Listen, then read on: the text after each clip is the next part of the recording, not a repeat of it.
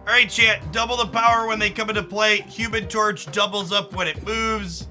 Beast and Falcon here, they bounce things in, out, and all around, so sounds good into Shuri's lab. Let's play some games here, huh?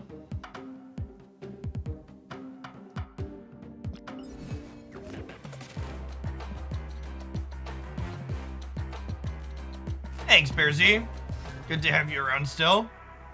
Can you play this without Human Torch? I mean, you can, but I think it's good bit worse on average, and it's definitely worse into the feature location today.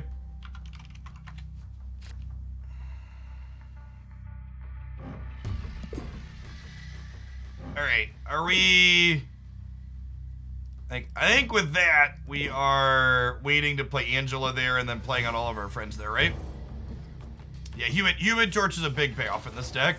Well, super rewarded for waiting.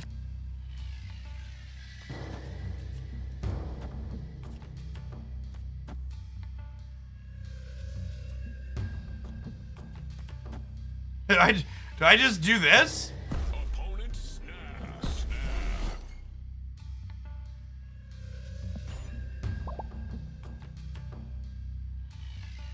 They are confident. Okay.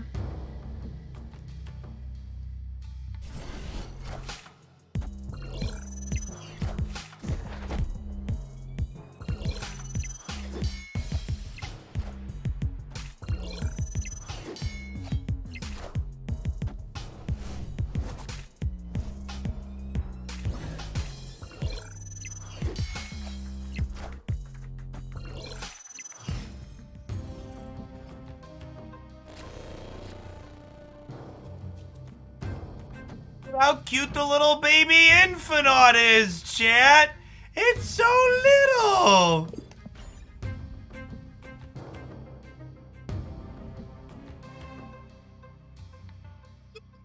It's so cute. Imagine thinking 40 power is a lot into Shuri's lab.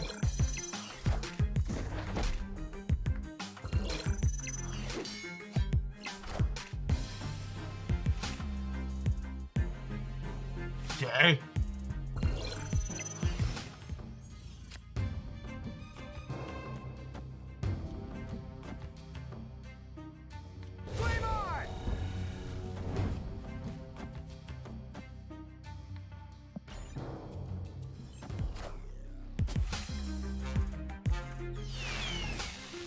You know nothing, John Infinite.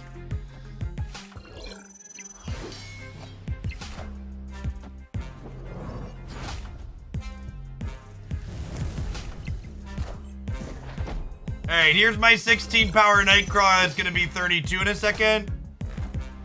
Okay, good chat. Good chat. Are we having fun yet? I'm having fun, opponent.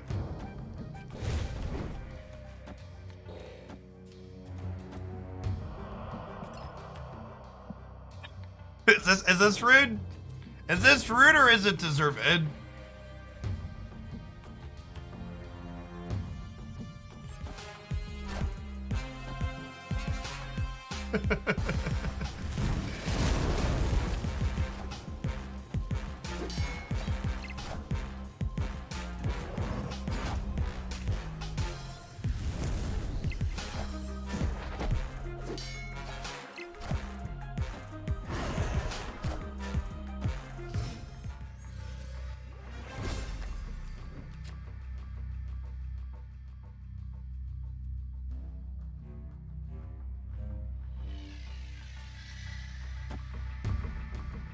So if I move this here, I go down to 40 here, and then I play this, and it puts us back up to 51, which is only +2 here, but I'm up a lot here and here, right? Like, this is gonna be... I guess they could move this over and then play something here, but I'm gonna be pretty big here in the middle too, right? This is gonna be 8. This is 8, and then 6. It's seen as 24, so I'm up 20 here.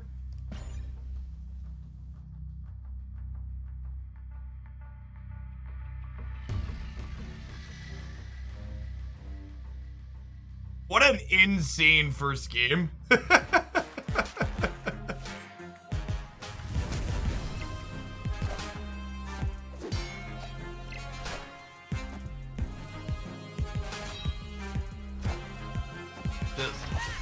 Utterly insane first game. And if they hadn't oh, I forgot there was another turn. I forgot there was another turn, chat. I think we're still fine, right? I think we're still fine. I definitely forgot there was another turn.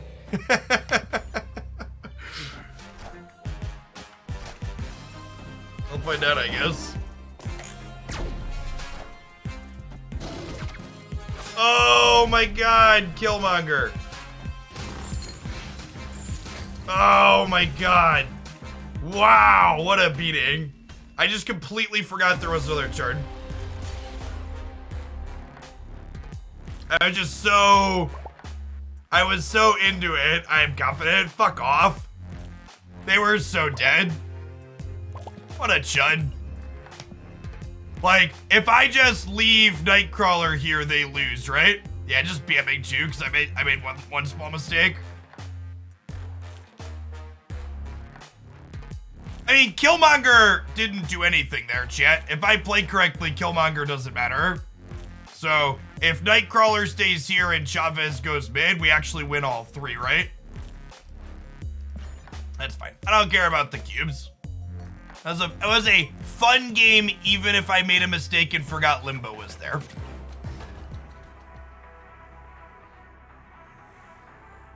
Best Black Panther deck?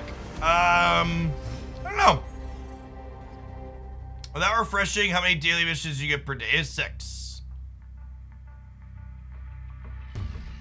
Person was a dick with the emotes from the start.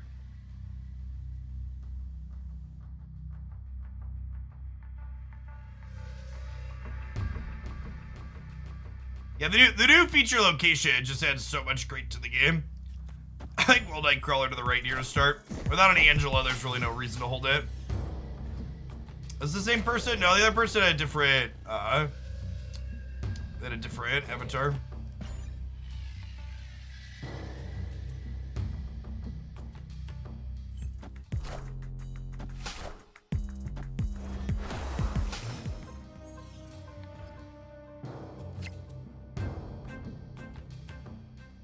They are definitely moderating usernames that are problematic, but they definitely don't have a good default filter, which is certainly an issue.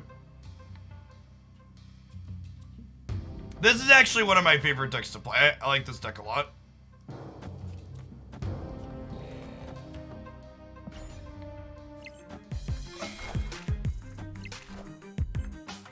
I mean, you could report problematic names, but like, things that are like obviously vulgar or racist shouldn't really need to be reported. If we're being honest.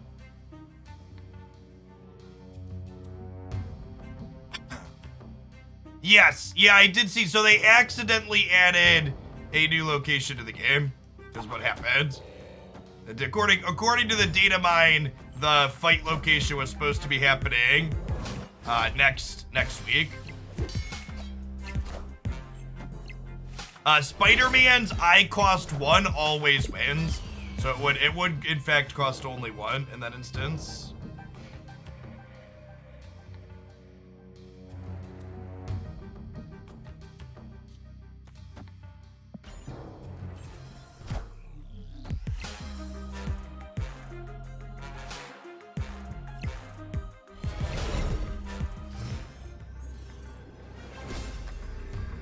They passed, so they're infinauting somewhere? Question mark. We beat Infinaut like pretty easily though, right?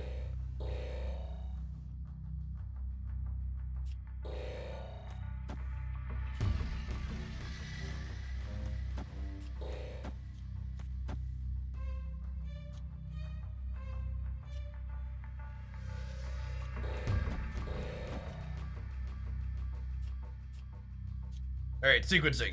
This, no. this, then kick it over. Yeah, they're right here.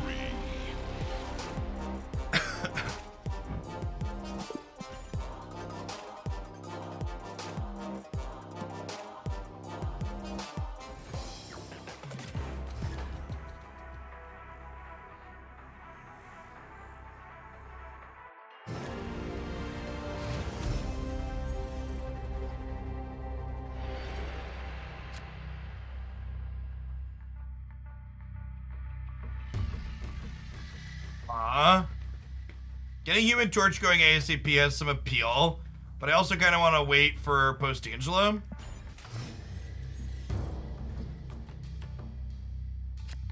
Oh, Sanctum is so awkward.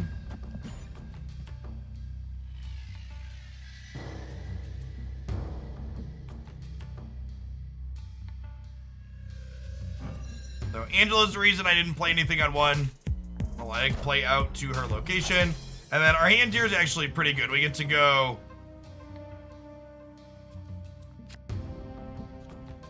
Iron Fist into Human Torch into Nightcrawler, and all of that happening in the lab is... We snap on that. Oh, snap.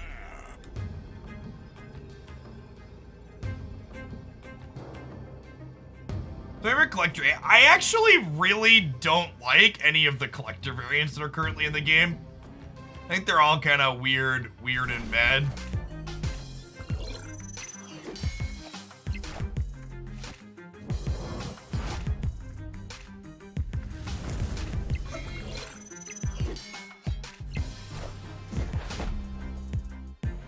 Love to draw a copy of Falcon.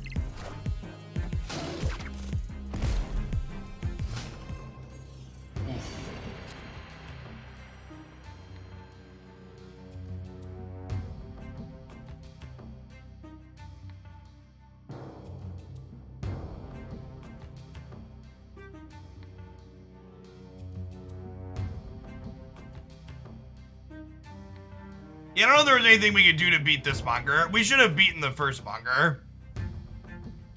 The first Monger was one that, definitely should have beaten.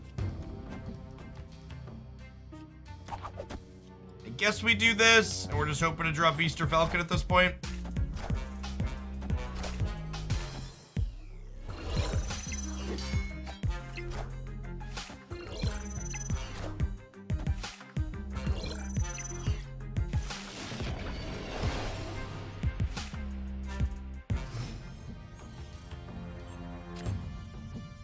Alright, and they set this up here, obviously, so this is the real Mysterio we know. Which is not great for us, so we're losing mid.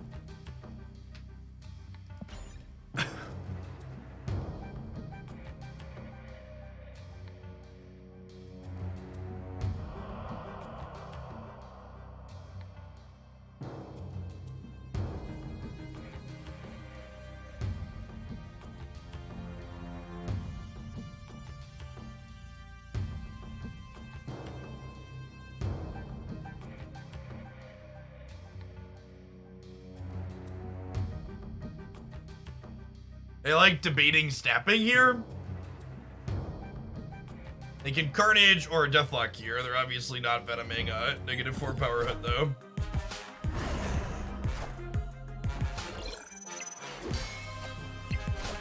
And then we know we're drawing Chavez next turn, which means we just can't win the middle, so I have to try and win left and right reasonably. I don't know that we can win left and right reasonably. We're just bouncing here. Yeah, the real Mysterio is definitely center. Killmonger in combination. I think if we had a Beast or a Falcon this game, we would have had a real shot, but neither of those along with, this emote always fucking cracks me up when people, my kingdom for a mute all emotes option, because nine times out of 10 people are just like, total dicks with them. Like, what? The snap emote at the end of a game where you didn't have the stones to snap when you thought you were ahead? It's like, if you were actually confident, you should have snapped going into the Killmonger turn, right? But you weren't confident, and you didn't evaluate your position properly, so... Like, it's fine, we died, because Killmonger flipped up at an ideal time, and we didn't have either of our 2 cards that were good into it. Has anyone ever used an emote to not be a dick? The Spider-Man pointing emote is good fun. That's basically the only emote I do. I Spider-Man point when we play the same card in a turn. If I had a button that said, if there was a button to disable every emote except Spider-Man pointing, I would continue using the Spider-Man pointing one.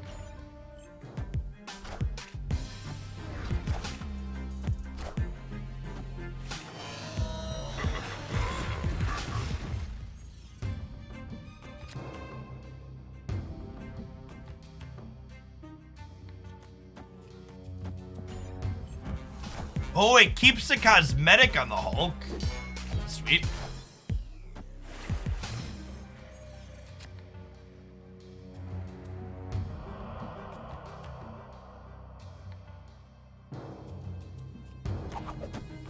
It's like Spider-Man left, Chavez left, Hulk's in both of these. Hope for the best.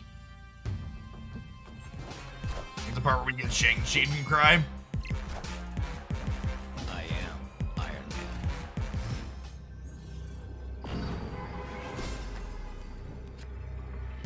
Okay. With that in mind, then, I'm gonna do this. Or maybe we do this, actually. Because if I play this here, it's plus 11. So then we're up 12. Well, so, like, you gotta think of the right side as they're only on 5, right? So if they want to beat my 17 here, they need to put 13 because of how Namor works.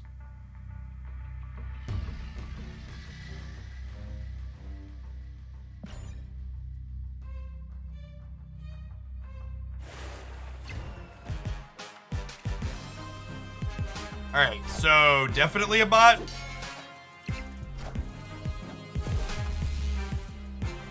I am Iron Man.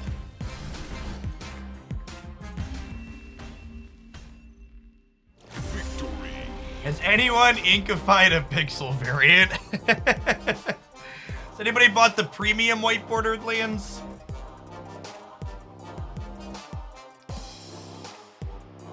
Did they certainly crushed us in New York?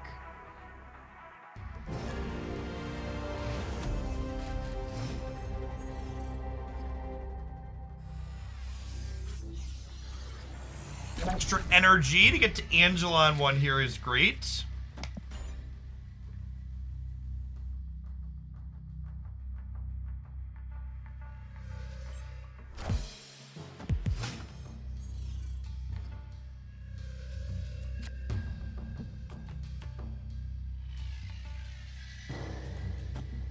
Nightcrawler into Iron Fist here. We'd love to pick up Human Torch next turn.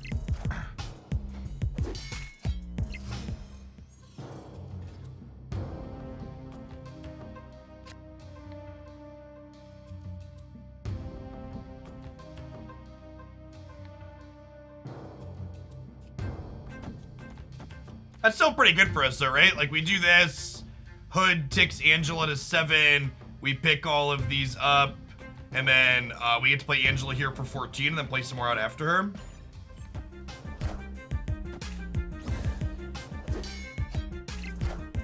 Use Linux? I used to. No, I've been streaming from a Windows system for a little while now. I have a few pieces of hardware that are not Linux friendly.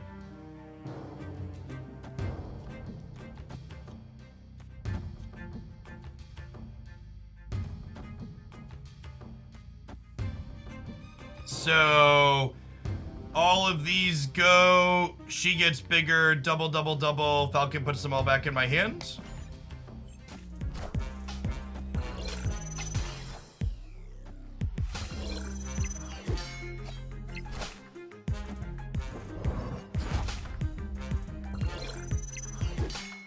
Yeah, I mean, the deck is capable of winning without Human Torch. You're just way less consistent / redundant if you don't have it. So it's not a you can't play the deck without Human Torch. It's just less good without it.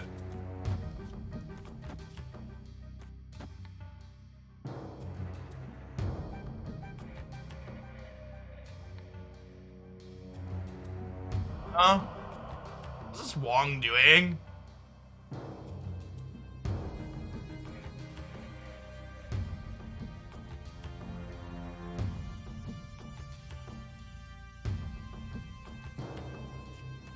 Think Black Panther into Zola? I probably still win here if they Black Panther into Zola, right?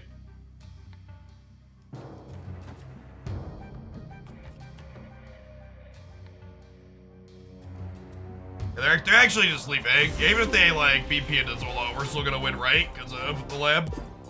Looks like huge here. Yeah, if that's what they were doing, they should have played Wong into the lab, probably. They just made a mistake. Thank you for the 55 months, Clipsy. Appreciate that. Welcome, welcome, welcome back. Good to see the old regulars enjoying some Snap.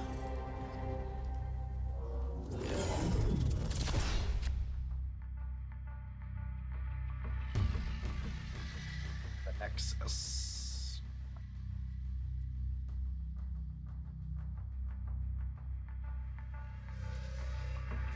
I think we're just chilling. I want to wait to play Agent and 13 and Hood until after I play Collector, because the cards these generate into our hand will make the Collector larger.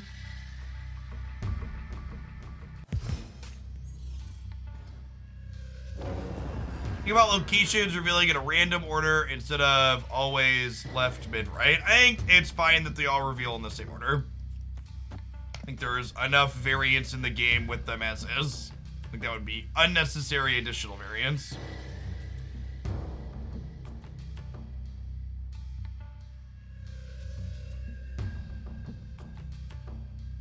Oh, by the way, chat, as a sick stat for the Marvel Snap content, the Hoaglandia Snap channel on YouTube, we hit 1 million views in a month with the release, which is sweet. Never had a channel pop that much on the platform before. Well, that's sad. I wanted a beast. Hey, Mega, thanks for the Prime. Welcome, welcome. Hey, there's the lab. What Infinite deck was I using earlier? We have not played Infinite today. You must be confusing me with someone else. -2 on the Nexus bot detected. People are so bad at detecting bots. -2 on the Nexus does not mean they're a bot, chat. Stop it. Get some help. Means they're playing a deck that, that's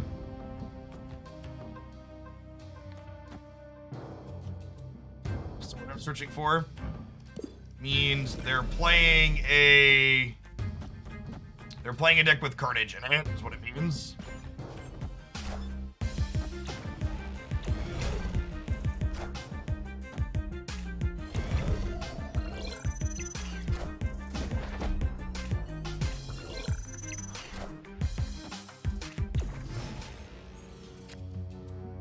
That was not the Falcon I wanted for Christmas.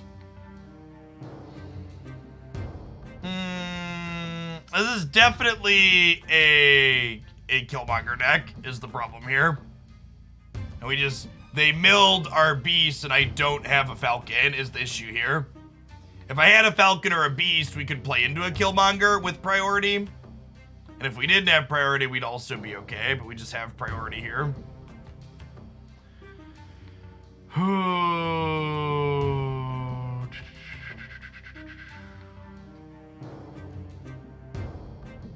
think this is the Killmonger turn. I'm gonna Rocket Raccoon and Iron Fist, but I'm not gonna play these other two out just yet.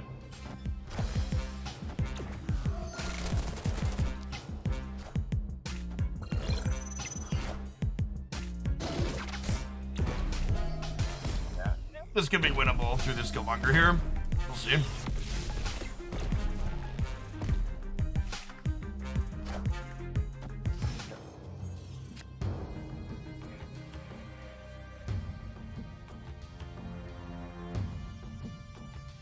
So I have Chavez coming. I have a Iron Fist movement queued up here. So this is gonna go to 8. And then Cloak here moves it over and puts it to 16.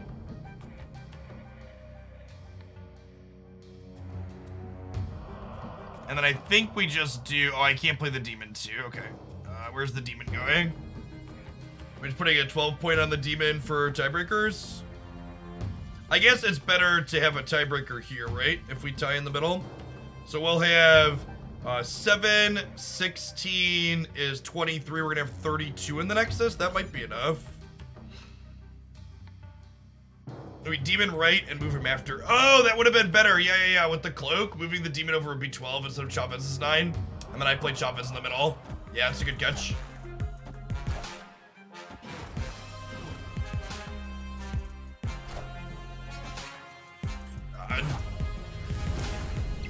Oh, what a tilt. Arrow is so good. Yeah, it'll do it. Yep. Our Beast and our Falcon have been super shy today. I like how Iron Fist just like pops up like, hey guys, I'm here, I'm gonna kick you over, just so you know. Just so you know. I mean, again, like, that was more on our draw than theirs, right? Like, if we have Beast or Falcon in the top, 6 cards of our deck that we draw, we get to beat the Killmonger very easily, and then we have priority going into that turn, so the arrow also doesn't matter.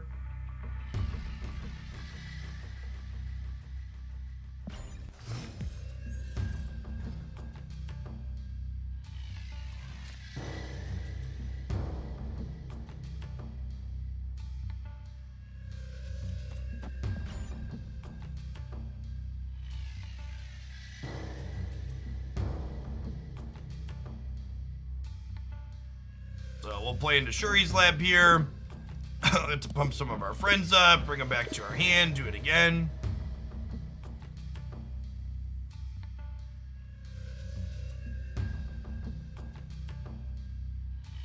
Miniaturized land in the middle is a little annoying for Human Torch, but we don't have that in our hand anyways, so whatever.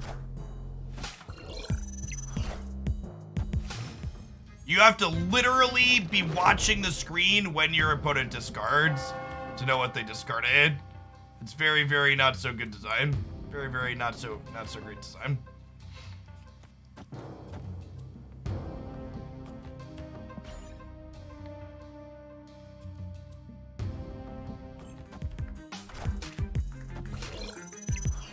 But Torch costing 2 mana be a buff. Yes, definitely. If Torch was a 2 mana 3 power card, that would be sick.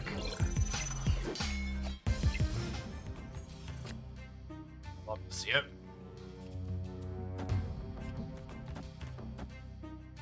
Actually, I'd rather do this, right? Because getting Human Torch double sounds good.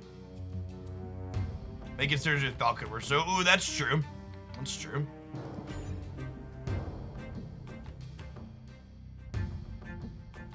Honestly, what's it called? Killmonger probably could use a power reduction. That's probably a little bit too obnoxious at 3. Yep, Carnage.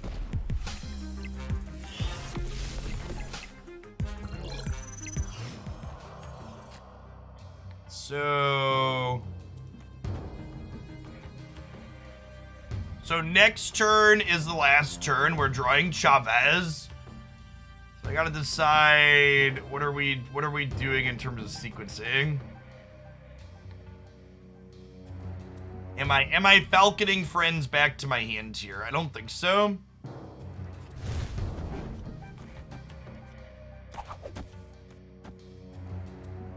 We just do this.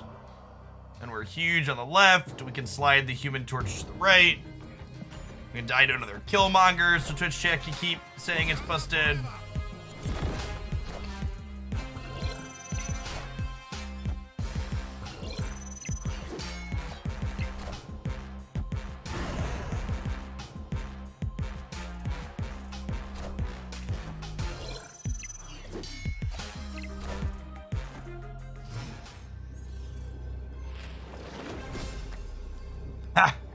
Lady Thor is actually better than... So what am I expecting to do? If they... Arnim Zola here, they go to 32 here, which is 53 total. So if I play Jane Foster here, she would be 16, and she would add 2 here.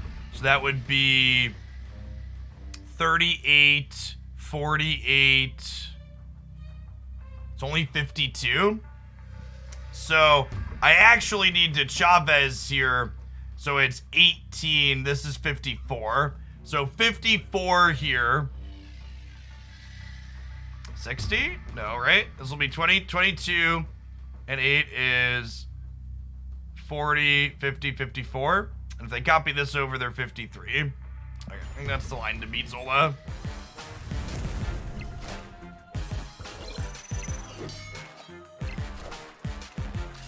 Yeah, we're taking 8 away, chat. The Human Torch is leaving. The number that's here is the number that's on the thing counts the Human Torch that was there. Okay. We looked at what they could have. We counted it out. We concluded a good conclusion. Actually calculated. How about hoarding credits for the token update? I have no idea. Do whatever sparks joy. I have every card, so I have no idea if tokens are ever going to be relevant to me.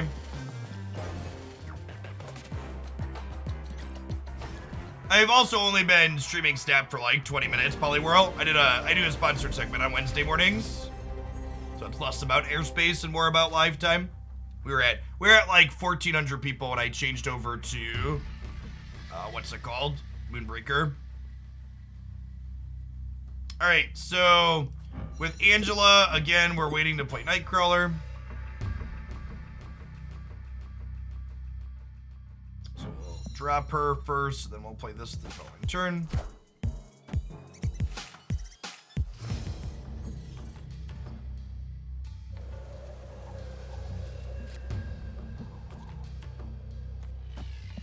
I'll play her into the unknown here so we can Iron Fist things out to the left potentially. Although Iron Fisting things into Jotunheim is a little bit less appealing. Okay, Squirrel Girl into Shocker means Patriot, not Killmonger, so that's nice. God bless America.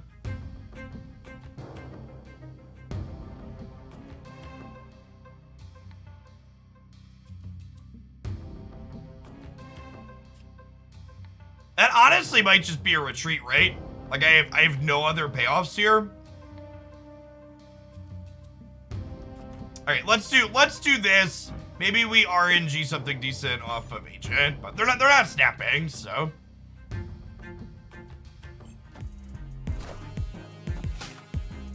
Okay, it's a bot. We don't need to retreat.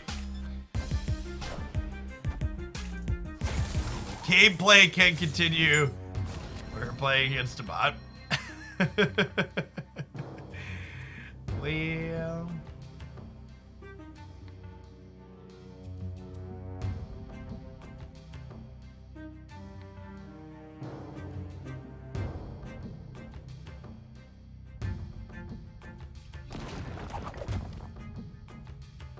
I mean, if I put rocks in my deck, I only brick 1 draw, right? Because we're gonna draw Chavez on the last turn. This is like fine. Oh, we could lose to Patriot of them potentially. You can see Jotunheim. Jotunheim's gonna crunch him down a little bit. We'll see. Falcon works on the original power, so a 0 cost 1 drop gets bounced by Falcon still.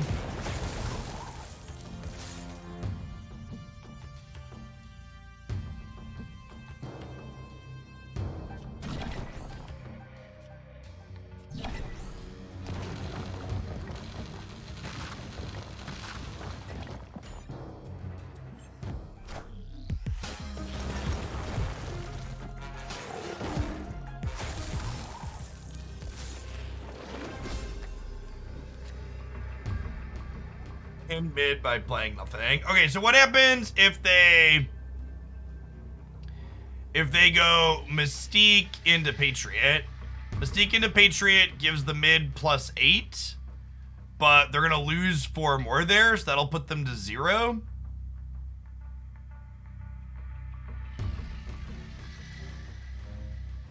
This isn't a card in my deck. It was generated by Agent 13.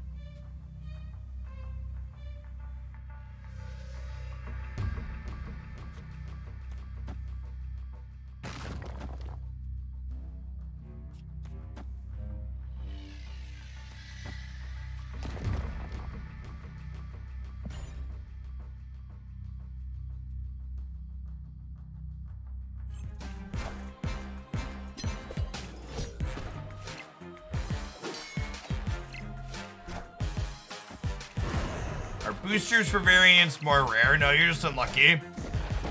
Variants and not share the same booster pool as well.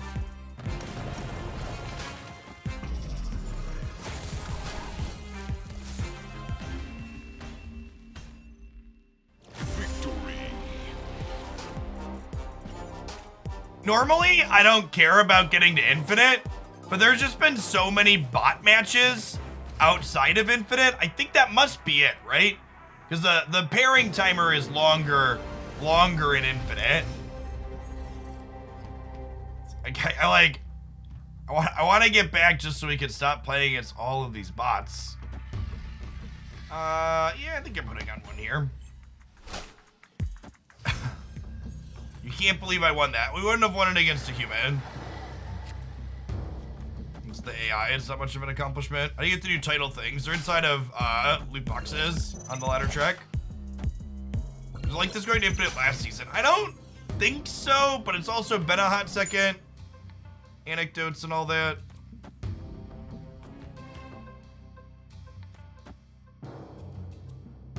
So we'll go this, and then next turn we'll go Collector, Beast, pick all our friends up.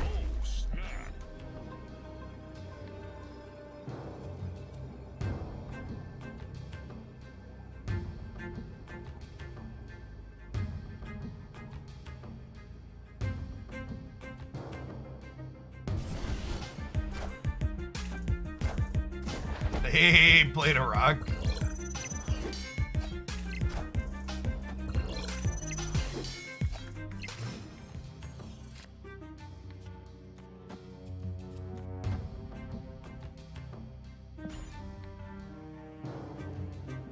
So Angela retains her bonus when she bounces back to her hand tier.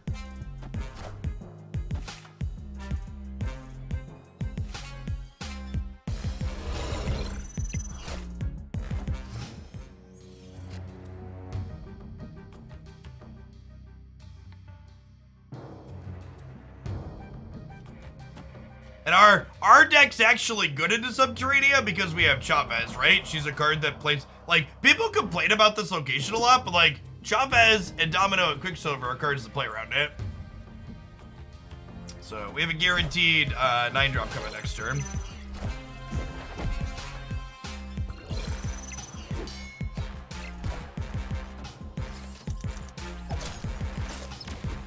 Okay.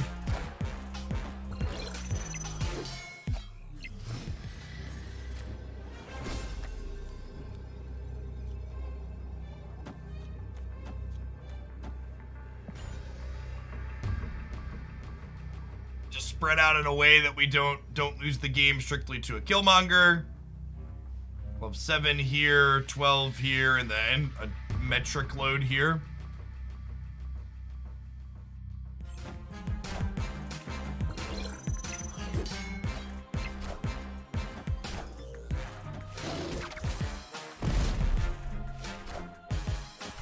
Thanks, bud.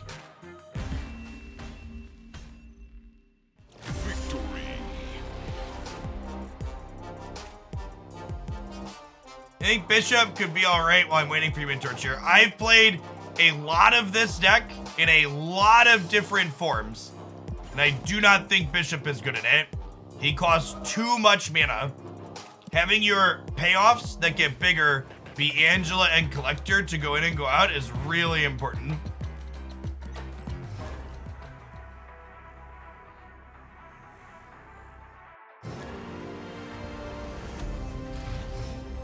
I I didn't like Bishop in this deck when he had 2 power to start, and I did like him even less with 1, obviously.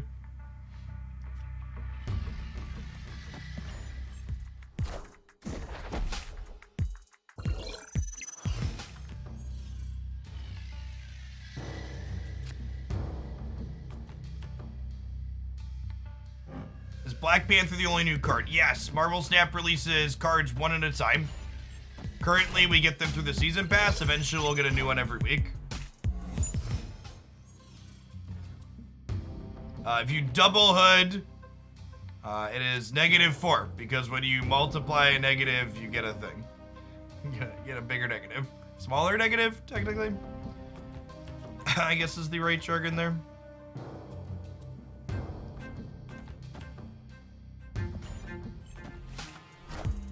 What is Series 4 and 5? We don't know. We'll find out later this year.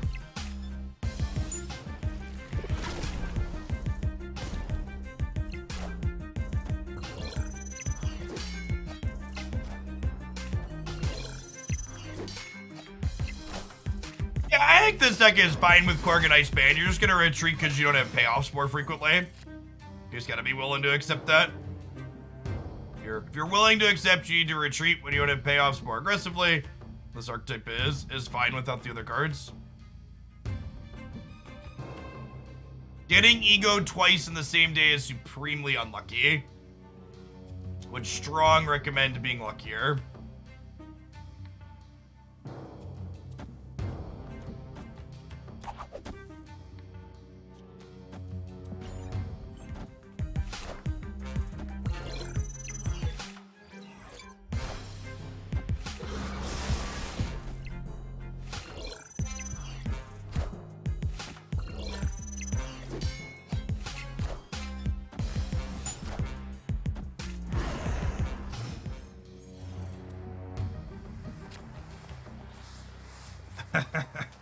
Well, I guess Cloak this turn doesn't really do anything.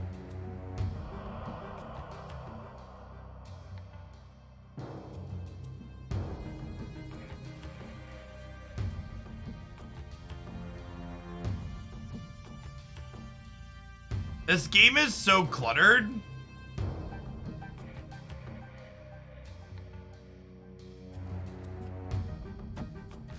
I guess we do this.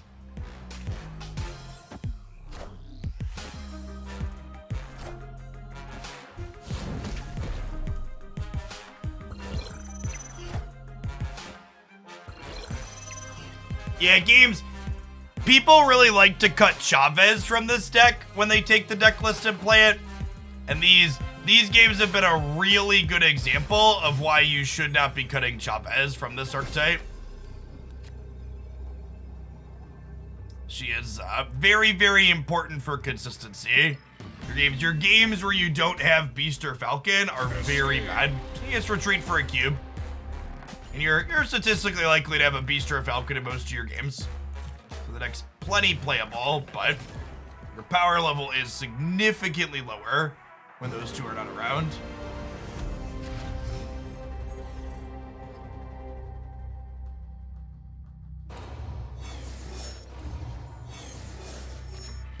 What happens when you get Egoed and play Agatha? Ego and Agatha both follow the same we play at random script, only Agatha still plays herself, if they're both out. Someone asked, by the way, is there a regular Spider-Man deck? Yeah, the Daredevil mid-range deck that we play on occasion is a very reasonable regular Spider-Man deck. I need to get a highlight for that one up here at some point. Our deck really does not like this location. Our archetype is really choked on board space and hand size, so things that like make the board more cluttered beneficial to the opponent and are not beneficial to us.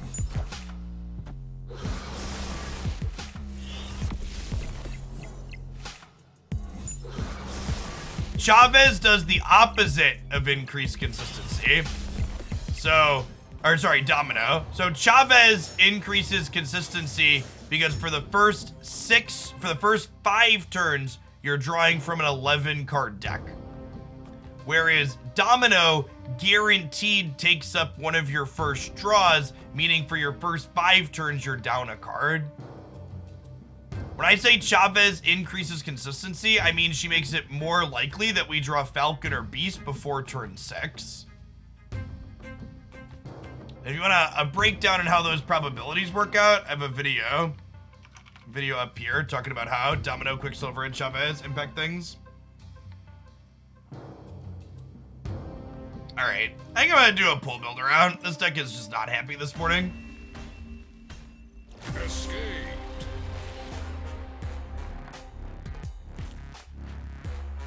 Alright, so for people that are new, something that I offer as a service for subs is that for a $10 donation, you can send me this spreadsheet and we'll take a look through and call out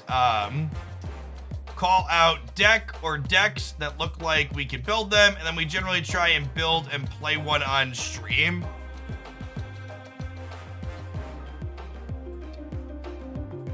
So what do we... eat the sound here really quick so I think. What do we got? We've got Arnim Zola paired with Mr. Panther. That's a nice one. We've got Beast and Torch, but no Falcon, unfortunately. We've got Hood and Viper. They're a nice 1-2 together.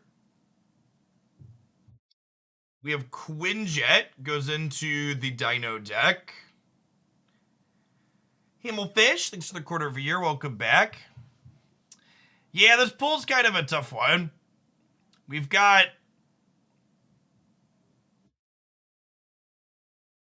and playing a lot of Moon Dino. Yeah, I think looking at this deck list from a pure spike perspective, I think Moon Dino with Quinjet is probably your best bet.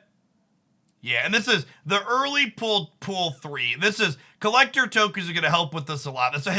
They said tokens are coming before the end of the year. I think it's going to be really important to Snap's long-term success that they hit that deadline, and the sooner the better. Because like a pool like this, for example, right? You're like, okay, if we could just get Falcon. Collector tokens are going to be a new mechanic coming to Snap that will let you buy specific cards. So, like, this pull, for example, it would be like, okay, your next collector token purchase, you want to pick up Falcon, right? So you can play the Beast Bounce deck if that's what you're into. But yeah, we're just kind of light on payoffs here. We do have, okay, so to give you something that's not Dino, Black Panther's good into the current feature location. I think we could do something here with Hood, Viper, Green Goblin, Black Panther, Zola. I think all of these cards go into a disruptive mid-range deck just fine. So I think we can build a disruptive deck with these 5 cards, then 7 pull 1 and pull 2 cards. So let's do that for the deck building. We'll play some games with it. I think my number 1 recommendation for looking at this pool is definitely, if you're looking to spike, Quinjet Dino for sure. All right.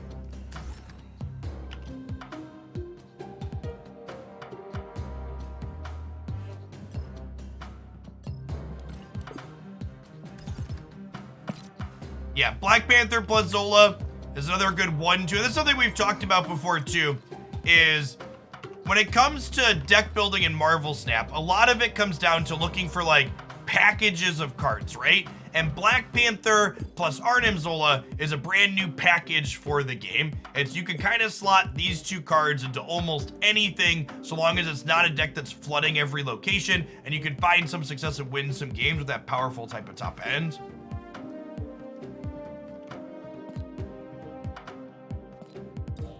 And honestly, actually, with Hood here, we probably just play like the Killmonger Carnage package too, right?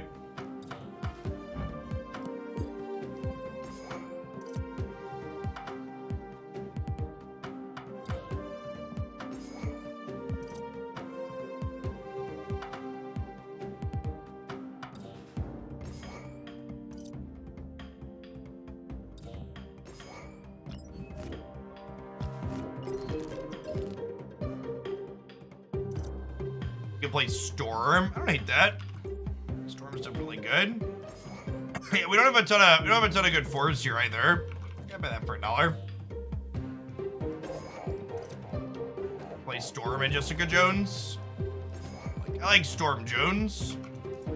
And we'll play. I think under normal circumstances, I would play Enchantress over Shang-Chi. But I think with the current feature location, Shang-Chi's probably better, right? And that's what you should be doing, right? Drax is better with Zola than Jessica Jones is. Drax just isn't very good in general, though. I think Jones is better with Storm on average. Also, does this card pool have Drax? They do have Drax, actually. Should we bring out Drax, chat? I don't know. My Drax is blue bordered for the same reason. They're the same 8 points, kinda. Like, your opponent doesn't always play into the flooded zone after you flood it, is like the TLDR. But you're right, this card is fine with Storm. I need 17 more Jones boosters though, chat.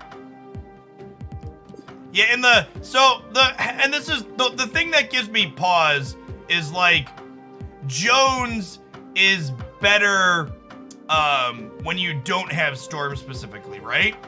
Although Drax is better into the feature location too. Okay, I think Jones is probably better generically. I'm gonna give Drax the hedge because chat likes to play bad cards and because Drax is better into the lab for the next 2 days.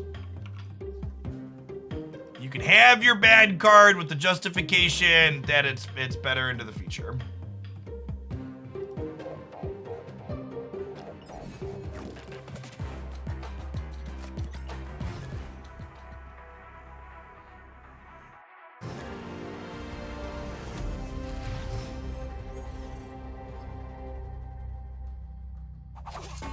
And hey, look, it's one of the many things Carnage is good at getting rid of.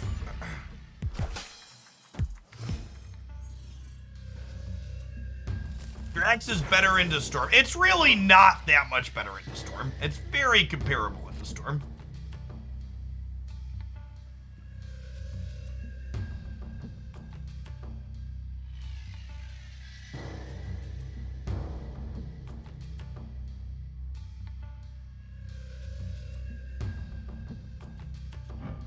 Maybe this isn't a Viper deck. Killmonger Viper is a little awkward even with this, huh? Yeah, I'm probably gonna cut her after this. I wasn't thinking about that. It's not a great look.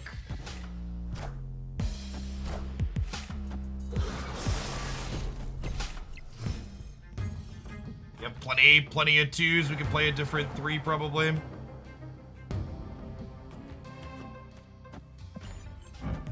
Green Goblin friend here.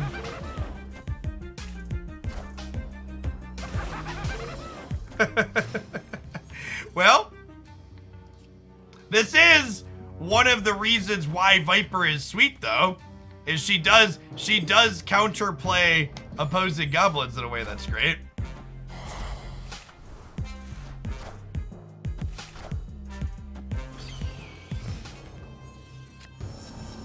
Huh.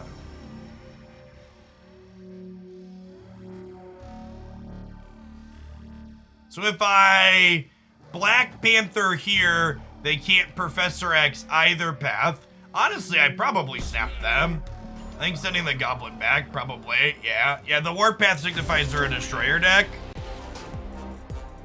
Alright, do we give Viper a chance even though she's awkward with Killmonger? She does miscellaneously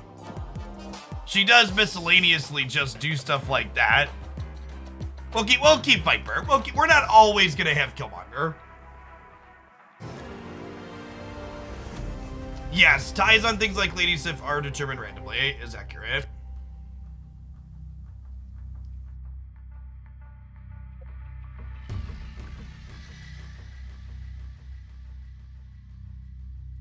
I'm gonna hood the cloning vats, and then we'll hood demon the cloning vats, and then we'll Carnage, right?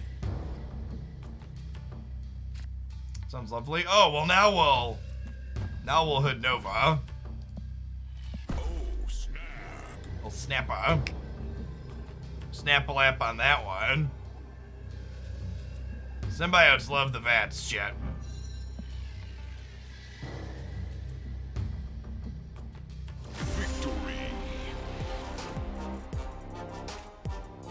That's true. This is another location that's good for Drax, too.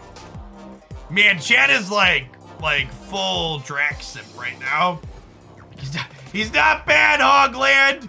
Give him a chance. He's doing his best.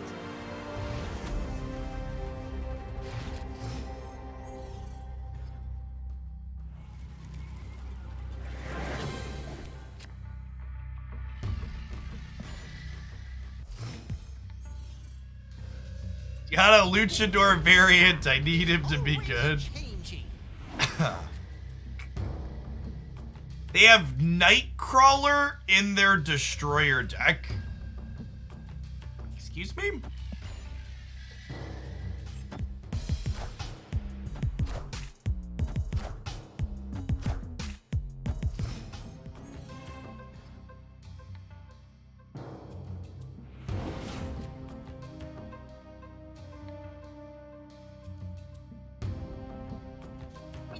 All right. Wind, aid my hand.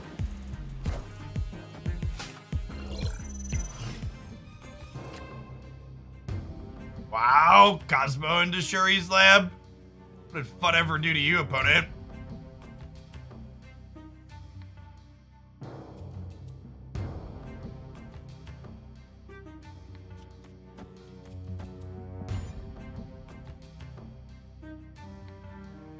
We know they have a destroyer. Do we snap here? Because they Cosmoed, so we can destroyer here as well? I think so, actually. Yeah, we just like Red Skull Destroyer the lab, right?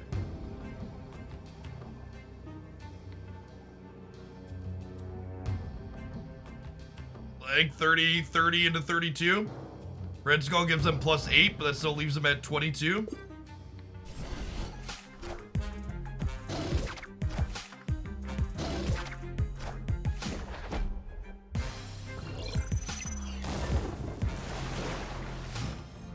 For the friends.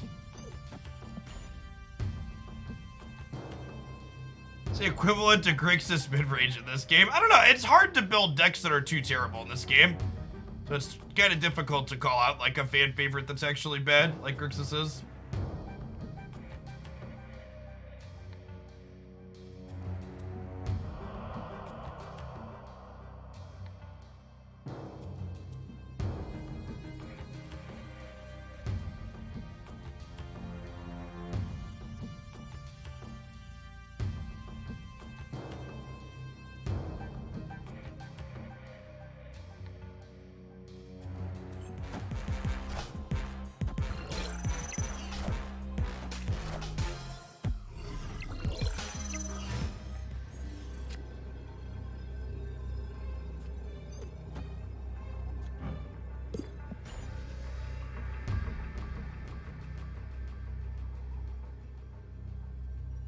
Mid decks are Grixis. Yes! Yes, that is the actual answer. The move deck is 1000% the Grixis deck of Marvel Snap.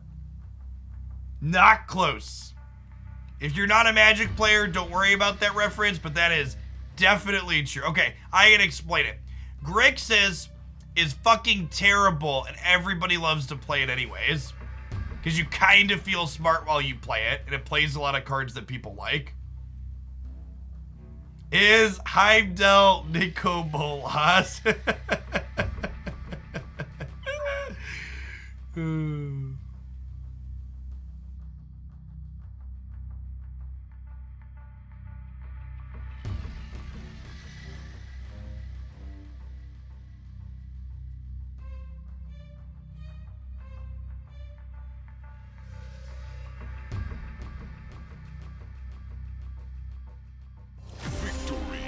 Appreciate the loan of the Red Skull and the Destroyer opponent. I'll keep them safe, I promise. Angela variant when, chat. Angela variant when. Second dinner, I just want you to know It physically hurts every time I get boosters for cards. I don't have I already have infinite split. At least we'll eventually get enough Panther boosters from the past, I guess. I don't have to worry about him. Like these Drax boosters, chat. I'm never gonna play Drax again. I need the boosties.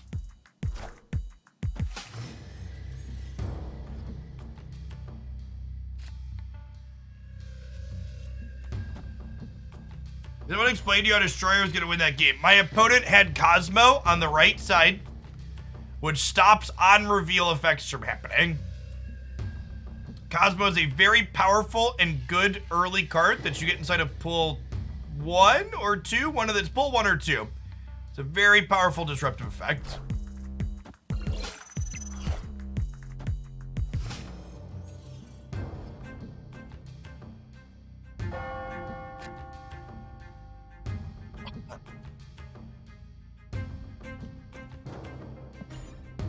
Storm London here, I think. Yeah, so somebody at Second Dinner did an oopsie duck, and Warrior Falls got added to the location pool a week early. According to the data mine, Warrior Falls is supposed to be the featured in the new location next Tuesday, but it started appearing last night. Whoopsie poopsie. Yeah. Wind, aid my hand. Aid my hand. What? I would love some cards. Thank you. Thank you for asking. Nom nom nom nom.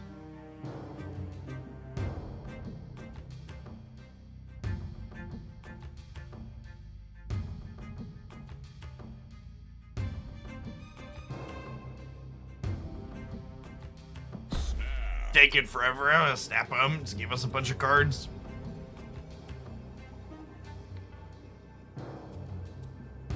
Warrior Falls is interesting because it opens the door for archetypes of cards that fight down the line. Oh yeah, that's true. I mean, I guess we have cards that destroy other cards, right? Fighting's not really that far outside of it. But I get all of these cards by playing unhealthy amounts of Marvel Snap. Everyone that gets any amount of cards in Marvel Snap had to play a significant amount of the game to get them. Unlike many card games, you cannot just swipe your credit card and acquire all of the cards. Oh, you meant in my hand. Maximus. Maximus.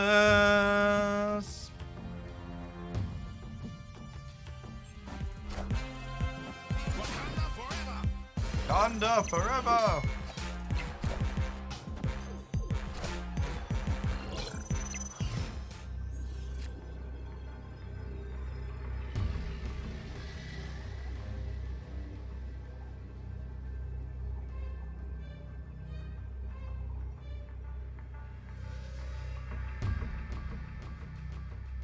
How many cubes do I want to lose to Shang-Chi, chat? 4? 4 cubes?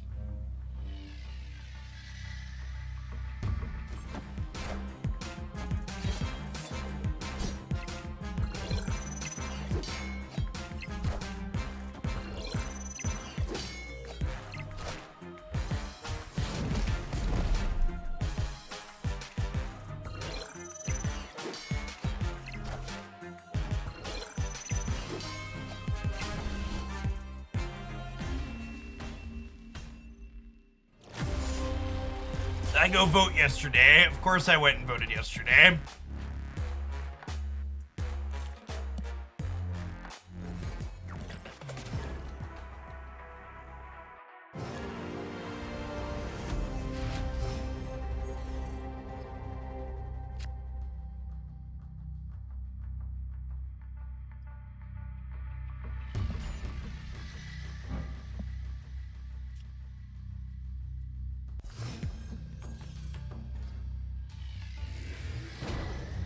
Location's not as bad as Gamma Lab, but it's not far off. I think I agree with that. I definitely, my my enjoyment of Snap is definitely the decks I like playing often die to Shang-Chi, so the feature location encouraging everyone to put Shang-Chi in their deck tends to make Snap kind of not great for a couple of days, in my opinion.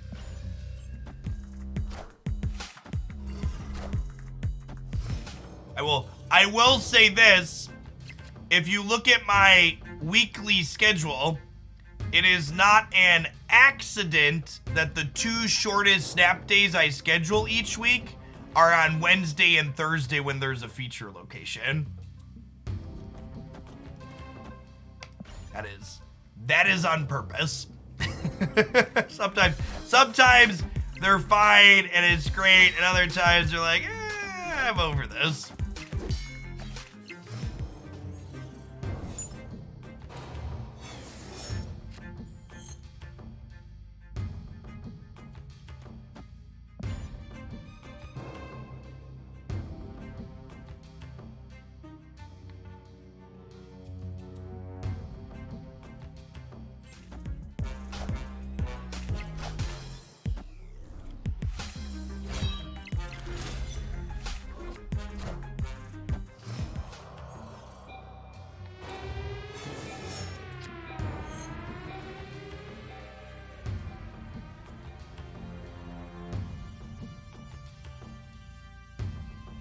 Anyway, we get to kill the Sunspot here. Maybe I'm supposed to play more things into the middle? They just didn't play middle. Feature locations should last 12 hours, maybe. And they very clearly disagree with that, right? Wind, aid my hand.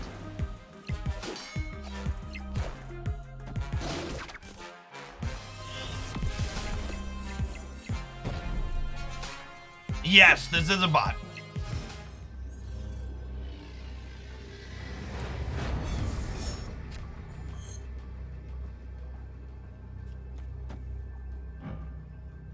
It is not currently possible for humans to have Inkified without a border effect. It's a dead giveaway that you're playing against a bot.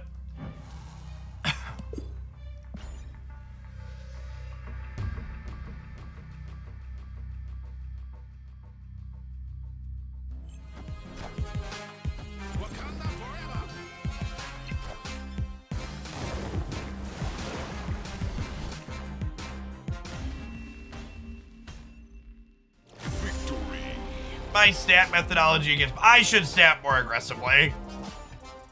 I've talked about this a little bit, but so there isn't a huge incentive to snap and retreat inside of Infinite. So like, I just spent like a week and a half playing an Infinite with largely not bots. So my snapping heuristics right now aren't the best. Because they aren't the best because I've been, like, practicing with bad heuristics for a little while. Afternoon, Sustainic.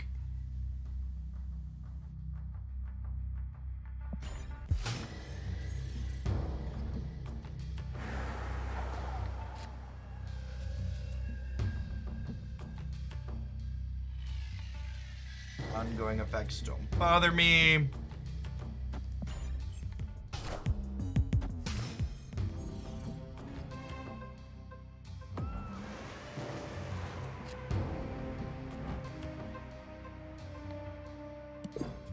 Alright, Green Goblin doesn't do well in Warrior Falls, chat. Cut him some slack.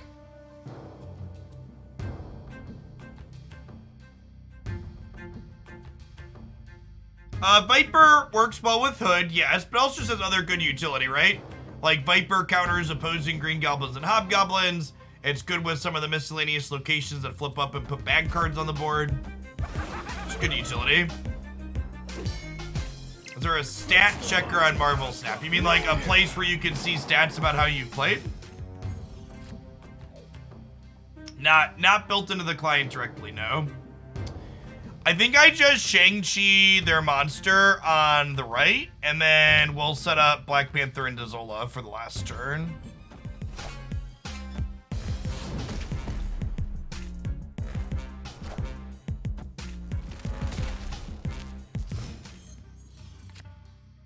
Now, this does require a little bit of a gamble, because they just electrodes. They can play a 6-drop, so we could lose to a 6-drop in Warrior Falls here, but I need to Panther the Warrior Falls, that way we can have guaranteed Zola in next turn.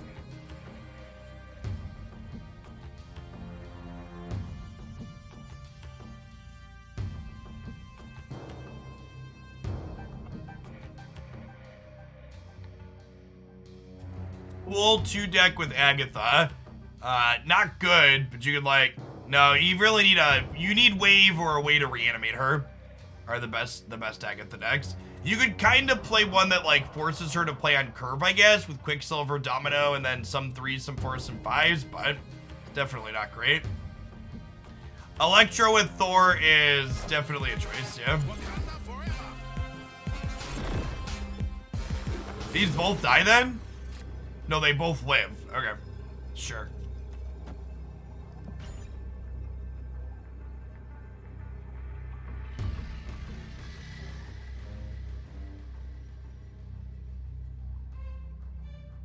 I like the little fight animation there. I also have 500 Agatha boosters, so I get you. Yeah, I thought they'd kill each other based on the wording here. I guess the strongest one never dies.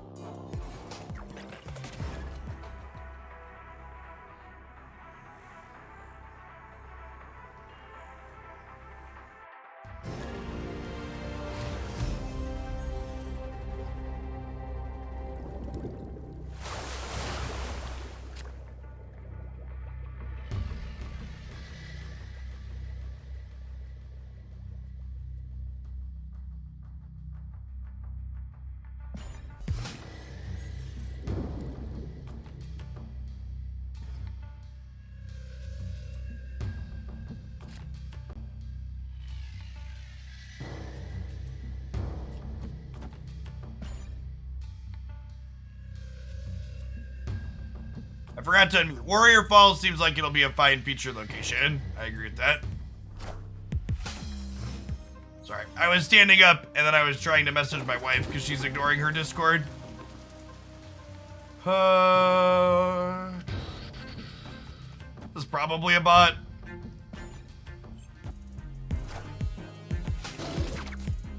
Could be a person, I guess. They didn't play Killmonger into the raft though, so probably a bot.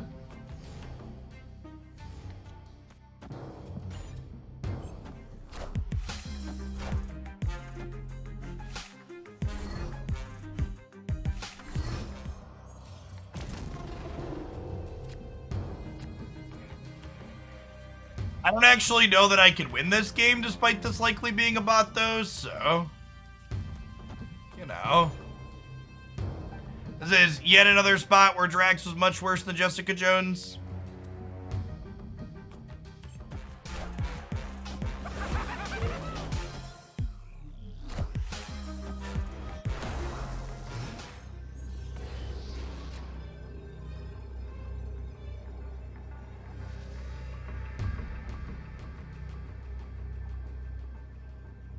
Drax should probably get plus 5 when he hits something, so he can be meaningful. He should be more comparable to Rescue, so he's not just like a worse Jones in most spots. It's likely what should happen. Alright, we'll just hope 10's good enough on the right. Might not be. Well, I guess we're less than 10 here, right? We're only going up, what, 3? Oh my god, I just killed my demon with Killmonger too. That's fine. Who the fuck cares? It's what a waste of a game. Victory.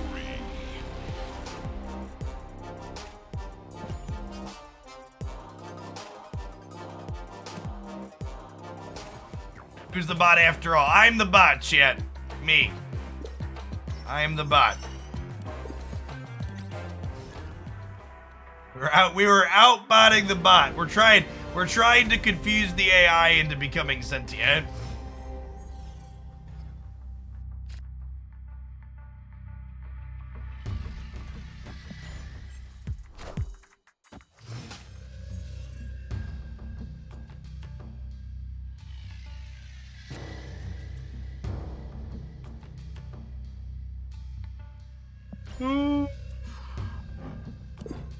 Sad that Nova ended up here. I guess we get Panther later, but we can't cleanly Panther Zola here now.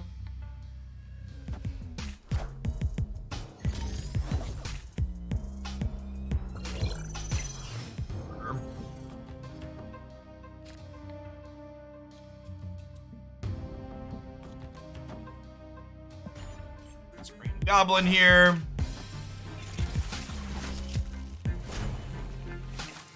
That is a 20 power armor.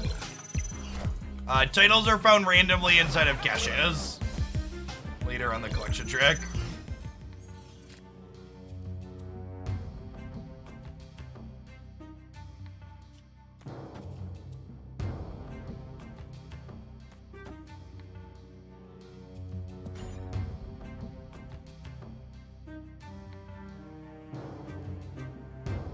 It's the best way to farm boosters for a specific card. You can't. It's not a good system. Hopefully. Hopefully they give us some way to do that at some point.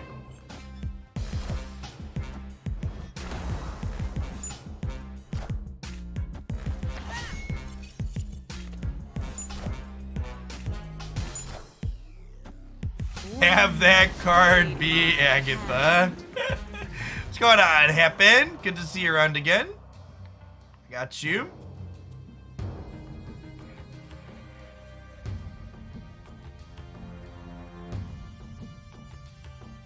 I mean, is hitting Agent 13 and Sentinel with your Jubilee a low roll, or is it just god-awful deck building?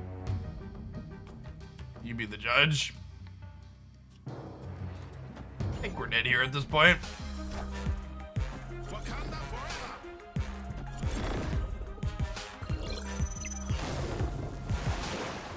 Is Black Panther a card everybody needs? Certainly not. Certainly not. The card is playable with Arnim Zola and probably not otherwise. It's very similar to Miles Morales in that it has a niche and cards it synergizes with, but overall it's definitely not meta warping or game breaking or anything like that.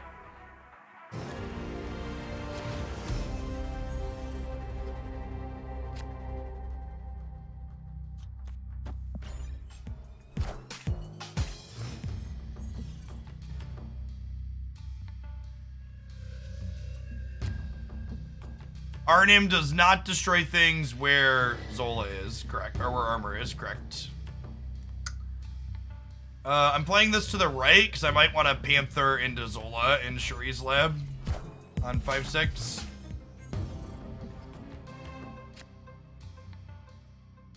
Nice.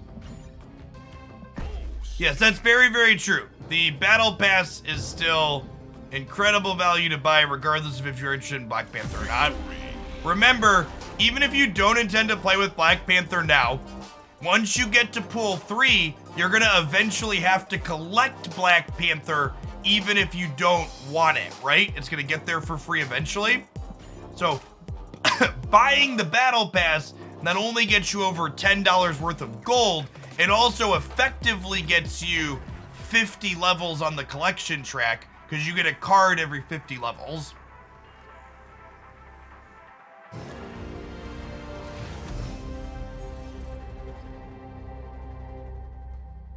Deadpool's excellent into the feature location today.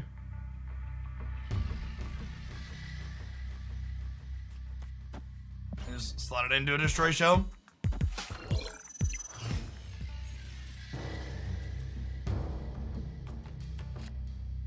So there isn't a card value in the matchmaking algorithm.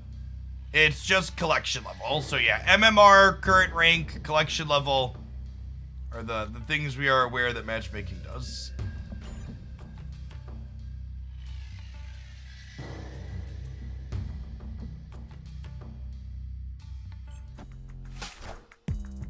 Something to note about the people lamenting being unlucky with their card pulls. There are floors at certain points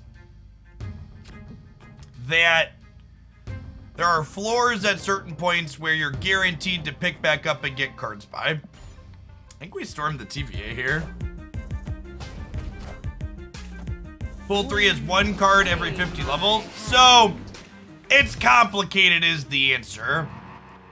So you are guaranteed to get a card every... You get a card approximately every 48 levels, 4 caches, but your caches that don't have cards in them frequently have credits and gold in them. So it's technically not 48 levels because you're getting like free incidental levels in the middle.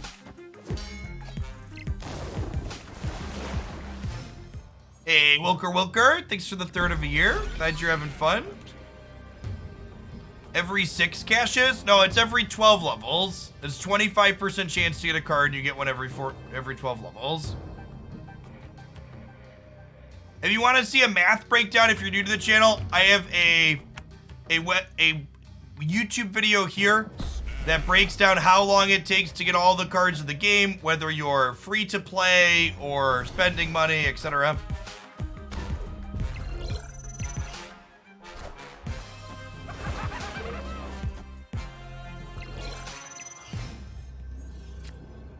And this is a bot, so they'll stay in, right?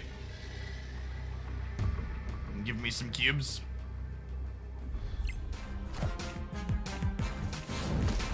Thanks for the 8 cubes.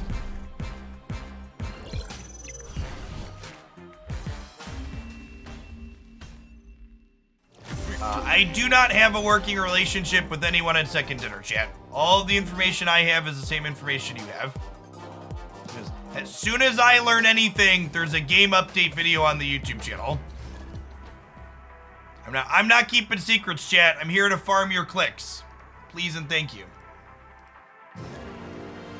Shout out to the people that generated over 1 million clicks on the YouTube channel in the last month.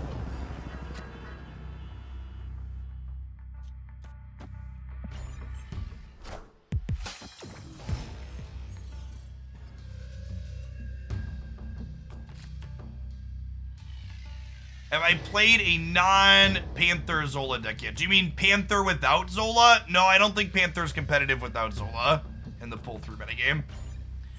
BTY Ash, thank you for the 29 months. Welcome back.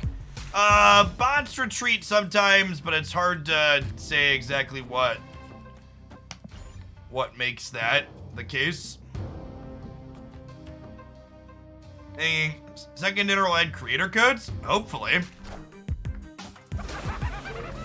It's not bad with Wong. It's much worse with Wong than it is with Arnim Zola. Getting extra big in a single path tends to be much worse than being medium big in 2 paths. It's like the TLDR.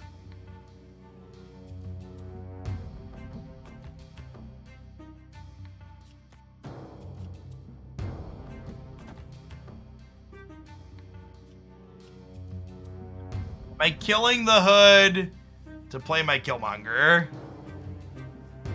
Viper Killmonger's definitely been a little tension. I don't know that I like that necessarily. This card should probably get cut for something else. The other mid-range deck where I was playing Viper Hood, I wasn't playing the Destroy package. It's a little bit less awkward.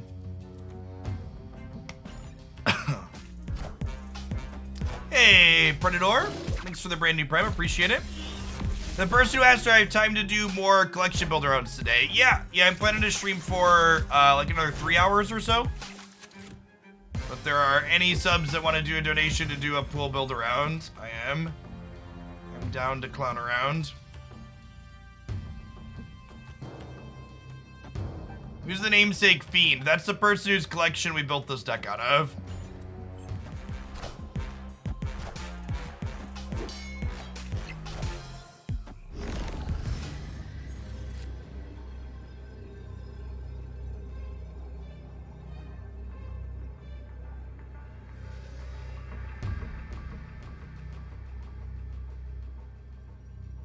I probably should have played the demon in the Baxter building, honestly. It's unfortunate we have priority here. This is better, actually, right? I would like the 1 and 3 to send the demon over here.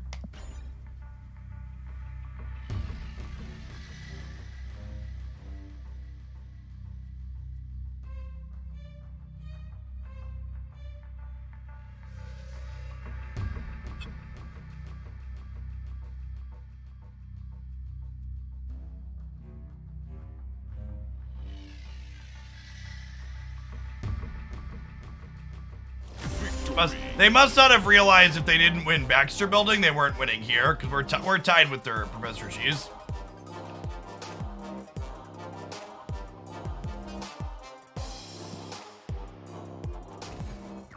Yeah, we played Hulkbuster Deadpool at the feature location a little bit this morning. Yeah, so this core is fine. Panther, Zola are fine at the top end. My general comments at the end are Viper is not worth being awkward with the Destroy package, and Drax should probably be Jessica Jones. The Viper slot, I don't know, probably just like another reasonable 2 or 3 that you're happy with. Could even be Scorpion. Scorpion's pretty okay into the feature location, so it's probably what I'd do in this today.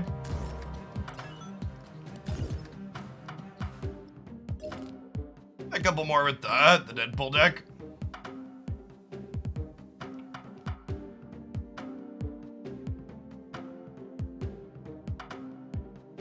So, Deadpool, one of the 5 cards I called out as being sweet into Shuri Falls. If you're new to the content, every single Tuesday and Saturday when the featured or hot locations go up, I post a short video breaking down the top 5 cards I like for them. So, obviously, doubling a double is great, and Deadpool comes back to your hand a bunch. You get to double the double a whole heck of a lot. Really puts the card in overdrive there. The rest of the deck is just like the Destroy package with Black Panther wedged in at the top because the Destroy package wants to play Arnim Zola anyways, so it's a really clean extra addition for a 1-2. I'm also playing Shang-Chi in this deck for today, again, because you should probably just put Shang-Chi in every deck with this feature location.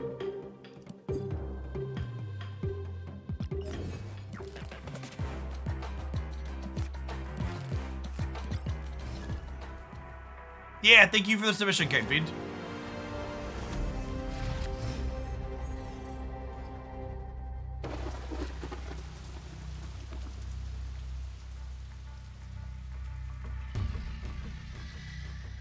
Yeah, Warrior Falls looks to have been mistakenly added to the general location pool, Huckleberry.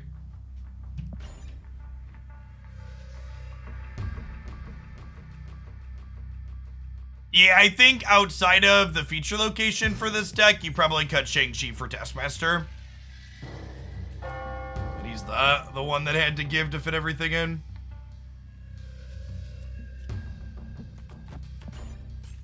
Hey, Dandruff. Thanks for the prime.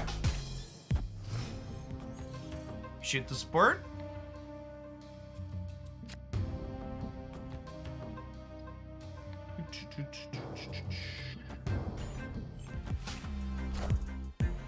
Ego feature location wed. Hopefully never. Hopefully never.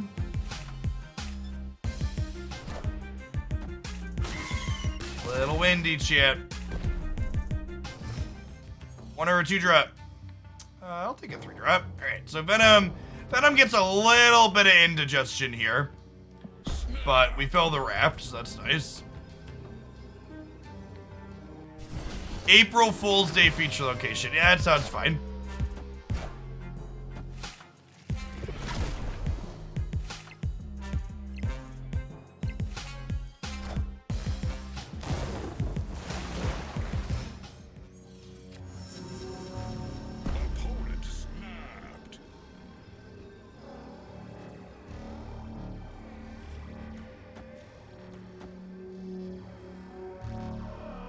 So, Thanos here, chat. Not currently a collectible card. At the start of your game, shuffle infinity stones into your deck, so it doesn't do anything currently. You can see the stones here, though.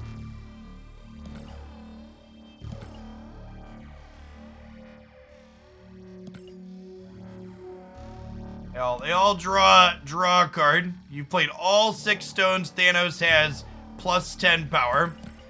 So it'll be interesting to see when he's collectible if assembling this is something reasonable. Hey, Dandruff, glad you're enjoying it. Do I look at viewer decks? I look at viewer decks for people who are into Pool 3. Outside of Pool 3, all of my pre-Pool 3 resources are available on my website.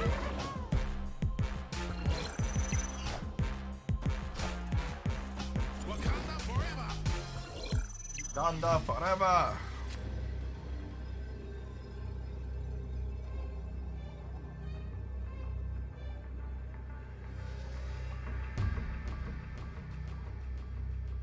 Okay, so this is actually, oh yeah, Zola's hilarious, right? Because even if it hits Hobgoblin, it sends it back. I don't even have to be feeling lucky, chat. It re-triggers the on reveal.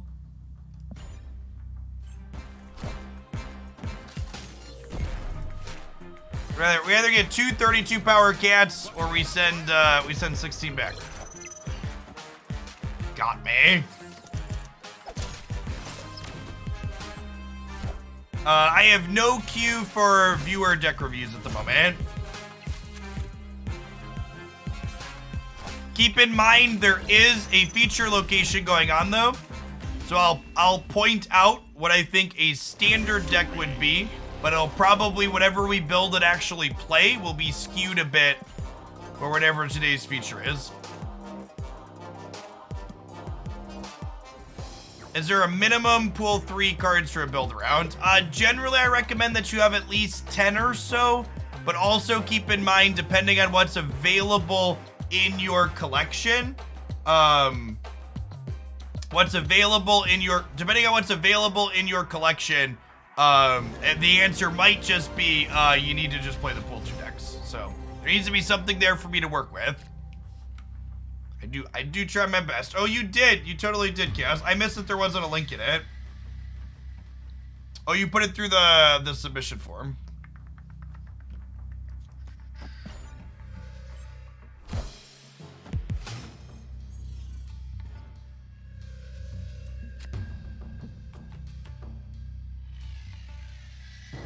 Alright, we'll take a crack at that after we're done with this game. Ongoing, sure. We're not playing the demon yet, because we might Killmonger to clear these out. We don't want to play the demon before we do that.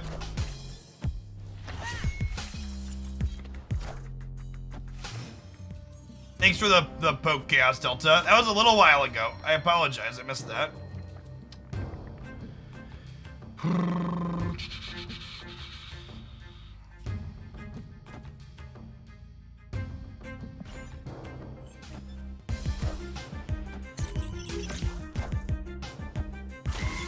I think the Spectrum Destroyer deck is great with all Pool 1 cards and Pool 2 cards. 10 out of 10 would recommend. Alright, punish for playing Deathlock instead of Killmonger, because we drew Bucky. Sedge.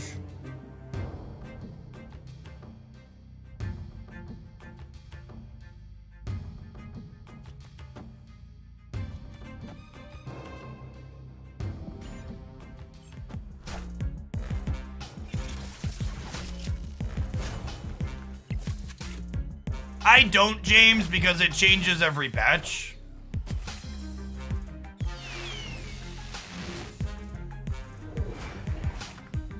Like what the bot specific things look like.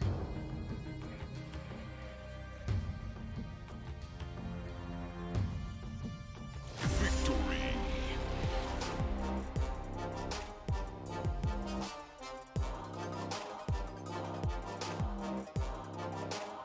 All right, let's take a look, Skipoo here, huh?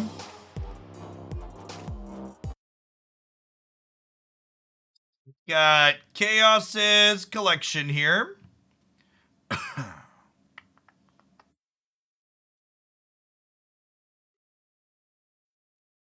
there any reason to use Nightcrawler after you get Human Torch? Yeah, the cards are very different. Nightcrawler moves itself. Human Torch gets a bonus when something else moves it.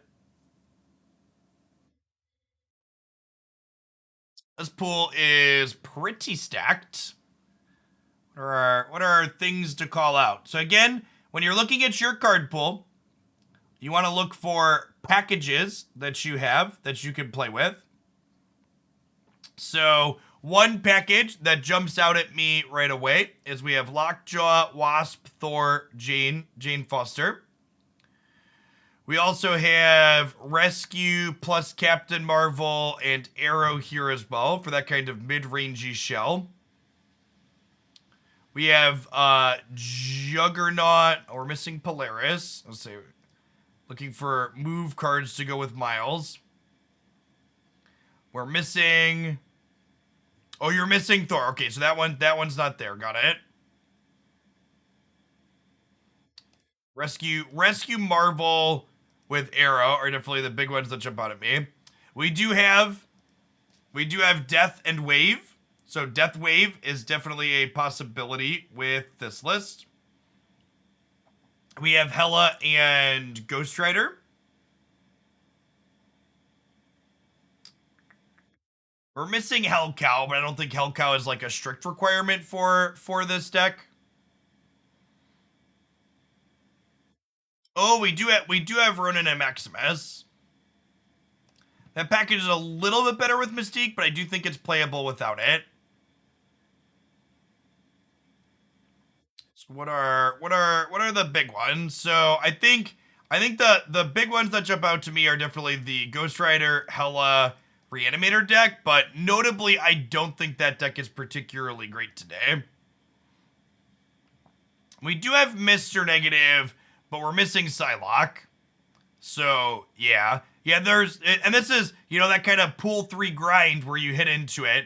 We've got Mystique here, or we're missing Mystique here, so like, Cerebro and Patriot really don't pop off until you have Mystique to pair with it. Oh, we do have Mysterio here, too. Yeah, Mysterio is good with Rescue Marvel and Arrow. I think that's probably the best. The Rescue Arrow Marvel deck. We have Hood. We have Hood with Viper here as well. Is noteworthy. Oh, we also there's a lot of mid-rangey tools here. So we have Daredevil. We have Daredevil Spider-Man here as well. We have Daredevil Spider-Man here as well. Which is fine.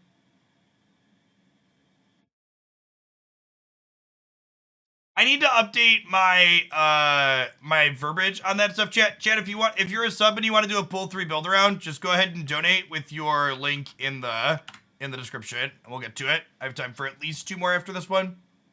Wong Doom's okay. Yeah, Wong Doom is fine. So this is Chaos. So Chaos, I think either of the 2 mid-range decks leveraging Shang-Chi into the current feature location are probably fine. Would you prefer Daredevil, Spider-Man, Professor X as the base, or would you prefer Captain Marvel, Rescue and Friends? Let me know. Those are kind of the 2 cores that can't go into the same shell, but both work pretty well individually.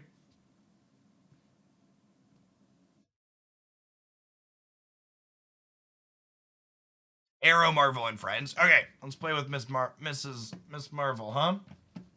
I can't call her that because there's a different character. We need Miss Marvel, the proper character in the game, to remind me that I can't call Captain Marvel Miss Marvel. That's true. There is an Agatha Casino deck in there.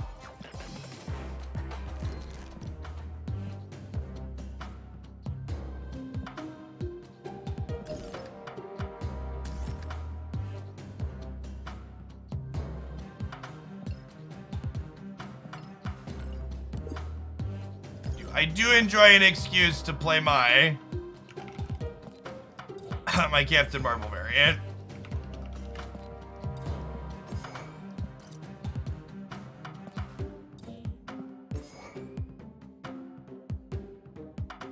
So Arrow, Marvel, Rescue, Mysterio, Shang-Chi.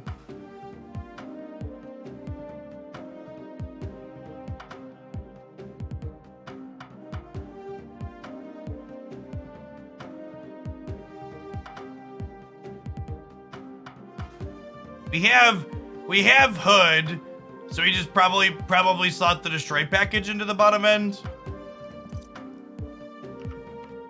And again, this is how I try to think about deck building in this game.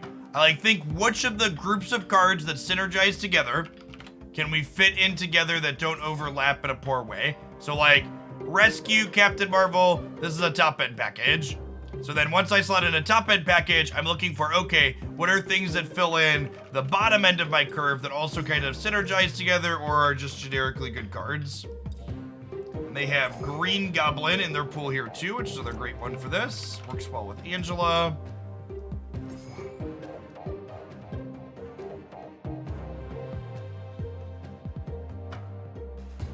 Thanks for the tips, Sustanic, by the way. Is your link in the... Got it. Sustanic, your card pool is flagged as private, FYI.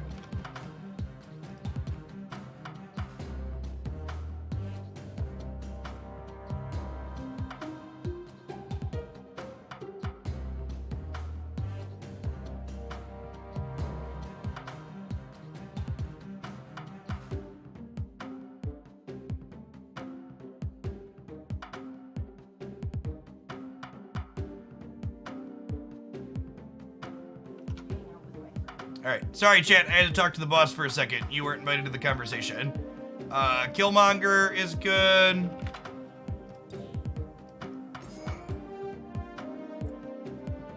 We've got like one slot left here.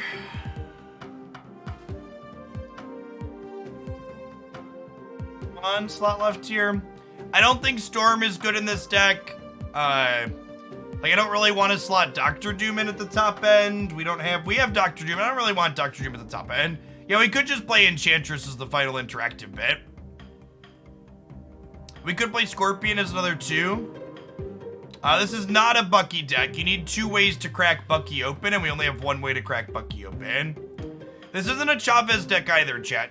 We often are going to want to be playing like Shang-Chi plus Mysterio or 2-drop on the last turn, or like Arrow plus a D-Man, or like Captain Marvel plus a D-Man.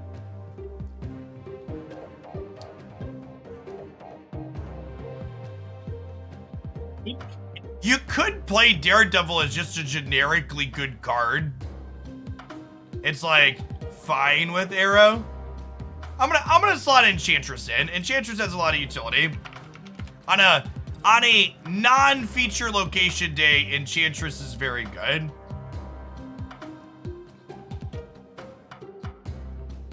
Yeah, Bishop is only good in like the more Sarah-focused variations of this archetype. So I don't think Bishop is very good here in this particular one that we're playing. Does Storm not work with Captain Marvel and Rescue? It definitely doesn't work with Rescue. It works fine with Captain Marvel.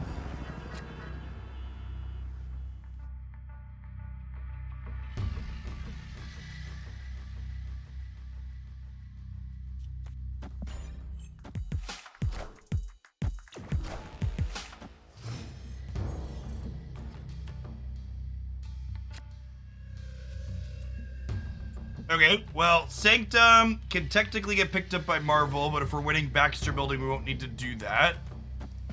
I'll play Nova here.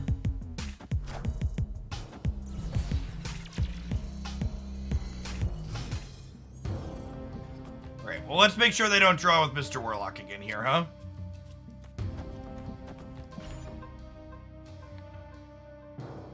This is one of my favorite. People always ask me what my favorite variant is. This is my favorite variant in the game. Not close.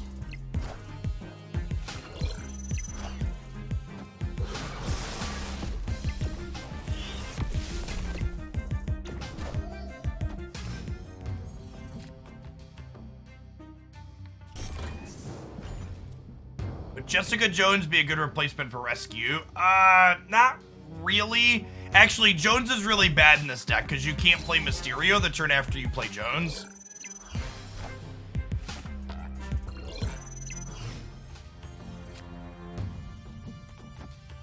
We'll play Captain Marvel here to trigger rescue, and then she'll jump to 12 power. Meaning she can jump over to here if need be. And then we'll get to Shang-Chi on the last turn. Oh, snap.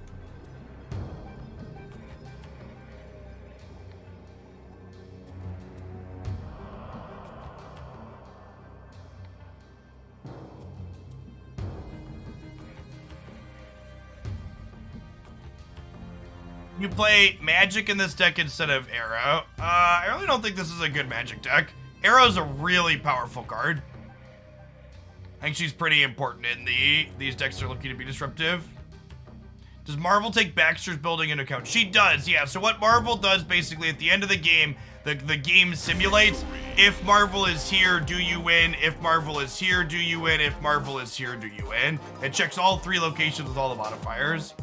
It's my favorite deck with Magic in it.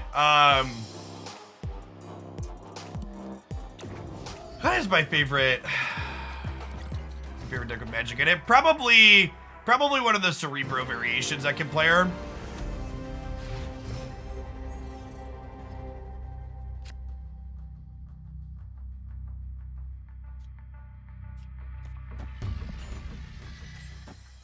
That is correct, Adam Hick. That's why 2 of the 5 cards I shouted out for playing into the feature location right now, the lab, are 2 of the 5 cards I shouted out are Nightcrawler and Iron Fist.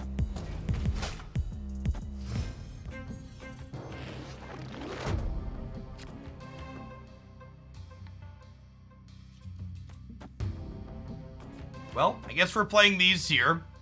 And then we'll go Marvel into rescue here.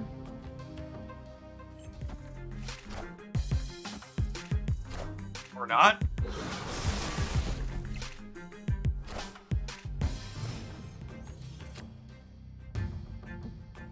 Yes, this is likely a Destroyer deck we are playing against. Avengers! Assemble.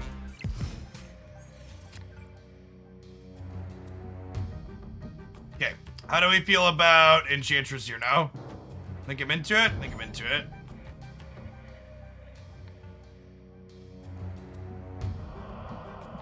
Snap them before we do.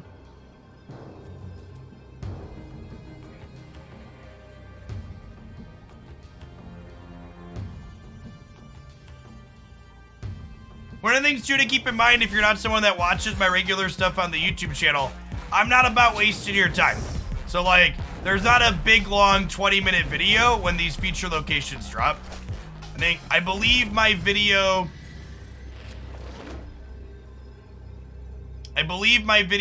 on last night's feature location was, I believe it was like 2.5 minutes long. And then we have unfortunately died to the Destroyer here, so I guess we have to retreat.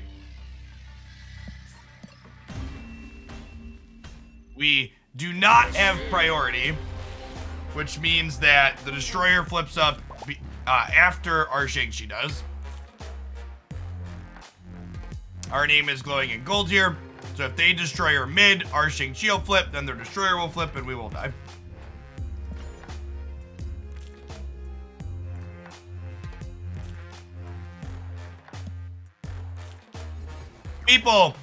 People with small children will be able to relate to this, but my children are very picky and typically don't eat all of the every plate meals and other real things my wife and I cook.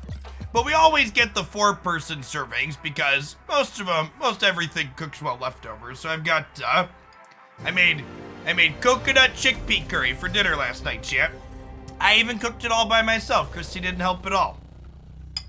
Such a big, capable adult.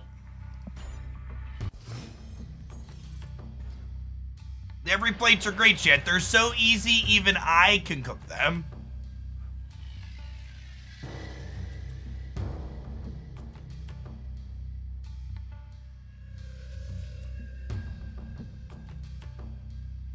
So that's an endorsement. Part of the promo, by the way, if you're interested in checking out Every Plate, is if you pick up their box using my link, it's less than 20 bucks for the first box, depending on how much you get. $1.50 per meal. It's basically cheaper than the grocery store. You get a 6-month sub gift to the channel as a thank you for checking out the sponsor. I get a little something when you use my link, so I like to kick that back to you all. How does Every Plate compare to other meal prepared businesses? They are the most affordable in the industry. Even at full price, their average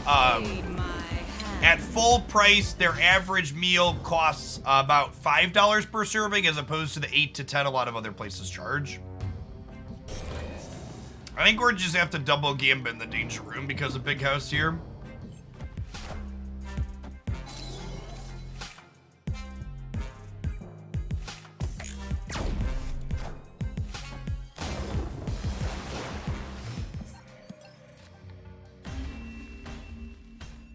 Escaped.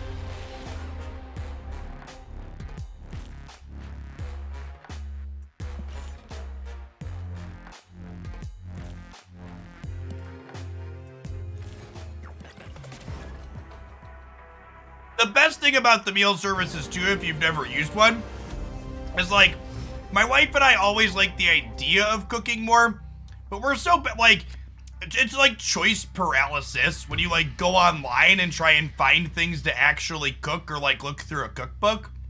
So having concise lists of menu items that like get shipped to you with easy cooking instructions is great.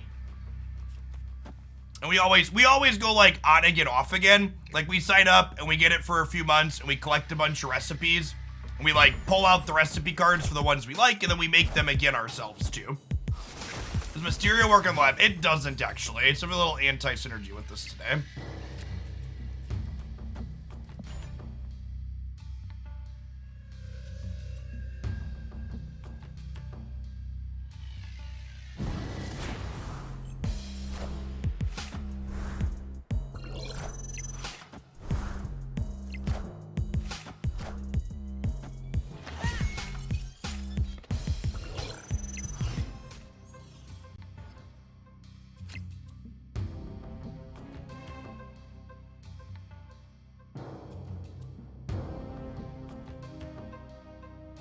How do I manage a wife, kids, and streaming so much? Well, the key to having a successful relationship is I don't manage my wife.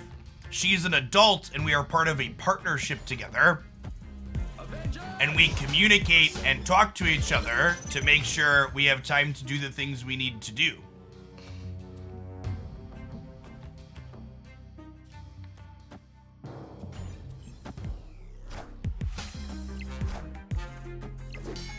I've also been doing this a while. Like I've been streaming for 10 years and it's been my full-time job for 5. So like my wife understands the industry that I work.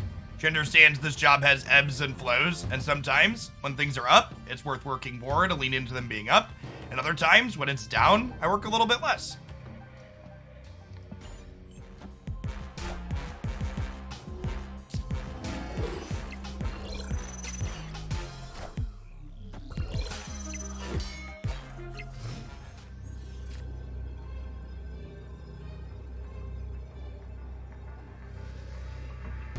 I think we're dead here, huh? I was really hoping to draw Carnage. I guess I can, like, Enchantress here, but we're, like, losing here as well. And Captain Marvel, like, there's no way 8 power Enchantress plus 6 power Angela wins here, right? I guess these each lose 1. That's still 18 here, and Captain Marvel jumps that I'm down too much. Needed Carnage to pick up for the center here this time. Escaped. Rogue's asking about Black Panther necklace. I've had Black Panther highlights up on my YouTube channel the last 2 days, and I'll have a third going up tomorrow. Could Shang-Chi left win? I don't think so. We had priority there, right? Did we not have priority? What did they play for there too? Maybe Shang-Chi does it? They had priority. Yeah, maybe with priority it's better. That could be fine. There's only 1 cube. It was definitely worth gambling a cube to find out. Yeah, Claw having 9 power mentos is probably fine.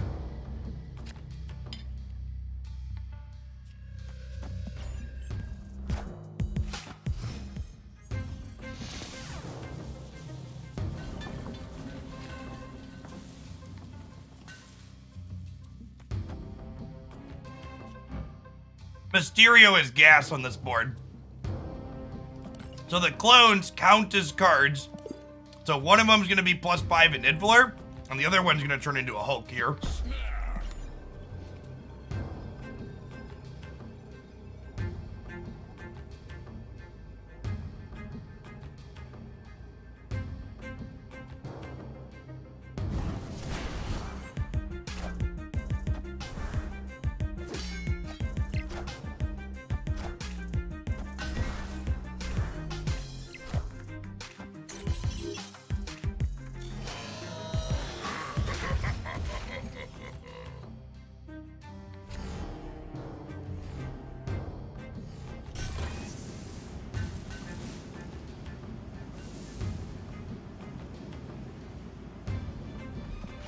Yeah, 22 power is a little bit above rate for our what's it called?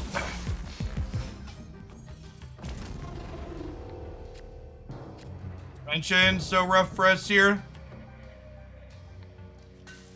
I think I'm actually gonna play Hood here, so that way I can arrow plus demon next turn.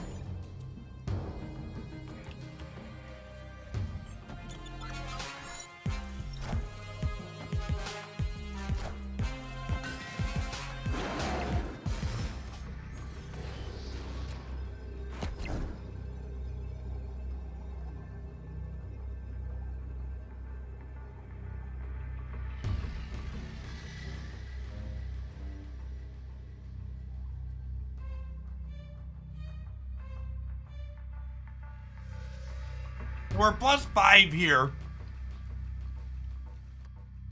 Is this arrow? The problem is they could play more than 2 cards, right? Because they have Mr. Negative with cost reduction on 2 cards.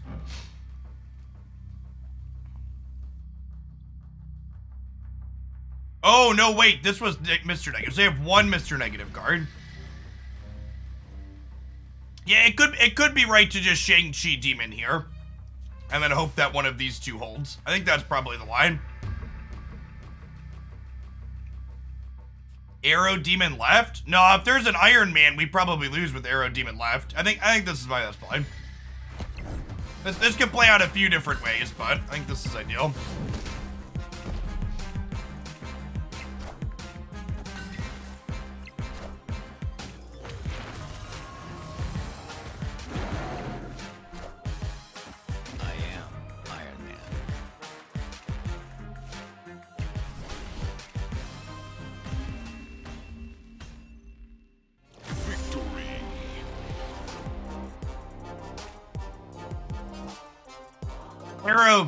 Arrow Demon left would have lost to this.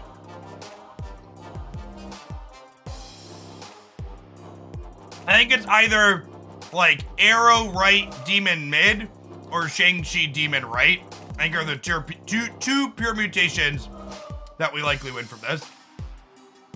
If they Iron Man left, they win. No, they'd win left, but they'd lose middle because they'd have 8 to 12. Yes, Spectrum Destroyer is my favorite Destroyer variation.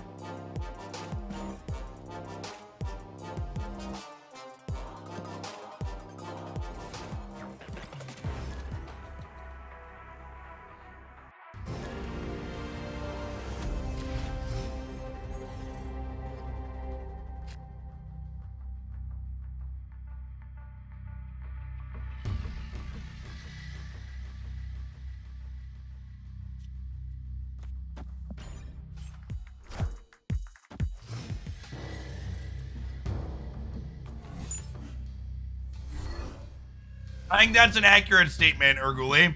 I think White Tiger is better with Odin than Black Panther generally. Spreading out your power across multiple paths is very powerful.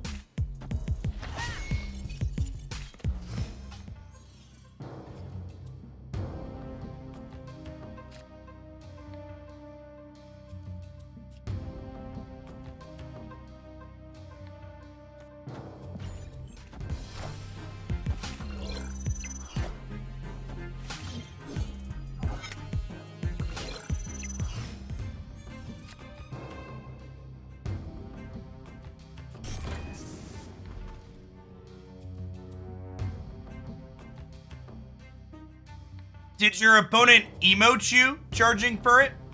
Otherwise, it's a good chance they were a bot. You'll hit bots with pull 3 cards before you hit players with pull 3 cards. And the bots with pull 3 cards are just playing random meta decks.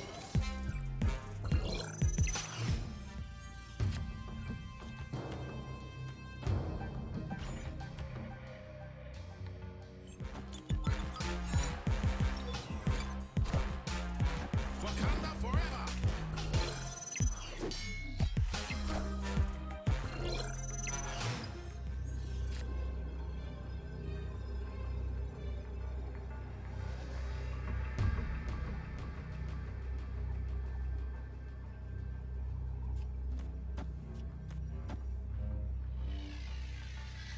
Okay, and then we hope 4 here and 7 here with 12, hoping one of them lets us win the game.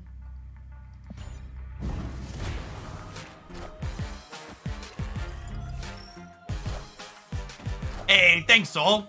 Yeah, the promo's gonna be up for a little bit. That is a 32 power Taskmaster, yep. Oof.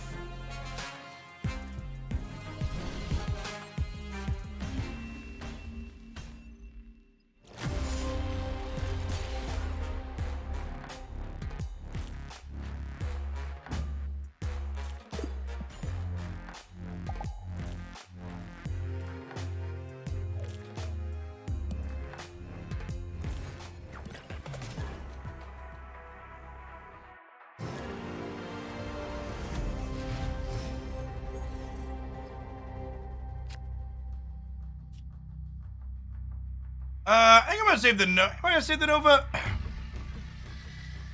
Saving the Nova for post Angela is bad if we draw exactly Green Goblin on our next 2 cards, which are like 25% to do. Alright, I'll play it.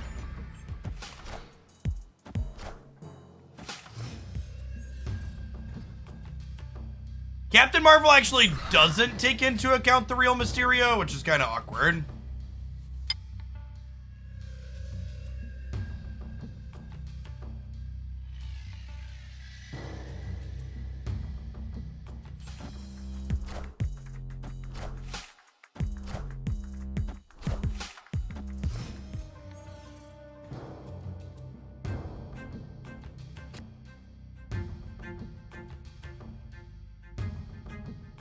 Hey, look at that!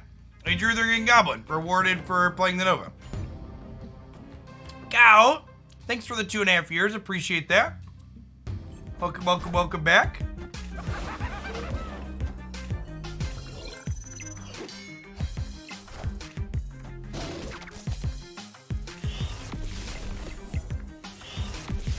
Okay, so the opponent's death is very cheap, chat, is what we're saying. What we're saying is the opponent's death is very cheap. Ah, carnage.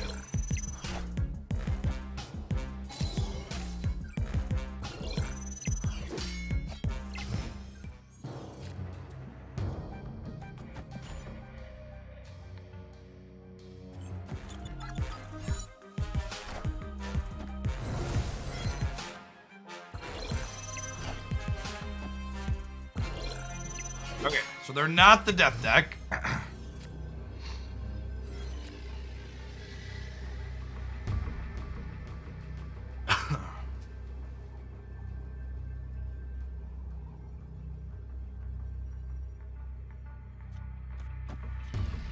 The odds 14 wins middle, non-zero. Non-zero? Damn.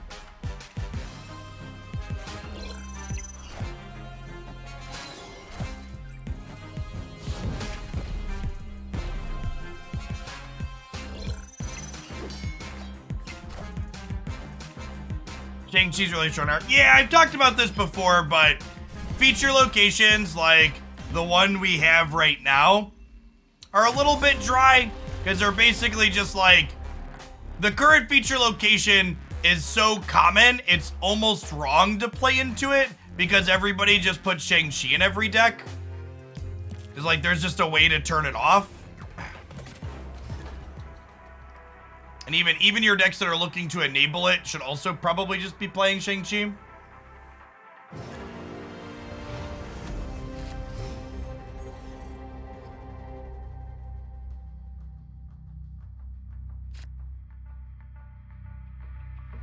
Way to turn off Shang-Chi armor, yeah, I guess, but like a lot of these decks we're playing are destroy decks as well.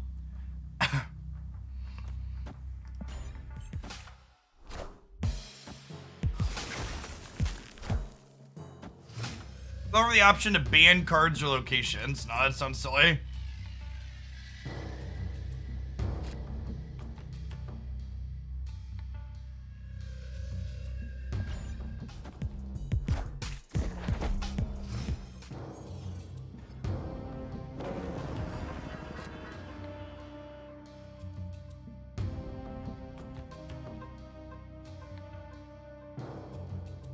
They'll make a card that blocks cards from gaining or losing power to counter things like Angelic Collector stuff. But hopefully, that's good design space.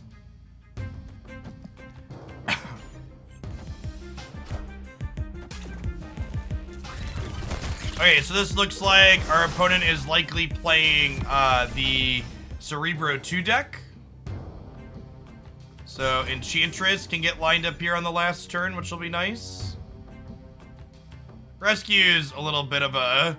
She's nice, but it's unfortunate that Captain Marvel was the one that Iceman hit here.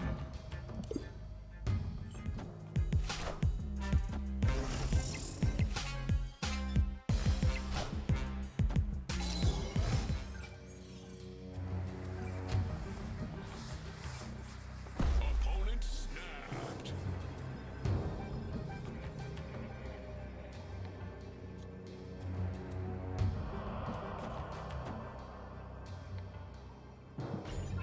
Let's do this.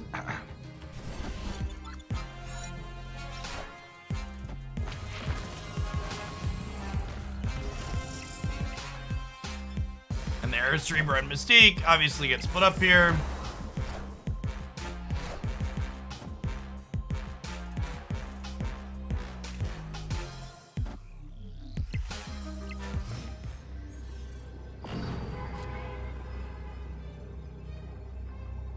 Okay, so if I Enchantress here... If I Enchantress here, I go to 13, I go to 15, pulling the hood out, and then they drop 6 power, going to 12. I still lose to Blue Marvel, though.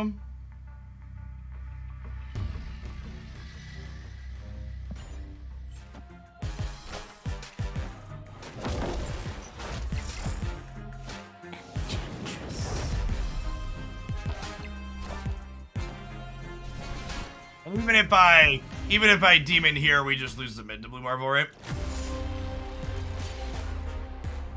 Up all their 1-drops.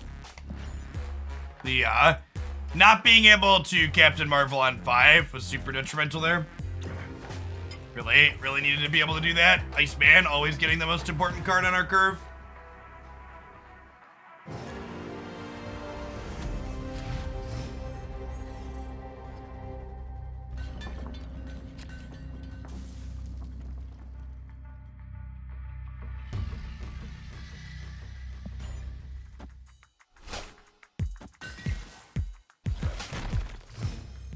Iceman's always such a tough card to evaluate, because, like, you don't really know when Iceman wins you the game, right? Because a lot of the times your opponent just doesn't play the card out.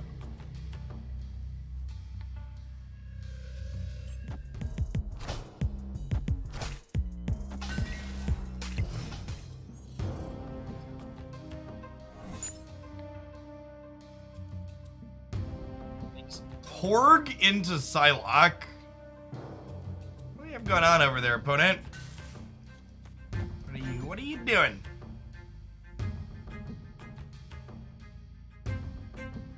Yeah, Iceman. My Iceman never wins me the game, and my opponent's Iceman always wins me the game. Classic card gamer energy.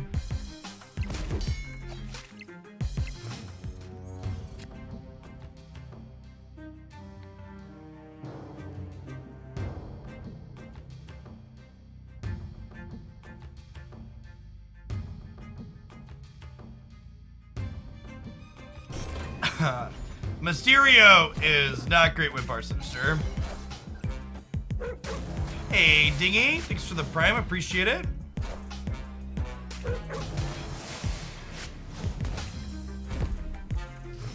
Guess who's back? Back again. Sunspot's back. Tell a friend.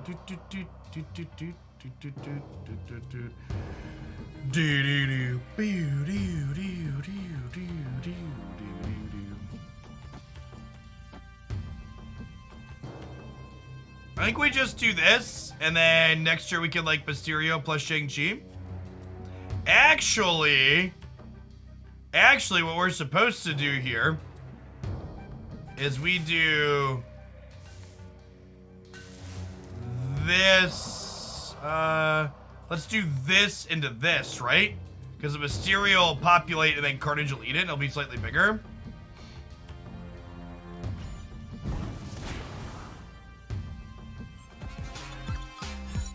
I think Korg is the best disruptive one drop in the game.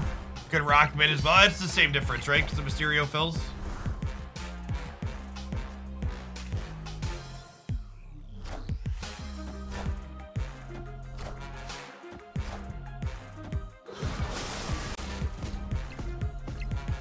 Playing the rock doesn't matter, chat. But Jeff, what if they play Ronin? Then the rock in your hand gives it +2 attack. Well then fuck me, they have Ronin. Who cares?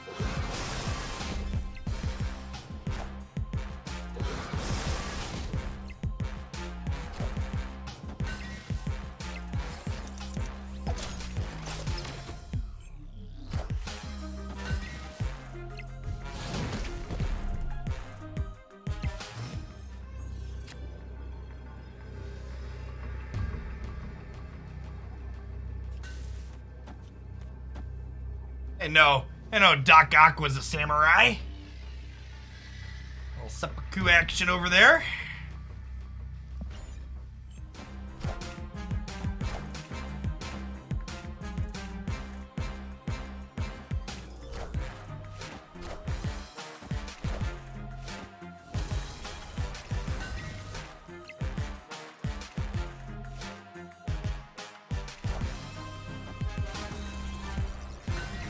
Why? I thought for sure they couldn't beat us in Nidvaler. Doombot, dip it up the Doombots, whip it up the Doombots, doo doo doo doo doo, be.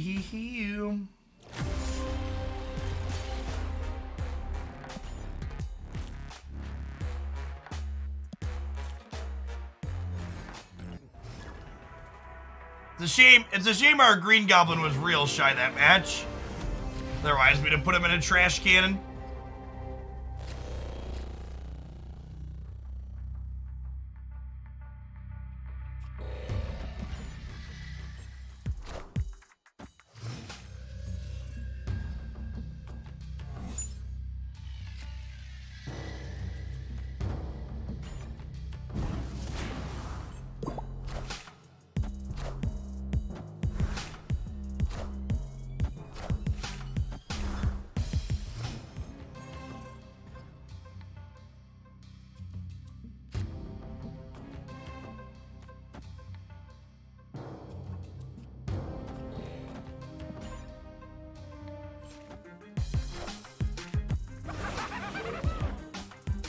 That's so bad for us.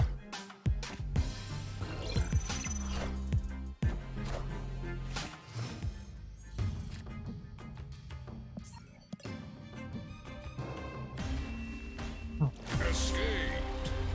Yeah, we hit Gamora as our random while they have Daredevil out too.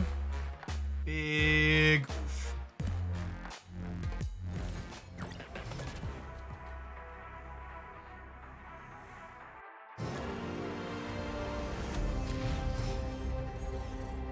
It's patches! I'm told this is not our patches from chat. Is our patches here?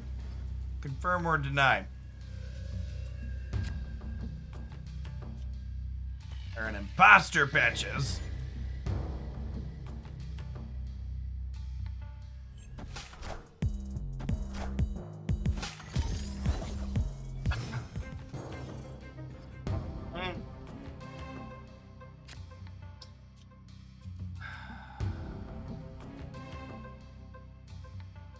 I'm typically supposed to Green Goblin the armor path.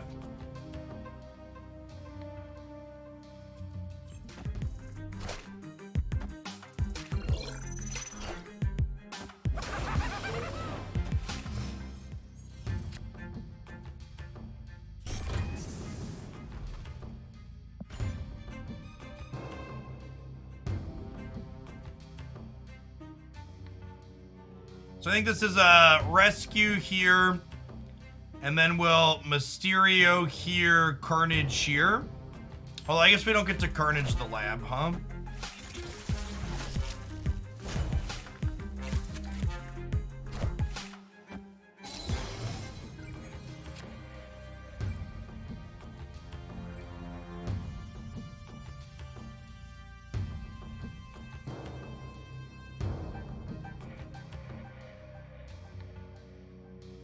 What if we let Carnage eat Angela, chat? This is a Marvel card game, not a DC card game. That's fine, right?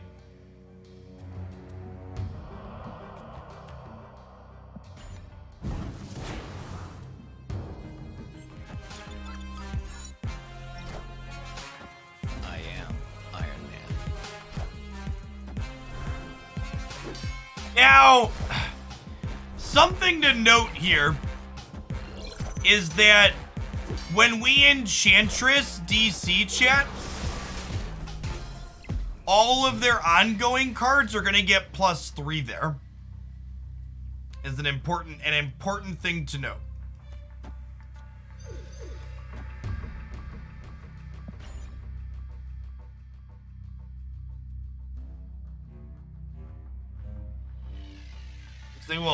They will lose all their abilities. I am marveling in the center because I don't want them to. I guess we had Professor X speed either way, huh?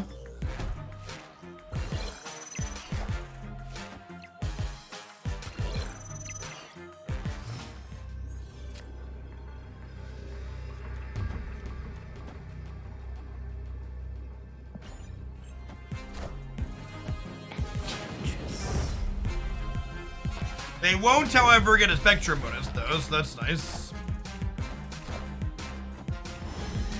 So long, friends. Thanks for the cubes. Victory.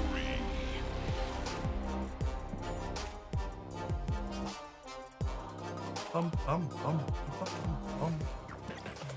30 boosties out of 140. We need the Infinite Splitter, champ.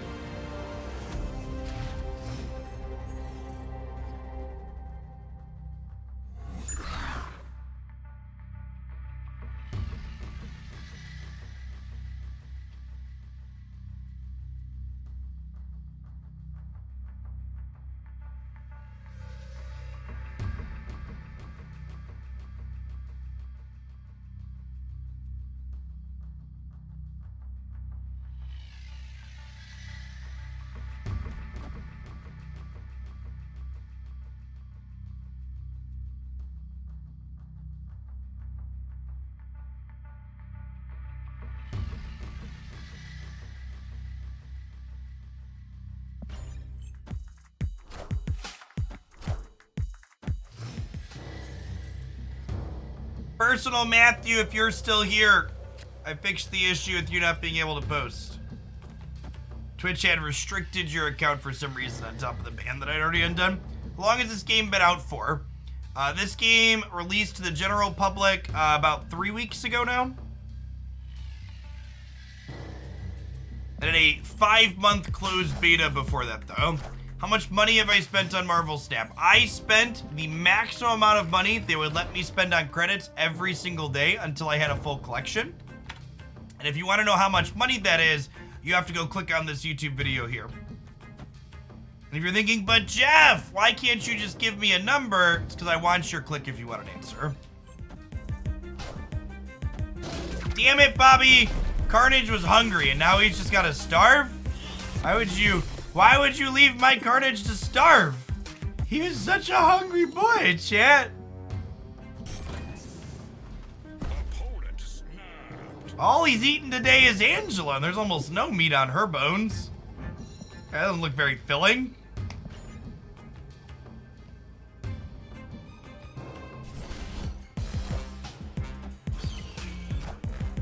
He spent one YouTube view amount of money. I promise you that I spent significantly more than one YouTube view's worth of money. Significantly more.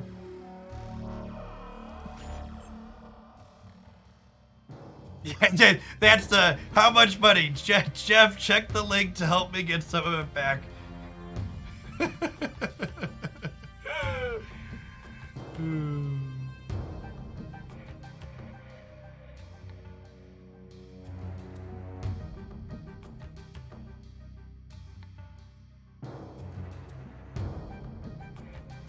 Zero with Ebony Maw and Lizard is like fine. The problem is they died to what's his name? Oh, they're a Sarah deck. I was not expecting Daredevil in a Sarah deck.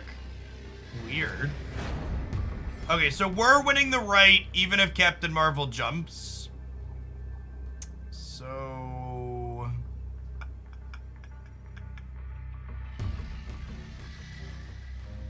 a full collection is about 500k views on YouTube. We did hit 1 million views, and the 1 million view month did pay for my collection. Do we win if we arrow left? We win if we arrow left and they only played 2 cards, but they played Sarah, chat. So like they could have more than I think that's the play. But we could lose this. I suppose there's a reality where arrow plus Marvel jumping left also wins left, but yeah, Marvel jumping mid or left is a good chance to win here, I think.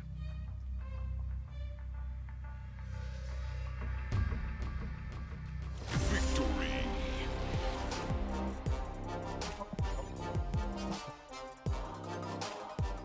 I think Rescue Marvel is one of my favorite 4/5s in the game right now. It's such an excellent curve. Or good combos with Venom. He seems like a worse death block. Venom's really good with Deadpool, because Deadpool builds his power up quickly and likes to be blown up.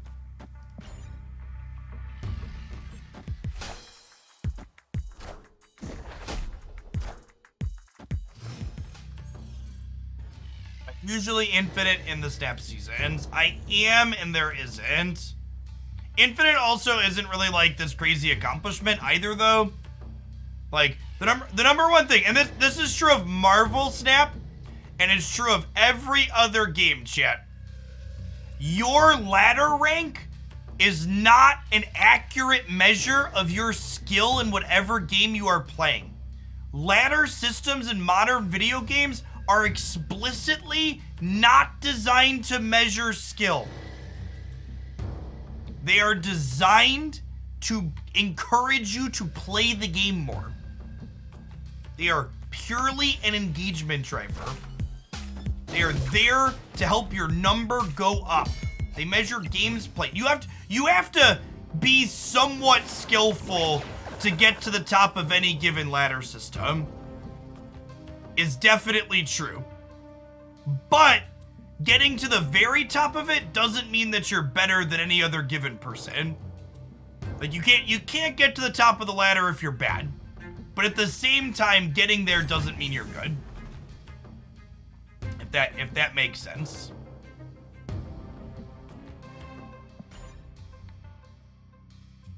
Well, our arrow, thanks to Elysium, is very similar to before the peak happened.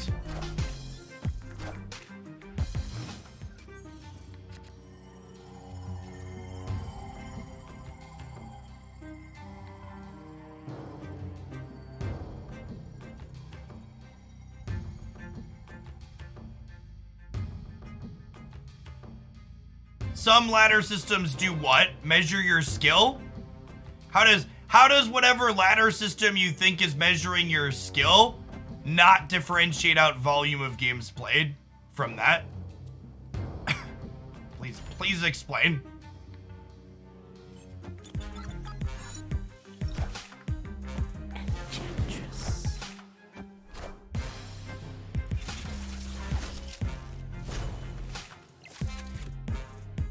Hey, Fun's Master Booze, thanks for the prime.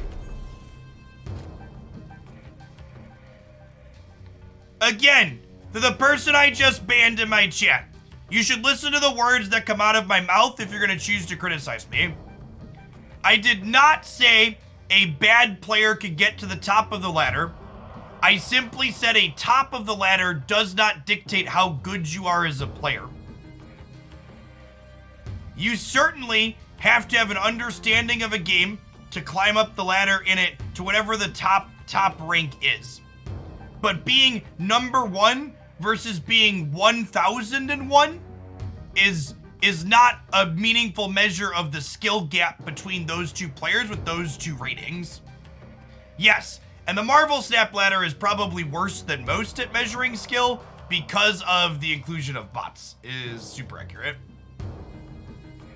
I'm gonna arrow left here, so that way whatever they go to move can't get moved next turn, because it's stuck on the left.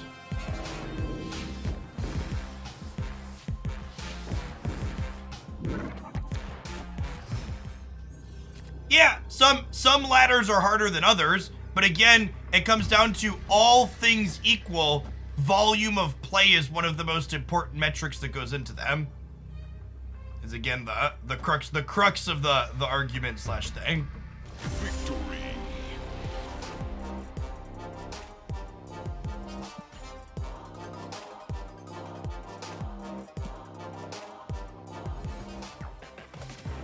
Talix in chat there, by the way, folks.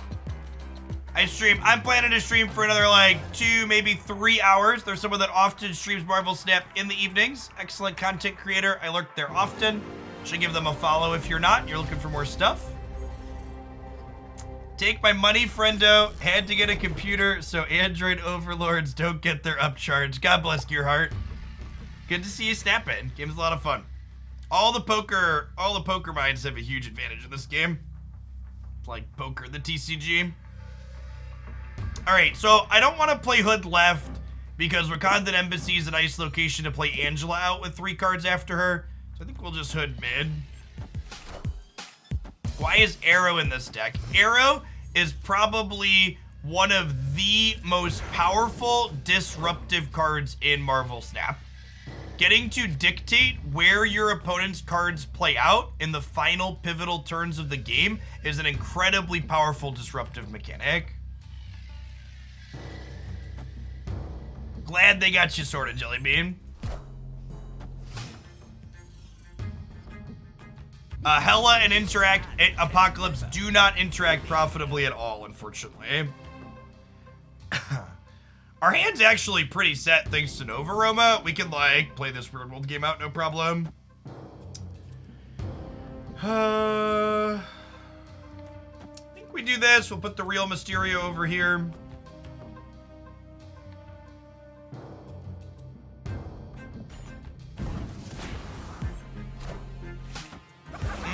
That's pretty good. Took our Green Goblin and used it against us, Chip.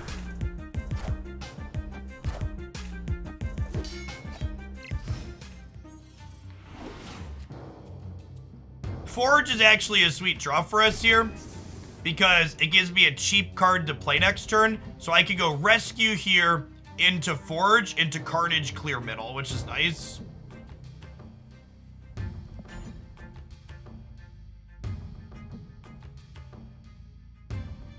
Blunt reality is that for a lot of people with pool 3 cards, you're not going to have a good new deck until you open a good bit or get a little bit lucky. A lot of the new archetypes that open up in pool 3 require 2, 3, or 4 combinations of cards from the deep end. So you just kind of gotta wait and be patient until we have collector tokens. Matt Wave said, wow, you're famous. I am, in fact, like a D-tier internet celebrity.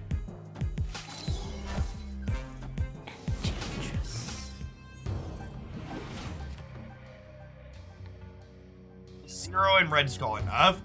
Yeah, maybe. Like, maybe something okay-ish with those. Not ideal, but okay-ish.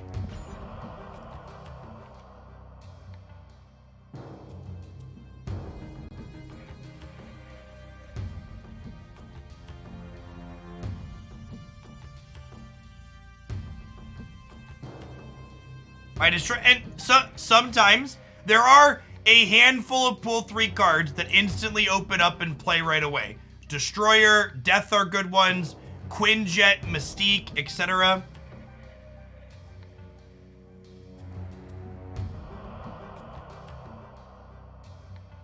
And for people that are new here, I see some comments about my takes on the ladder. If you're not familiar with me, I've been playing competitive games for, 20 years. I've been making content here on the internet for 10 years. We do it as a full-time gig for 5. Before Marvel Snap, I played a lot of Magic the Gathering, among other things. Also dabbled in a few things like Pokemon Unite, variety games here and there. But strategy, turn-based games like this are the bulk of what I do.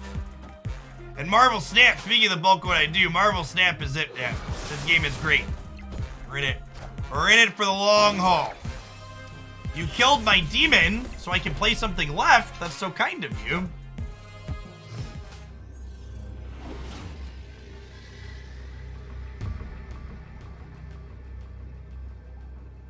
Haha, that's great, Kessin. Never play Hearthstone or Gwent, or mostly online Magic. So I played a ton of in-person Magic the Gathering as well. Mostly because I hate myself. I mean, for fun.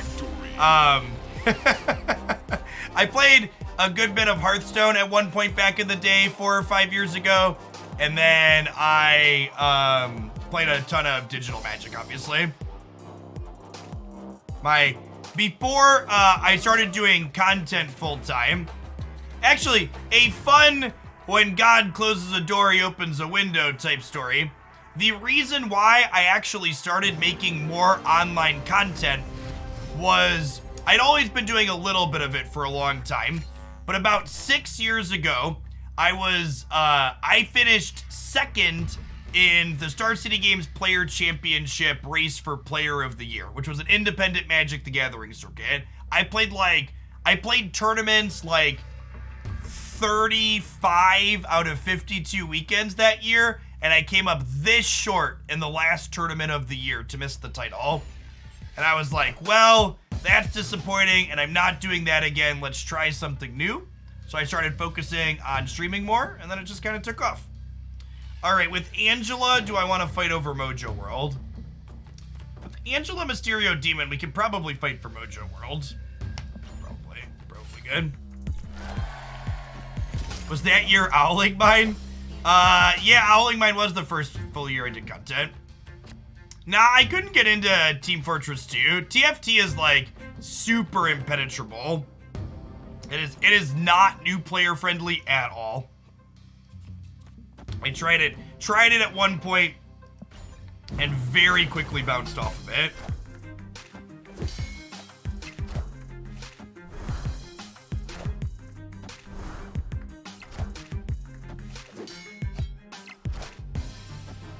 Wind, aid my hand. Did I say TF2? I meant TFT. I probably said TF2. I played a lot of TF2 back in the day, chat. During high school and undergrad, Source Engine games were my jam.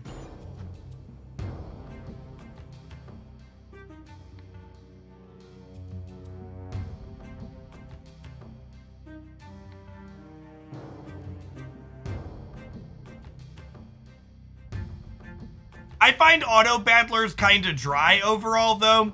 I want to actually, like, play my cards in my game. I don't really want to... Maybe I was supposed to Enchantress the mid here. Yeah, if I'm putting them on Destroyer and it looks like they are, I'm probably just supposed to Enchantress the mid, right?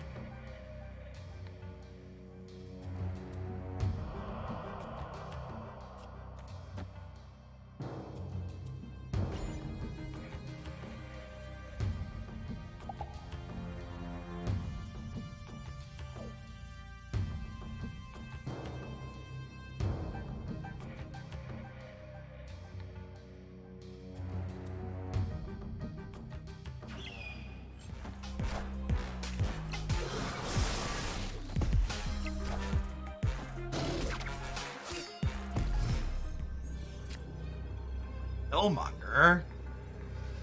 Are they the Destroyer deck? Feels like this could go either way. Am I giving them 2 cubes to see Destroyer? I am. I gotta know. I think I was supposed to Enchantress mid. The turn after they stormed. Auto battlers are a manager's idea of an RTS. LOL. We're up by 7 here, so they need 11 to win here. It's 11's not that much. Maybe we should just leave because we died any big drop.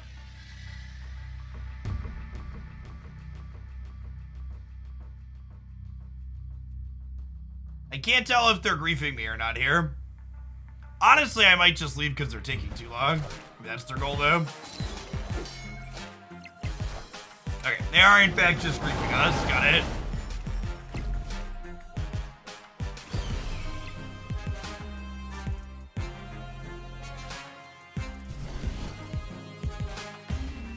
I gotta say, I like hanging out in a stream where truly annoying people get banned. Yeah, I occupy the space of truly annoying person here, so I gotta make sure I eliminate the competition. Can't have too many of those.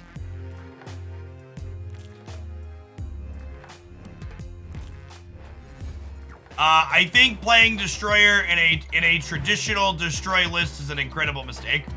I think it's much worse than just playing Cosmos and Armors and Professor X's. Your end product is way less consistent, which is sad, but it's the reality. All right, chat.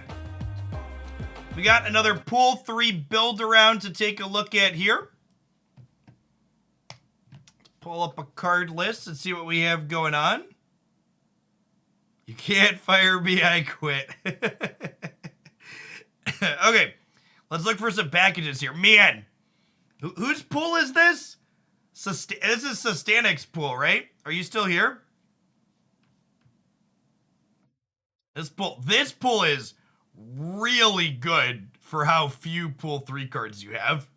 Like, you've got Mystique and Quinjet is excellent. You've got Hood and Viper. You've got Mr. Negative with Psylocke.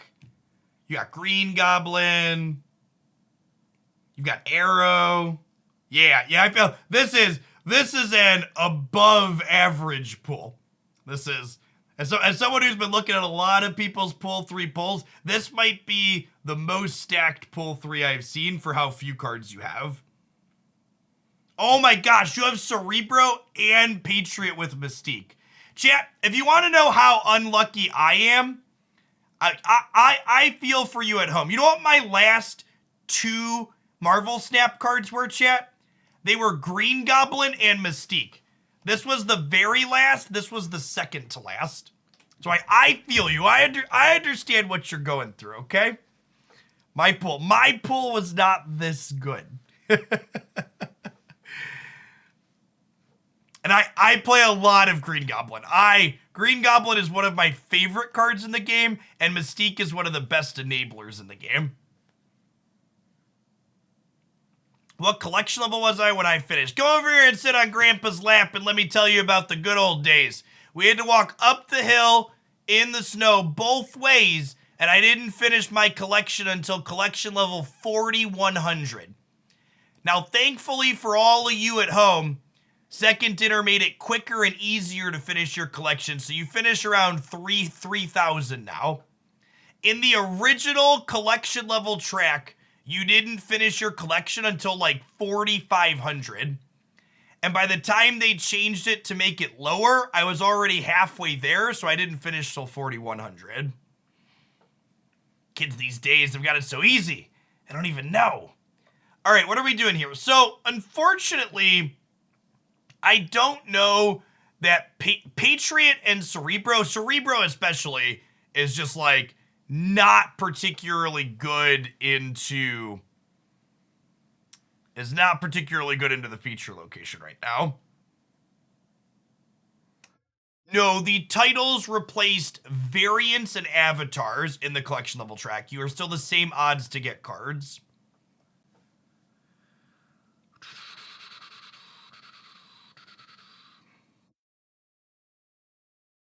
We have some quality move cards in here to support Miles. The mid-rangey stuff's probably not good to the current location either. What do you think of Mr. Negative? Can we build Mr. Negative? Oh, Sustanik, did you buy the season pass? Do you have Panther? Did you slide Mr. Bro to $10 bill? You have Panther too? Okay. Can we build Mr. Negative Black Panther? I've been meaning to do that. And you've got all the stuff to do that. Yeah, that sounds good into the feature location too. Let's do it. I think the other big shoutouts in your pool are obviously Mysterio and Patriot with Mystique, but Mystique and Quinjet are both really good in the Dino deck. If you want to upgrade the pool to Dino deck, Mystique and Quinjet are excellent choices for that.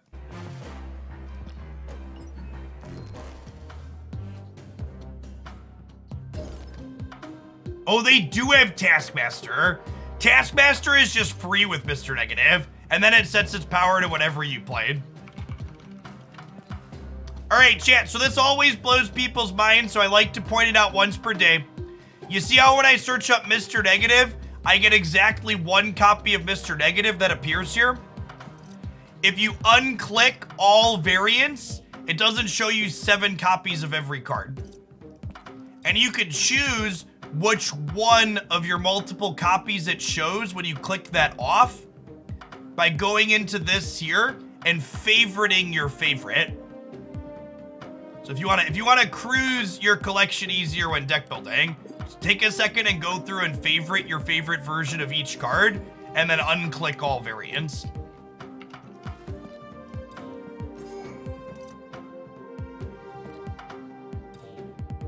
Yes, it uses your favorites by default when you, can someone moisturize Zola, chat? They're having some issues here. Zola needs to be moisturized. Hopefully they fix that bug soon, or not. It's kind of funny. I like making the moisturized joke. It's Zola's true form. It's something. Moisturize me. Too much sunscreen.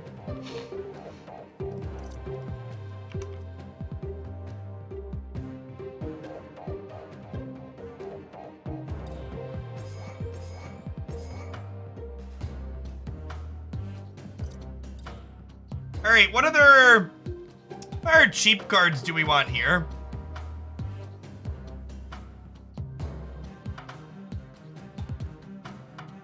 First pull 3 cards are Ghost Rider and Hell. Those are good ones to hit back to back.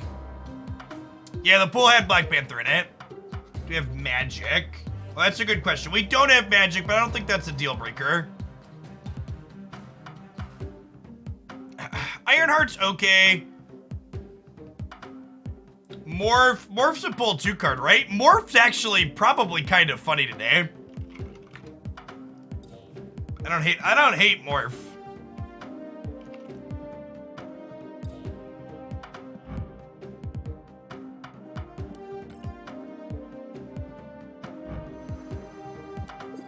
I don't know that I love Wong.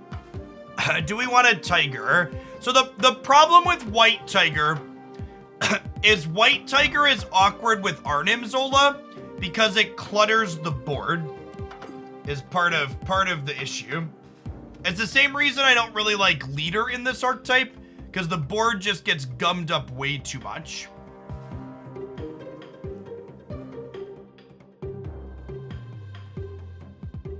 Yeah, Sunspot's not terrible.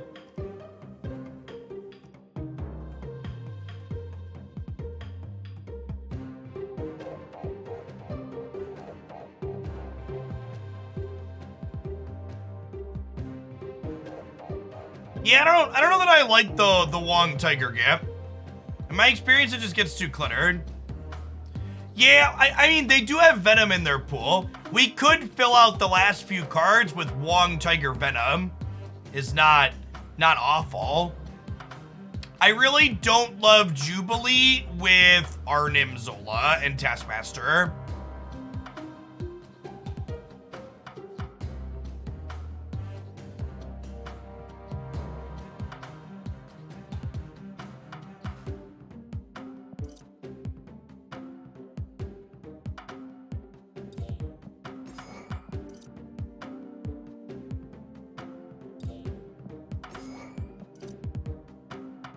Okay, let's Wong Venom Black Panther. White Tiger.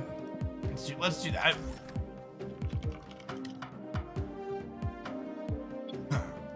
So, for those that are new, Mr. Negative, by the way, on reveal, swap the cost and power of all cards in your deck. So all of these cards here, like Arnim Zola, 0 mana 6 power card.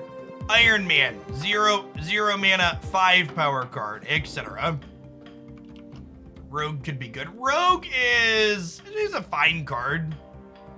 I don't think she's very good to the feature location we have right now, though. It might actually be right to put Shang-Chi in here because of the feature location, honestly. It's a pretty good lad. So, Chavez is not a good card to play in this deck because she takes up one of your draws after your Mr. Negative happens.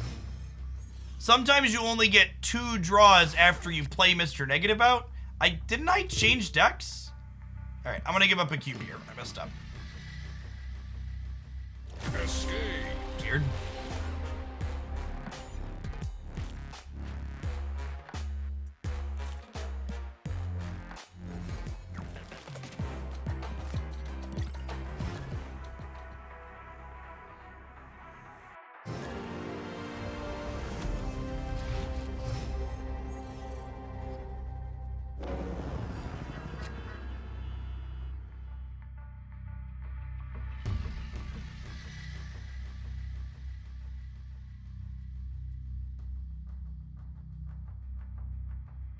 For people that are just joining us, the card pool that we're looking at doesn't have magic in it. She's nice with Mr. Negative, but I don't think she's a deal breaker. All right, we have Wongers into Black Panther, we have Wongers into Kit Kat into Taskmaster currently, which is nice. Someone asked what happens when you don't draw Mr. Negative. Well, this deck has the Black Panther combo, so it could do that. But instead, we could just draw Mr. Negative. During 3 Mr. Negative, that's a snap.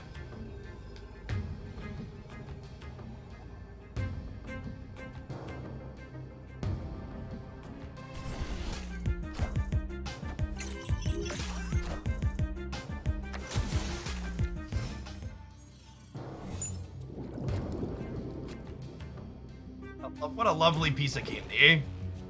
What a lovely piece of candy, Chip.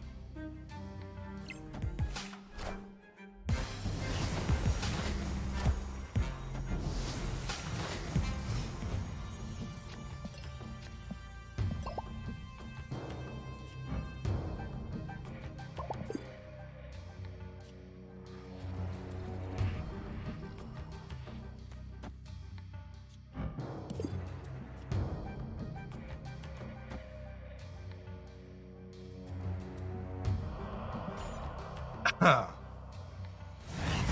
love it when a plan comes together, Chip. Wind, aid my hand. I already snapped, Chip.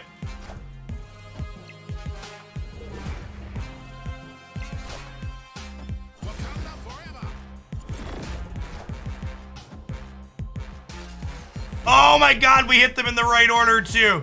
Oh, baby. Oh, baby.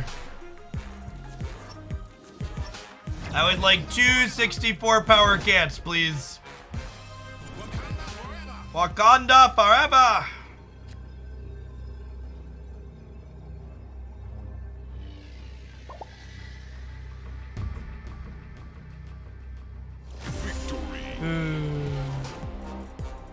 Good stuff. Good stuff.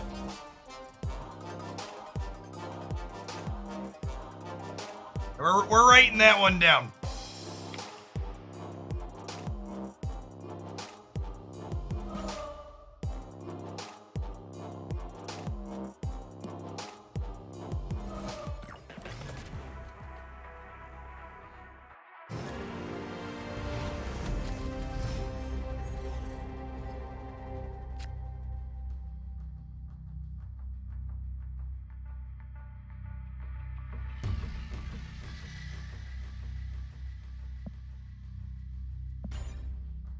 Negative power card simply costs 0.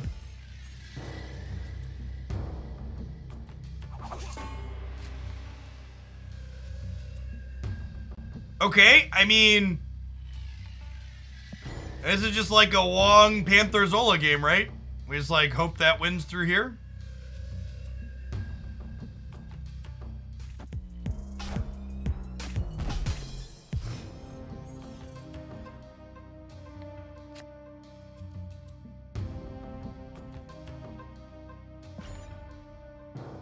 This is tough, right? It's like, I need to play into Hala next turn. Because I can't. Yeah, we gotta hope. I can't snap here. Yeah, okay.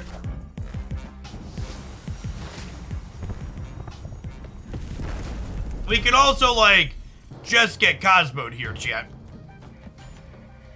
Is a very real outcome.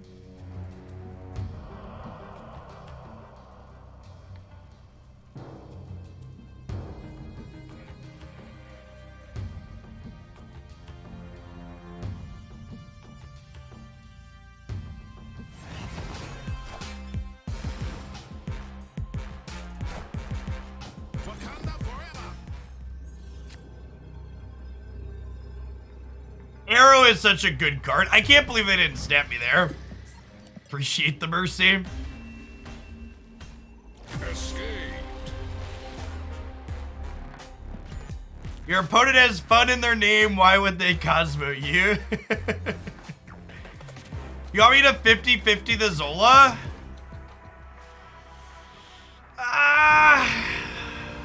Maybe.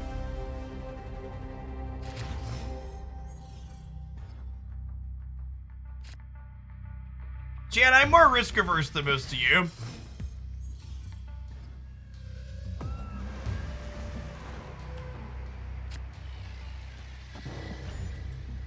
We're gonna put Psylocke into Warrior Falls, Chad. It's where she does her best work.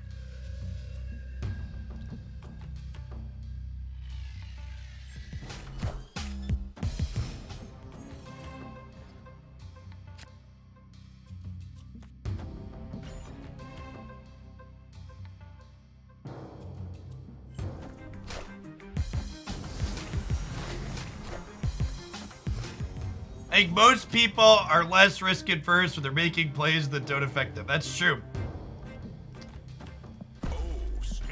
We snap here, right? Because we get to Mystique the Wong. Then we get to play the pretty kitty. Set my kitties free. Man, we concede to the turn 3 Wongers. Warrior Falls was mistakenly added to the client last night, chat.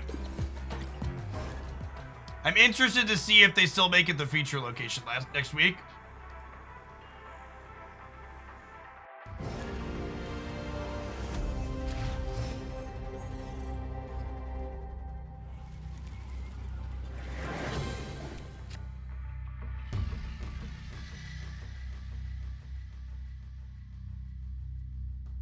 Hey, Jay is chillin'. Thanks for the brand new tier 1 sub.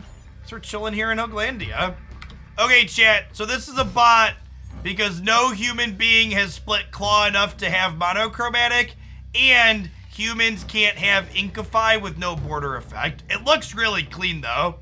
Hopefully humans will be able to have that at some point. I think I wait to play the Psylocke because my hand is stacked with 5s. I'm gonna be sad when we draw Mr. Negative here, but I think it's correct based on my hand to wait on the Psylocke. All right, Panther into Zola on Shuri's lab probably wins the game, right? Yeah, it's been fun so far, Cabbage.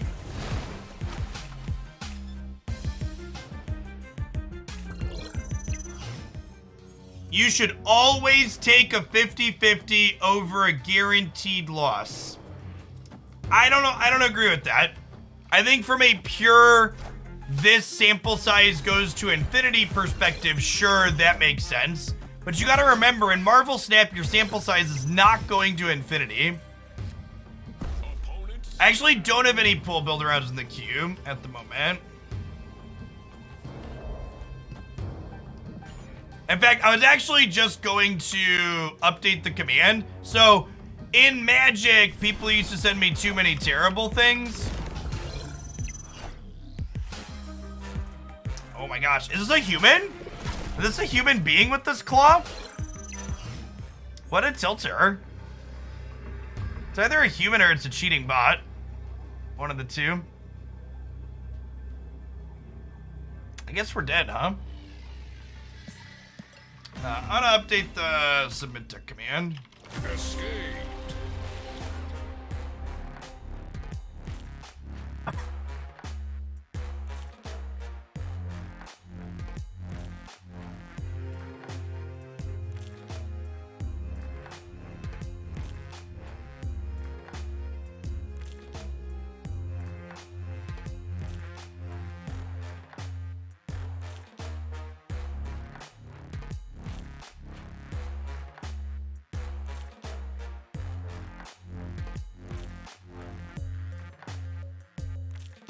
All right, submit a deck to be played on stream. Subs can donate $10 at the following link, along with a link to the deck/collection. Keep in mind, there may be a line. Cool. We are just getting started with this one, as a heads up too. So we're gonna be like another 45 minutes or so on this one, and then we'll jump to the next. How is that split? Impossible, out of curiosity. Humans can't currently get Inkify or gold backgrounds without a border effect. I think we snapped turn 3 negative, right?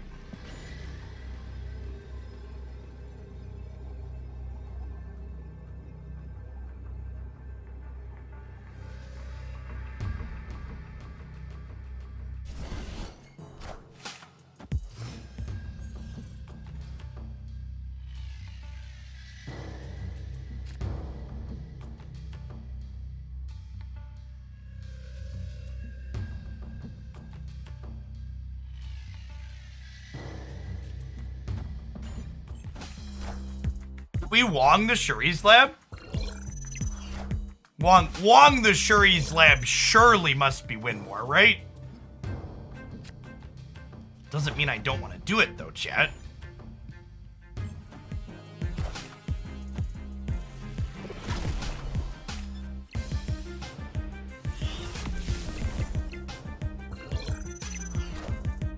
Raven had a clean gold Doom, really? Do you have a screenshot? I had talked to other people that said they were fully through 18 and couldn't split anymore.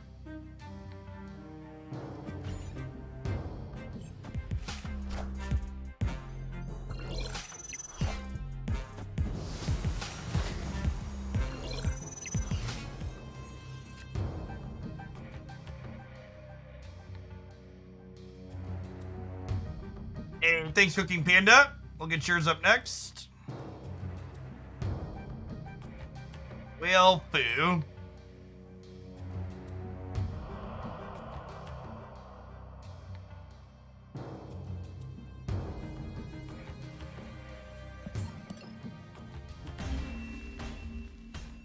Escape.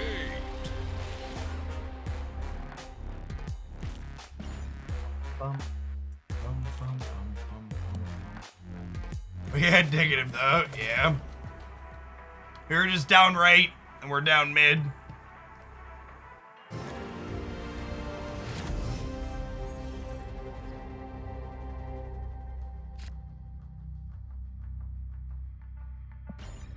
Negative, but no Psylocke. We have one draw step to fix that.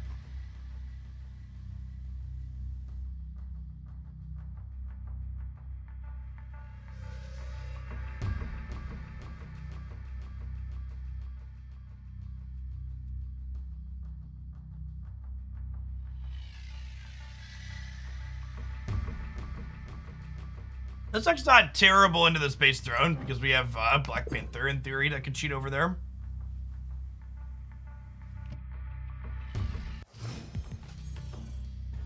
Did our opponent time out there? Never lucky. Didn't draw our Psylocke.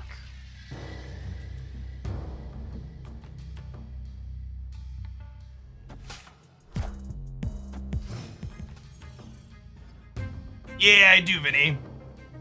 That deck's great. Okay. There's our Kit Kat.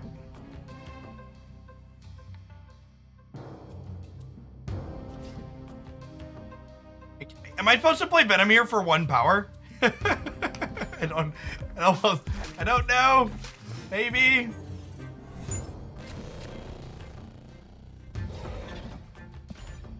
Now I'm glad I didn't. Our name Zola is still in our deck. What's our deck right now? Zola, White Tiger, Psylocke.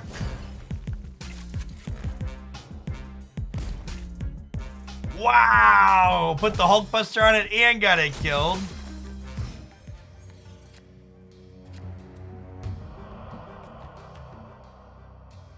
Oh, Wong's in our deck too.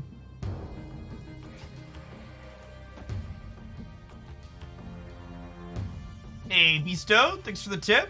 I'm playing a Destroy deck so far with Death. I'll take a peekaboo here in a little bit. As a heads up for folks, those last 2 are the last 2 I'm probably doing today. And 6 o'clock's gonna be our cutoff again. I think we're just doing this. We may or may not Taskmaster here next turn. Okay, so Taskmaster here is a W. Oh, I guess it's only a W if I blue Marvel though, right? This is probably game winning, right? The Mr. Negative also goes up to 1 here, so they have to play into the danger room. Taskmaster takes the 8 power from Panther, so it'll be 10 here with the blue Marvel bonus. Yeah, it seems fine. Kind of an awkward game, but I think we limp into the end here and win.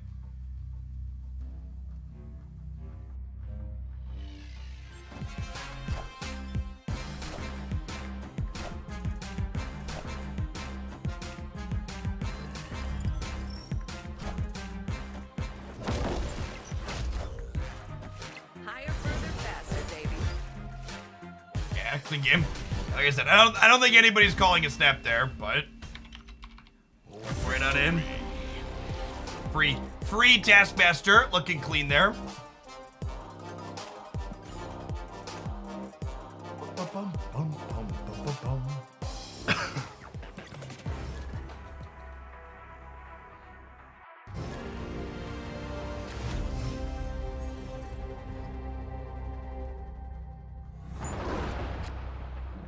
That's no 1 drop for us.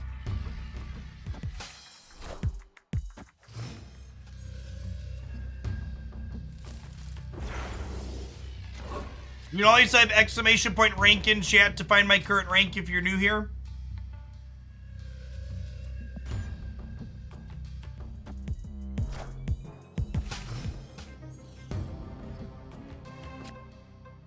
Ah! Got him!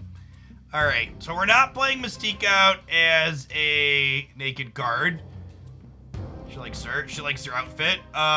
We'll just pass here and play Mr. Negative. Actually, are we Mr. Negativing? What? Is it better to just, like, Wong, Black Panther, Taskmaster? Yeah, I think we just, like, Wong, Black Panther, Taskmaster and win 2 pounds with that.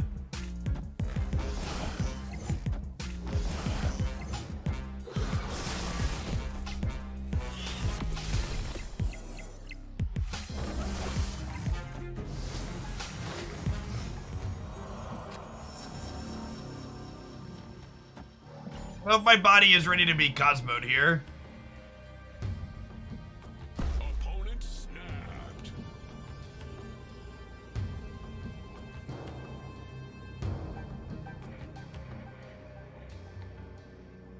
Fine, come and get me. Let me snap me.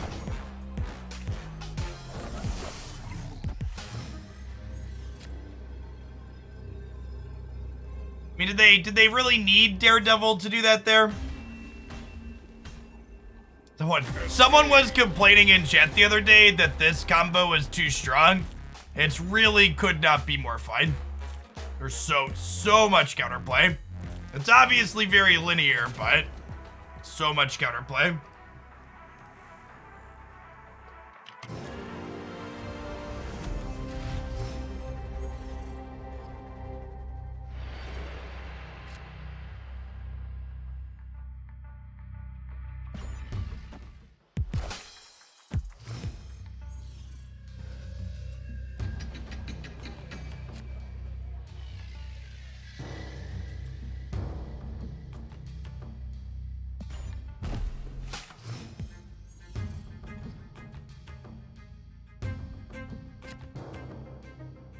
Okay. Turn 3 Psylocke is turn 4 Black Panther into the lab. And then turn 5 Taskmaster somewhere else.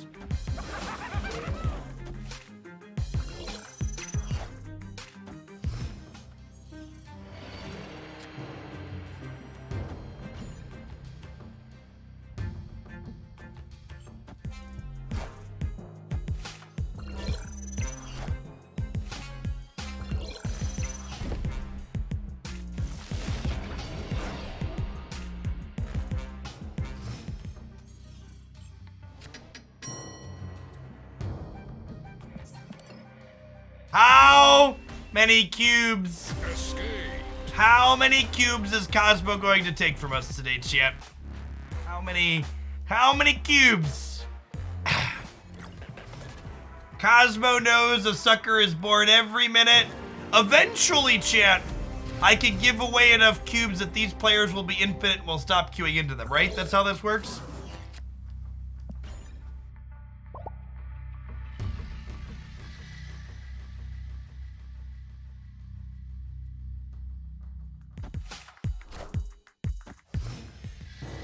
TLSG is another content creator for Snap. They do primarily YouTube stuff. I believe they live stream over on that side as well. Metagame snapshot. Based on what? I have a lot of feelings on the metagame.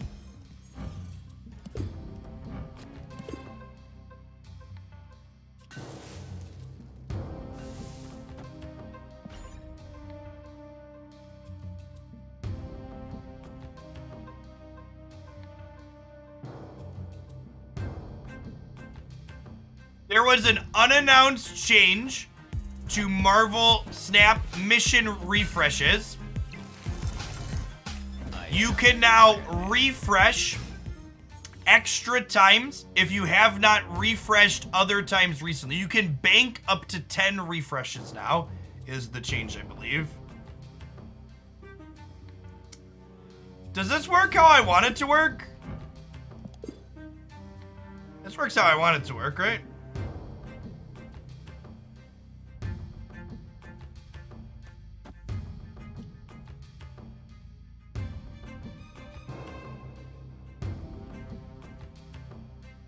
Do I want to cloning batch this Mystique? I think I want to cloning batch this Mystique too.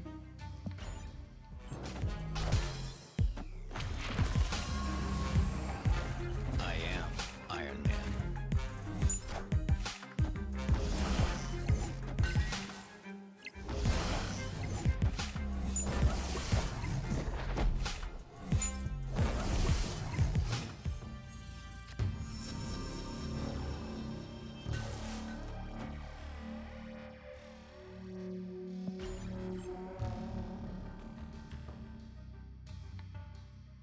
And now the copied Mystique back to my hand has Iron Man's ability still. She now doesn't gain another ability when she comes in.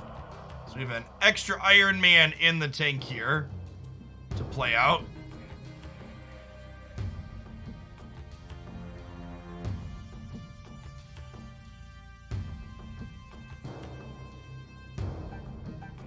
Cloning Vats always copies back to your hand the final state a card is in after it is done being played. That's why the what's it called works so well there. The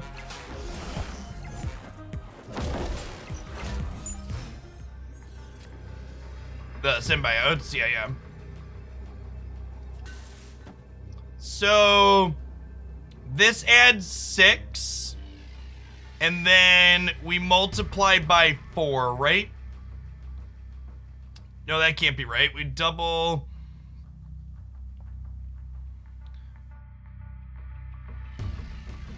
No, is that right? So we'd be 40. Mystique is 48 here.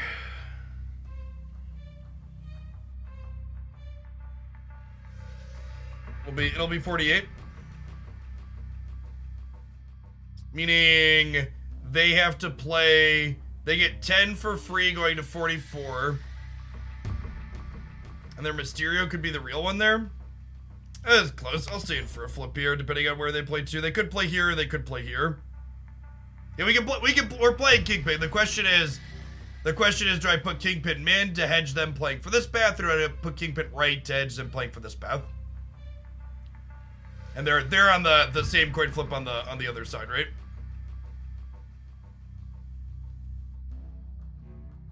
Oh, this is 6, Jeff.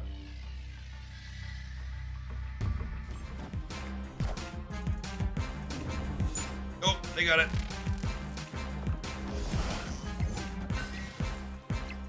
Yep.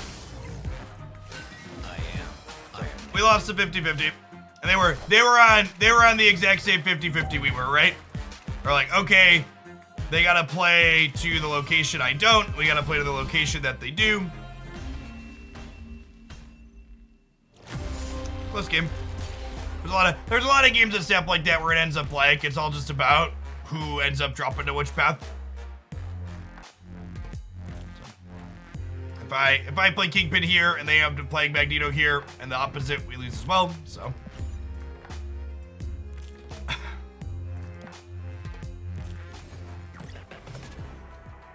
Tybalt, thanks for the brand new Prime. Appreciate that. Welcome, welcome. Welcome to Chancellor. Yeah, the people saying 48 were missing the Blue Marvel buff. The Magneto mid, doesn't that pull our Mystique so they lose? Oh, yeah, with that particular line, with that bomb. That's true. I can't know that they're... Kingpin seems kind of weak. He's fine. He's a synergy card. He's not individually powerful.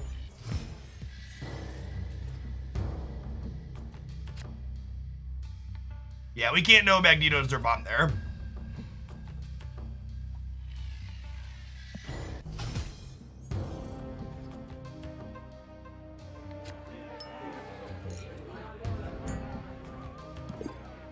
Snap.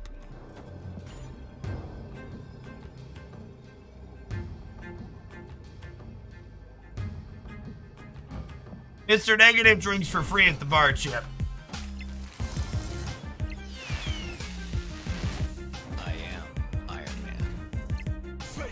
Okay, this could have gone better here on the left. The left could have gone a little bit better for us.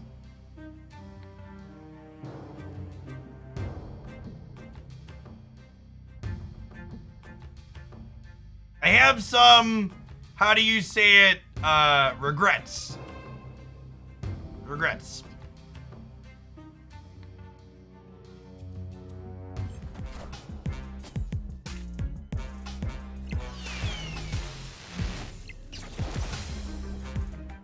Mjolnir.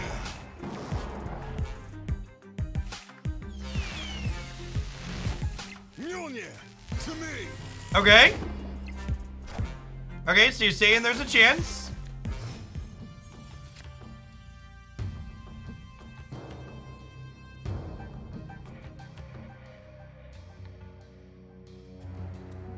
Oh, chat. If I blue Marvel, I don't win the bar with no name.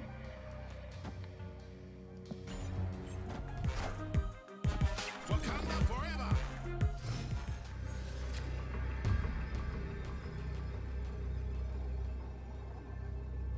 I blue Marvel, I don't win the bar with no name.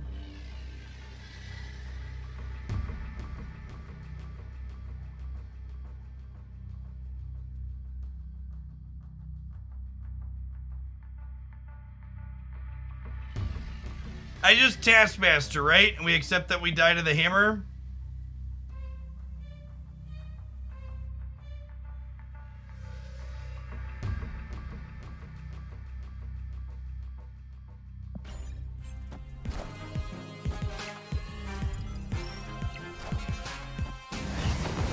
Wait, what? Oh, that is how that works. Oh, that is how that works. Fuck, I always forget that he does the extra effects and doubling does it. Oh, we were just like super donked. Wow, we'd have been better off playing the Marvel, chat. Okay, we should have retreated anyways because of how Taskmaster interfaces with Negative Zone. instead we donated some more cubes. Okay, decks play Magneto and pulled 3. Usually decks that looking to play lots of top end, things like Lockjaw or Hella Reanimator. Sometimes disruptive decks do. Some Deathwave variations play it.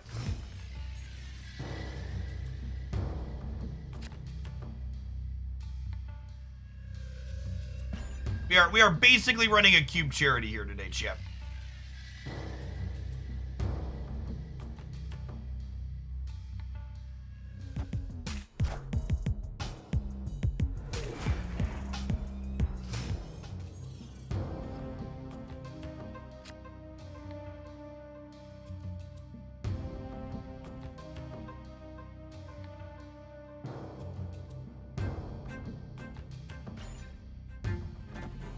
I'd like to see a draft mode in Snap. No, I don't care about draft mode. Wind, aid my hand. I never really enjoyed playing limited.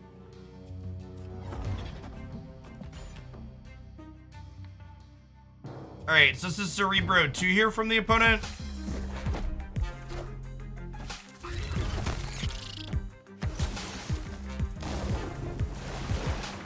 This Mr. Negative is kind of awkward. Like all of our best cards are like in my hand.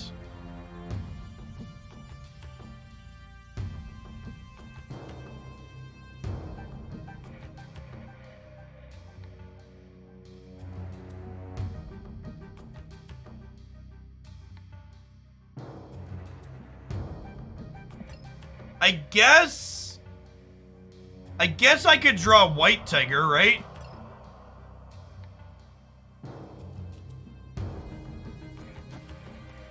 If I Wong Mystique, this makes 4 cats, but 4 cats isn't even good, right?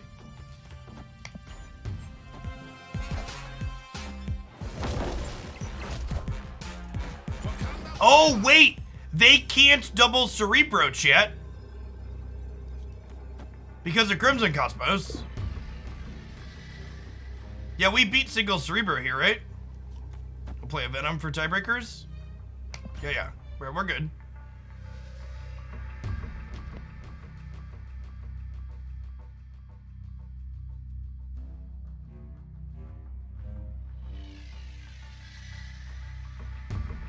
Zolaing Panther is better than Zolaing Venom because Panther will re-trigger its ETB. There's no Cosmo or Shang-Chi in their deck. Oh my gosh, we lose to Onslaught, right? No, but they're a Cerebro deck, right? So that's fine. Oh, they can move Nightcrawler.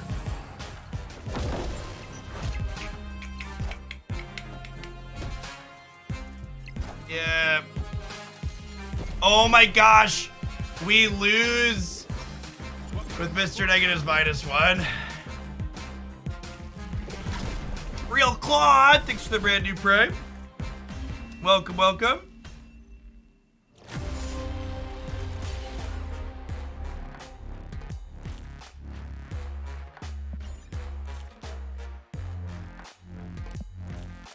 Hey, Beasto or Alice, by the way, your card sheet that you linked me needs permission to be looked at.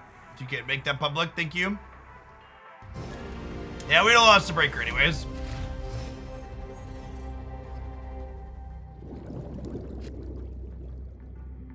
It sounds weird to say in my Mr. Negative deck, but I think in some of these hands where I have Panther into Zola, I need to be playing Mr. Negative himself less frequently.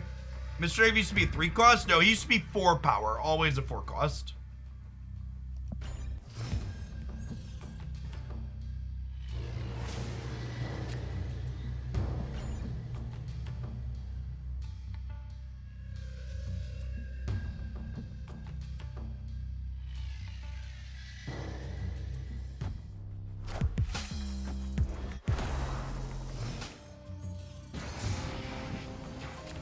Rude.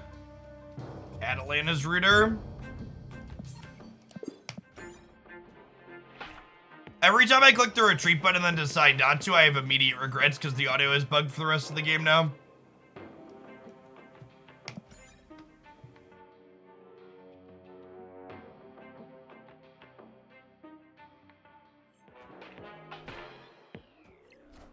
Muted audio like this is,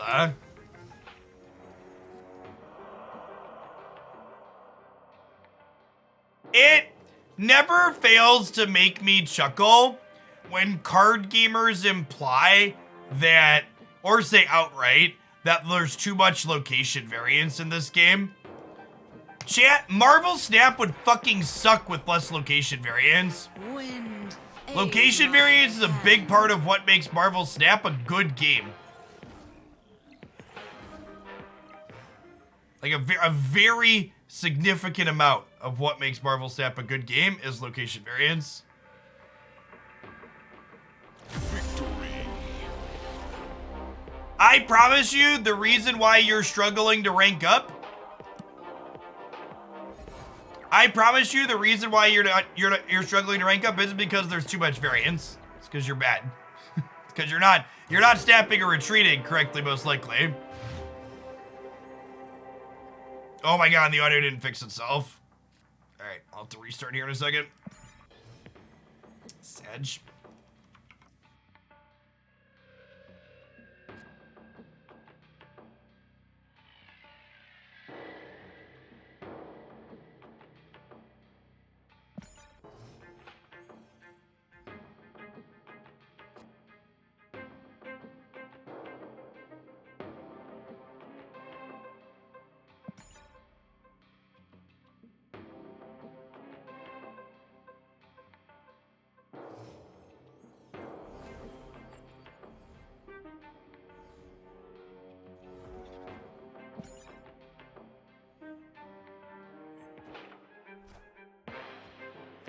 Alrighty.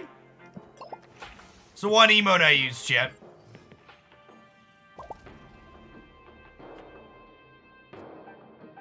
Okay, that's a piece of candy for next turn. We have the lab in the middle. So if we draw Black Panther, which we're 25% to do, we can Panther here and then Zola.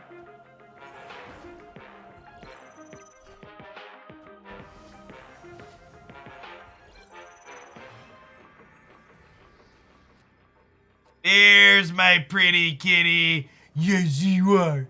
Yes, you are. I don't know if my body is ready to get Cosmoed by the Mr. Negative deck, chat. Please don't hurt me, opponent. I've been hurt so many times today. Let my kitty be free. Look at how gorgeous they are next to each other, chat. Ain't they beautiful?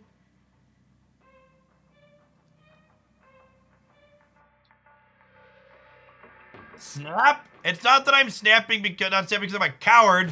I wanted to make my cats big, chat.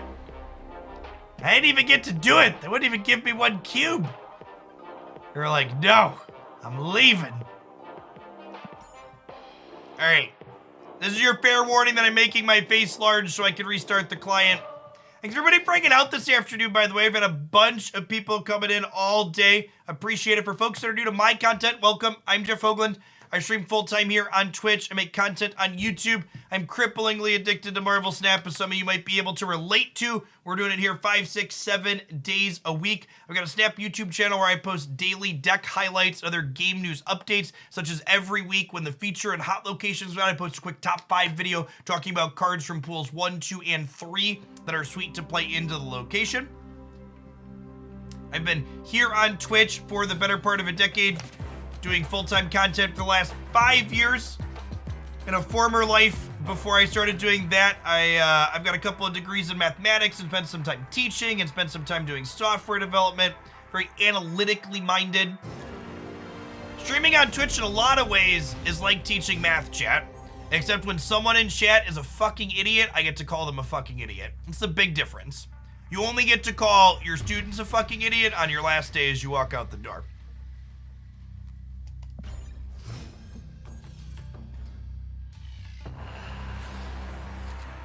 Man, that's a set of locations.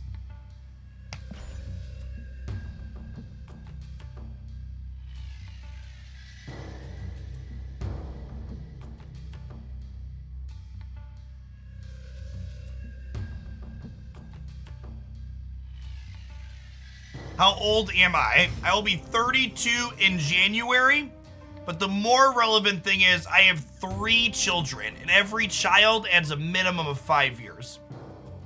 So if you're thinking to yourself, man, this dude is old and ugly, it's the kids.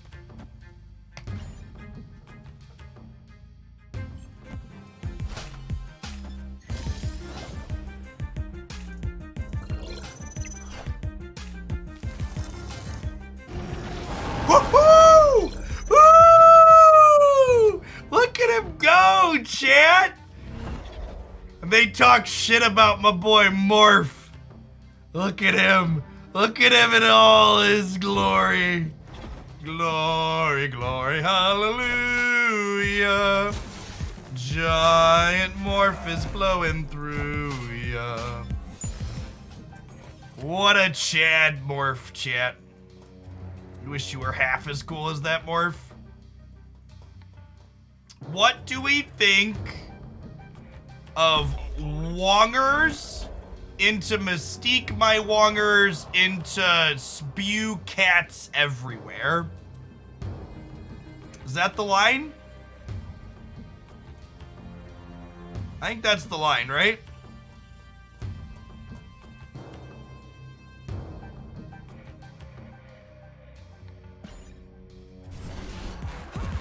The Professor X mid is why we're snapping, I assume. That's fine. Is it fine, though? I guess I'm losing left, technically, huh?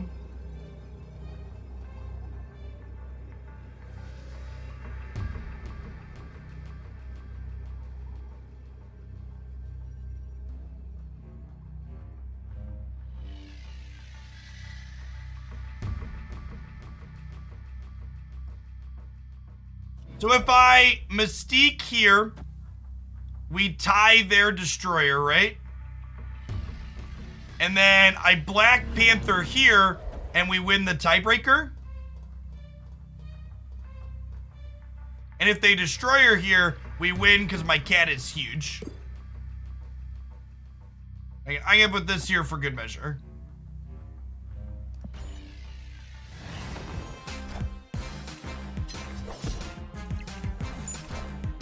Look at the little baby Gamora, chat.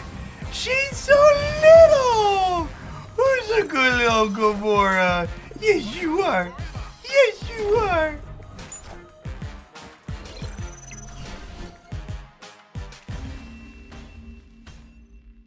Victory. Got him. God, that was a good game. That was a solid game. I felt that game did everything I want in life, chat. It made me feel things. And that's really all I want out of my card game, okay? I just want to feel something. How does Taskmaster interact with negative dying? It would take negative's power. Can the Steam account and mobile version be linked? Yes, you just must make an offering to our Google overlords.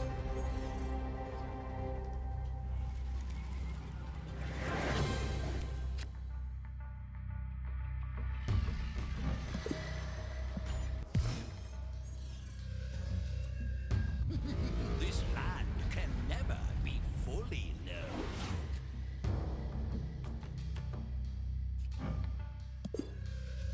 Well, okay. We're the Spectrum Destroyer deck. Do we just turn 4 Psylocke, turn 5 Destroyer, turn 6 Taskmaster Destroyer? I think that's the line, right? I can play Morph here to a random location. And maybe get something that's useful. Probably not, but maybe it's an armor.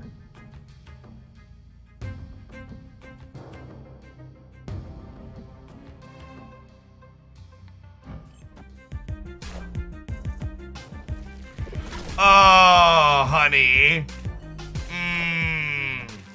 The day my opponent learned how Venom works.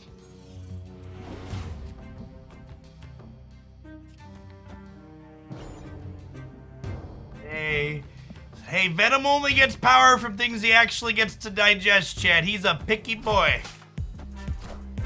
He's a picky boy.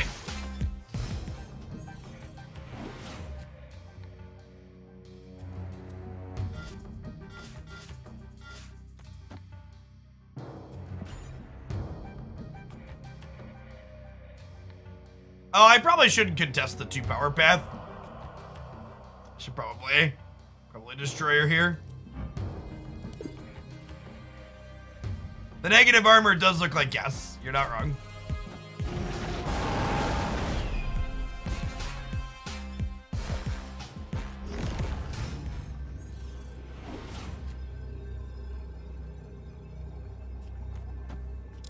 Extra point of power over here to help out just in case.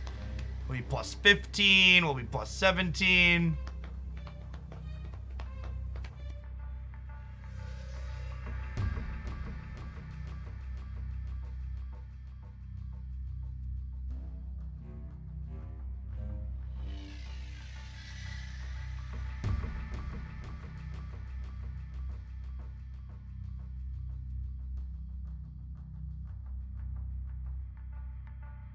Victory.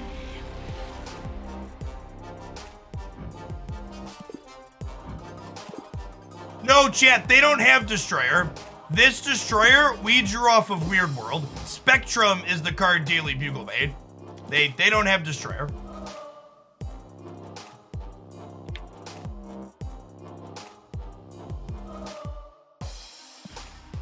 All right, let's try and get one more solid highlight in with this, then we'll move along to our next pool 3 build around.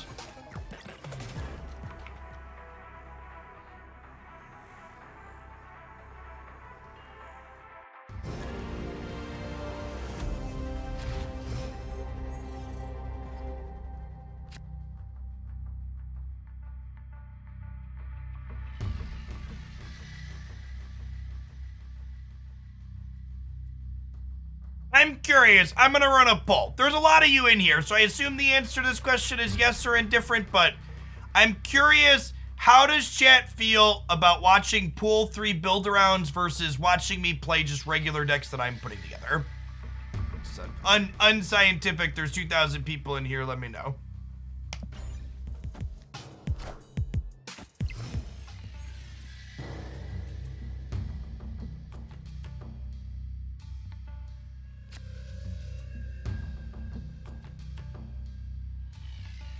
Am I playing Psylocke in the dark here? She's good if I draw Wong or Mr. Negative. Which is like a little over 25% chance to do. That's 2 good hits and 7 cards. Yeah, let's Psylocke completely out.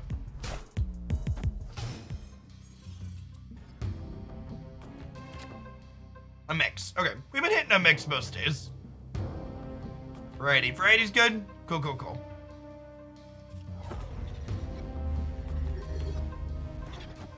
Mr. Negative goes here. Played Door out nicely. The Pool 3 build-arounds are a little bit more organic in a way, right? Like they show an experience similar to what everybody at home is having.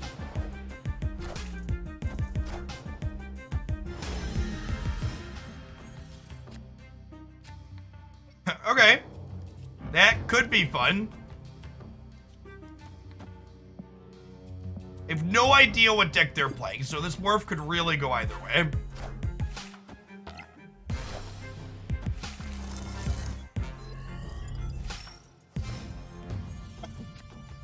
Oof. Oof. Oof. Oof.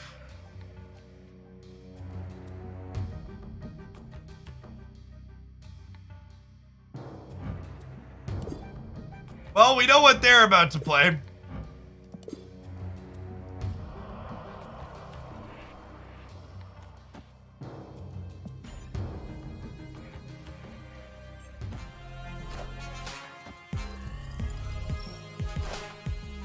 Wakanda forever.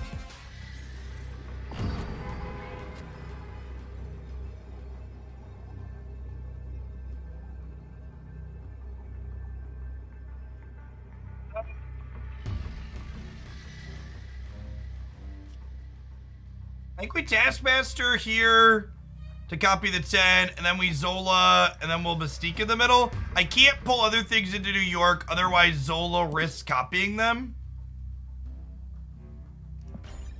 It's good. This could go either way, because New York's just like this giant coin flip at the end. Oh my god, or we could get Cosmoed for the 100th time today.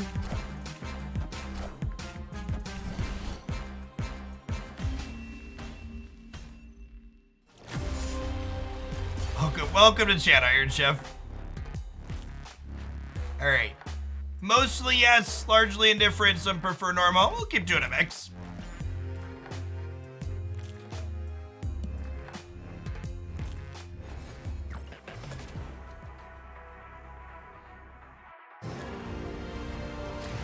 What's the Vorthos on Arnim Zola, by the way, chat? I'm not familiar with this character. What is he? Does it make sense that he keeps losing to Cosmo, or is this a flavor fail?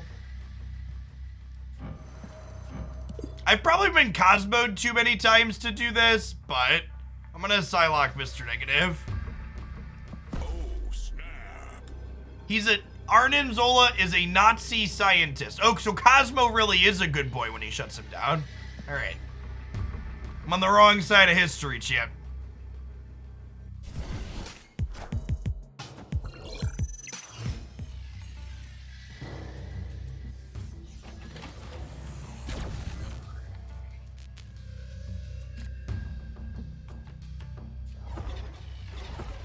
Well, if we hadn't snapped before, we're certainly snapped now.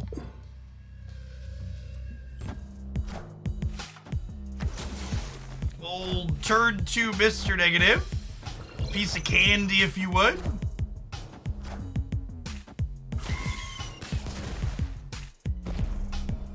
For those of you watching at home, this is your reminder you've probably also been sitting too long. Let's stand up.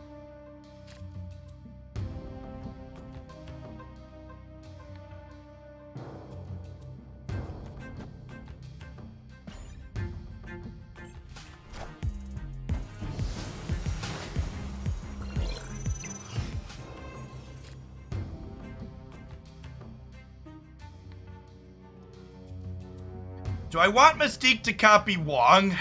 Just asking to get Cosmo chat.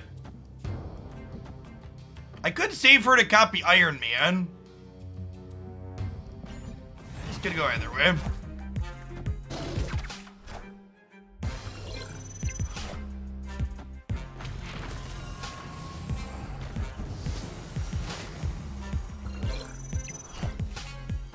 Morph says... Not moving the demon there is necessarily good for us, but it's where we're at. Opponent snapped.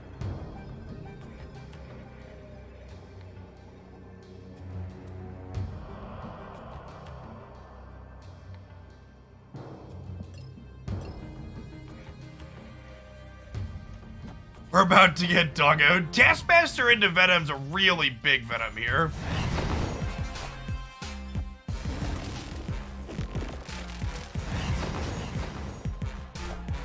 Well, shit.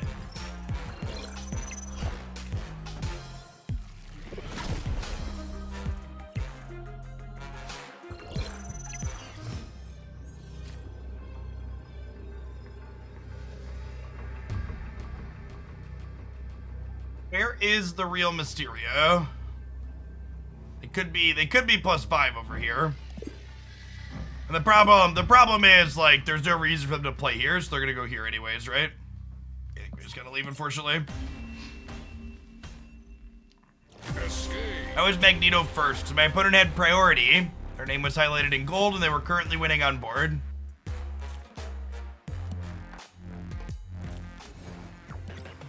Like a short breakdown on how priority works in Marvel Snap. Got a few-minute video right here on it.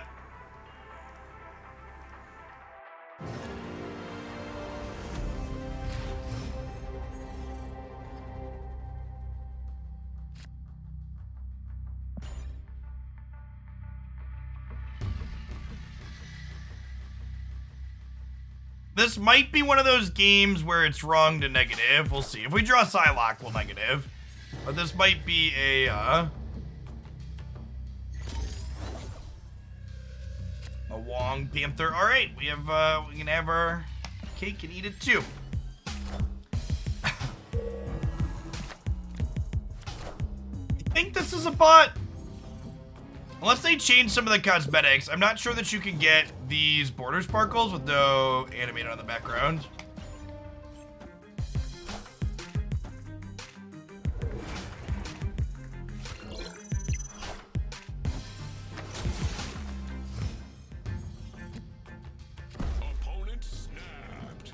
Yeah, and they snapped on 4 when they're ahead.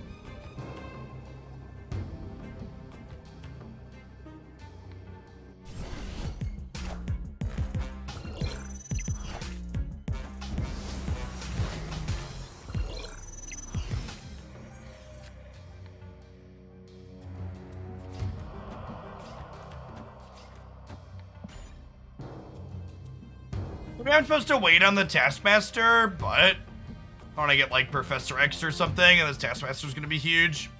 Like we could draw Zola next turn. I am. We crush this Iron Man jet. Kitty is very happy to crush this Iron Man. Wakanda forever. Oh, ba-da-ba-da-ba-dub. Look at my pretty kitty jet.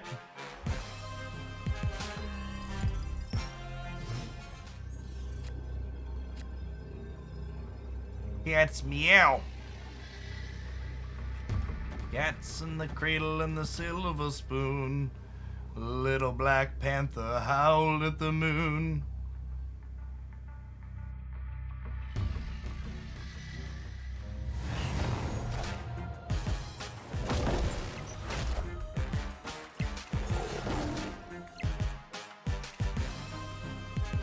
The location might be full, chat.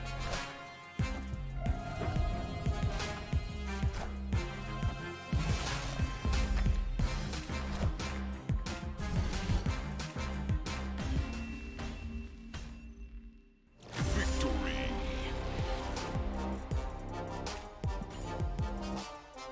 Dimbot, thank you for the sub-gifty, by the way. Almost missed that one. Thank you, thank you.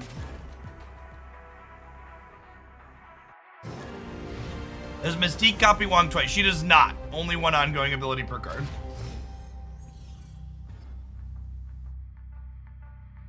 I think the game is better knowing or not knowing when you're playing the bot. I think maybe identifying the bot screen might feel better because I find myself asking in my games, is this a bot? I think there are a lot of people who are less competitively inclined, especially the types of people that are playing this game casually, not seeking out content, that don't know they're playing against a bot ever, and it makes them feel good thinking they're beating a person.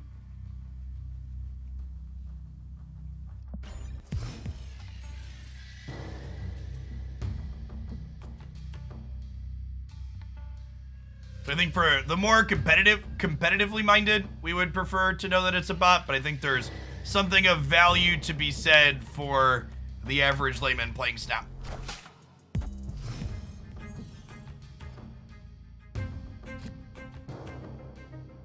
And that's not a dig at people that play more casually, by the way.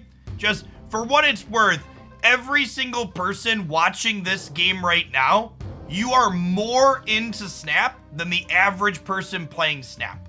Most people playing Snap aren't watching YouTube videos or Twitch streams about the game. It's just this funny little thing that they do while they sit on the toilet for, 5 to 10 minutes per day, or in between meals or on a break at work, and they don't go into it at all any more than that.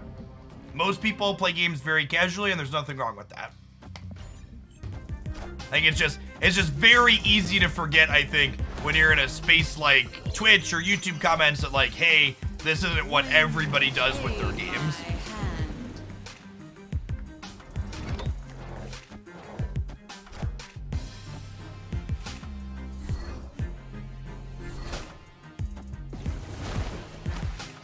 Okay, take a turn for cat. Would I rather turn for cat or negative? I'm losing the middle anyways. I'm not negative.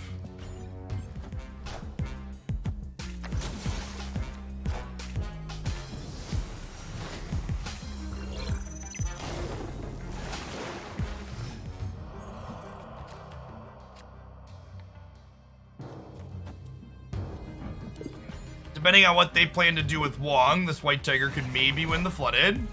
Wakanda forever. Wakanda forever.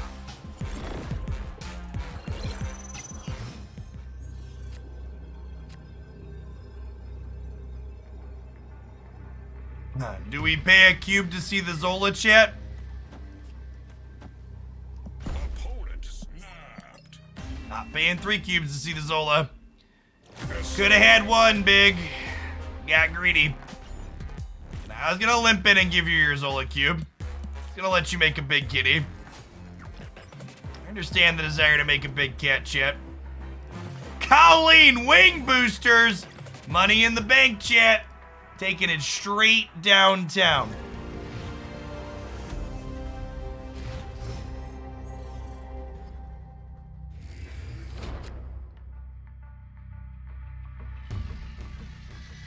Yeah, casual players drive all sorts of engagement.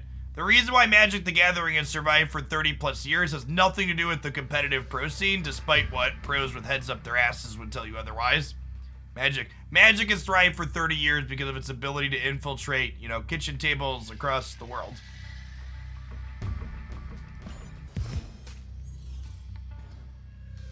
The kids playing without sleeves and people playing it as a party game and all that jazz.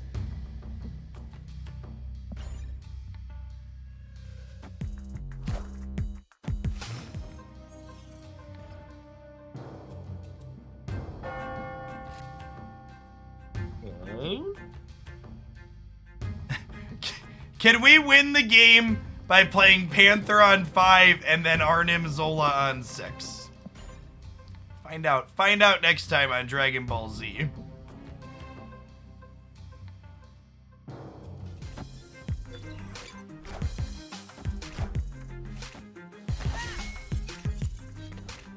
This is the Deadpool I want, chat. They're just sitting here, playing it in front of me. So rude.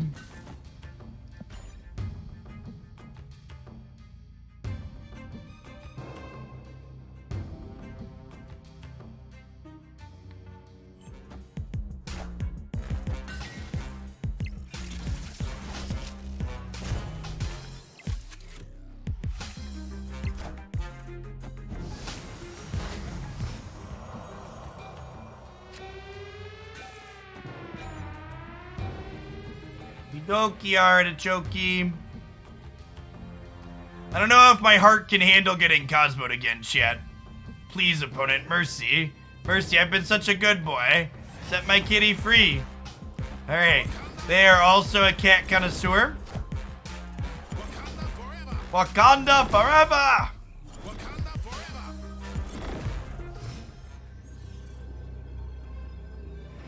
I see they learned from Bring Me My Mjolnir that this thing doesn't say Wakanda forever 4 times when it pops off 4 times. It only says it twice. Once per 2. They're learning. Victory! Alright, 4, 5, 6.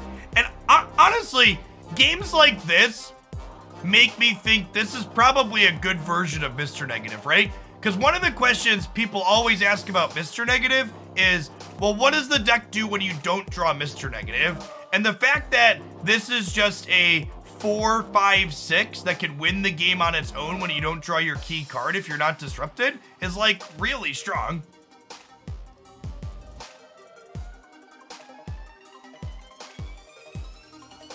How good is this card game? Is it free-to-play friendly? I think Marvel Snap is the best new card game to release in the last decade or more since I've been making content. I think the only card game out there that's more free-to-play friendly that's a major card game than this is probably Legends of Runeterra, but that's a pretty high bar. You can get every card in this game completely free-to-play. Isn't that too strong, going 4, 5, 6 and putting 128 power into play on turn 6? Interact with it. It's so interactable and disruptible, right? Like, Enchantress it, Shang-Chi it, Cosmo it. And there's other things in this game that can put lots of power into play too if they're not unchecked, right?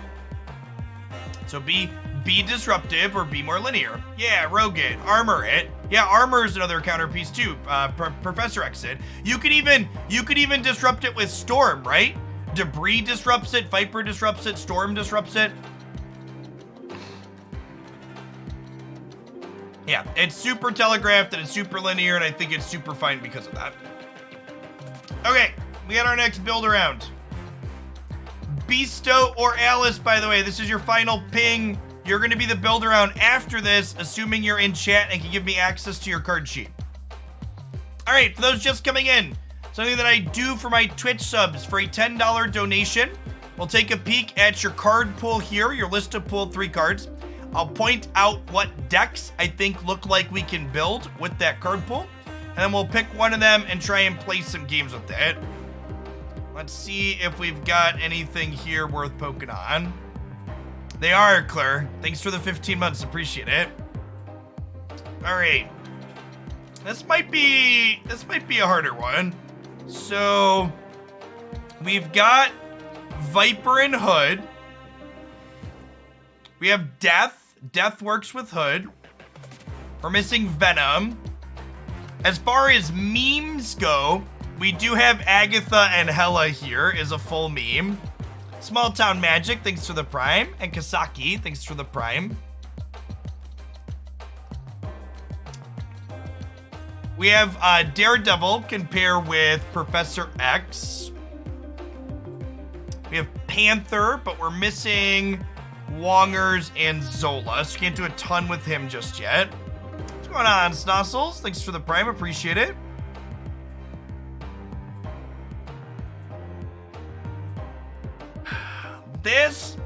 This might be one of the ones where we unfortunately have to say it's probably just best to play the small upgrades to the existing decks, right? So this pool does have 2 really solid upgrades to the pool 2 decks. So we don't quite have the Beast Slide deck. We're missing Falcon. Falcon's a big deal. The Beast Slide deck needs consistency. Like, even just 2 of these is not a lot of the time. It is a Falcon away from the Beast Slide deck in this pool. That's definitely for sure.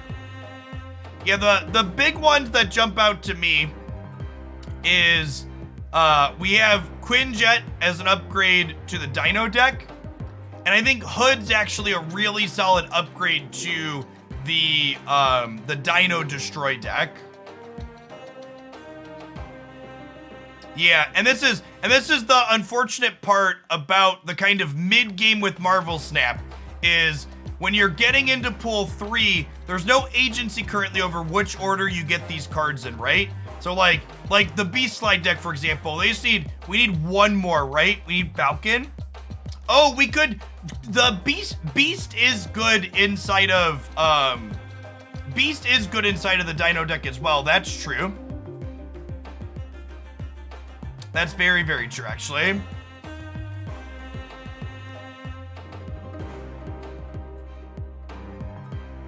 Okay, Cooking Panda. Let's let you be the decider. We can build Quinjet Beast Devil Dino. We can upgrade the Destroy Dino deck with Hood. Or we could meme for a little bit with Agatha and Hela.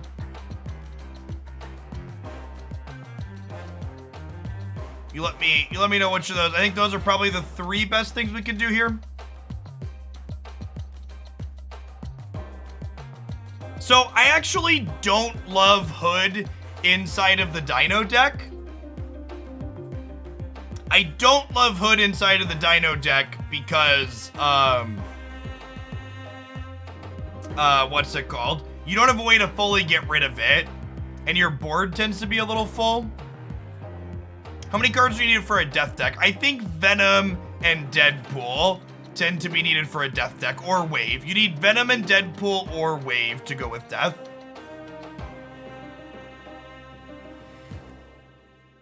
You can find the Destroy Dino deck up here on my staff YouTube channel. I think I'm gonna go with that one. I've had people ask for what the upgrade looks like with Hood. I think Destroy Dino with Hood is the strongest.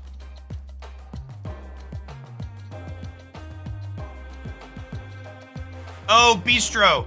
As a heads up, the deck submissions are for subs, so you can sub or I can refund you. Either works for me. Let me know. Or not. We'll do yours next if you sub.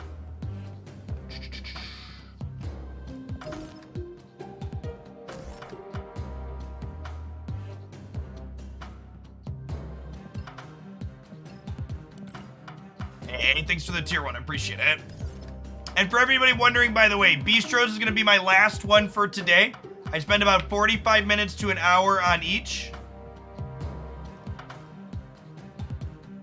So, planning to stream till about 6 o'clock today, so it's the last of it. And that spreadsheet's still private, Bistro.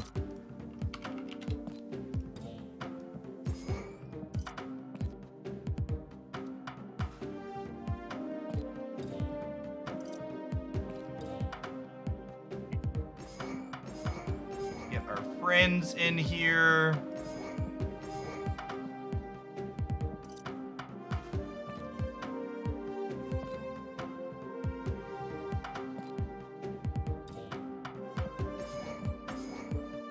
Yeah, 6 Central. About 2 hours from now is my plan.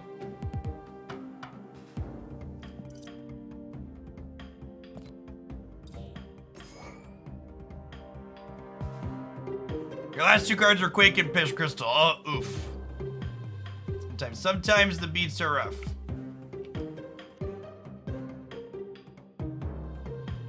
Yeah, I live in Central Illinois.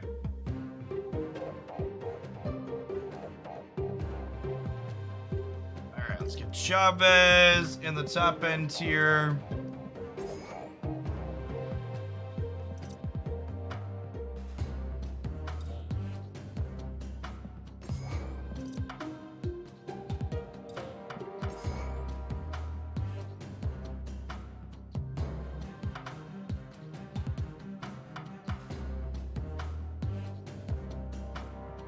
Alright, that looks good, Alice. I don't think we want Quinjet in this deck. We're a Killmonger Destroy deck. So, the core of this deck, I think, is one of the better pull 1 and pull 2 decks you can play into the full pull 3 metagame. We've got one pull 3 upgrade here. I think Hood's one of the best upgrades for this deck. Not only does Hood give you a demon that's powerful to copy with Moon Girl, but it gives you something extra to eat with Carnage, or take off the board with Deathlock, or be able to clean up with Killmonger. This deck is really good at spreading its power out while also going tall at the top end with Dino and Moon Girl. Chavez is a card people always seem to like to cut from these lists for whatever reason, but I think Chavez is really good here. Not only is her stats something that's reasonable at the end of the game a lot of the time, but remember, Chavez makes your first 5 turns more consistent. When you're playing with Chavez, you're drawing from an 11 card deck for the first 5 turns of the game because she stays in your deck. So that means you get to Moon Girl Dino more consistently on 4-5. You get to Hood and Nova, get your Bucky into your Deathlocks, etc. early more consistently. Let's dive on into some games with this and hopefully win some cubes.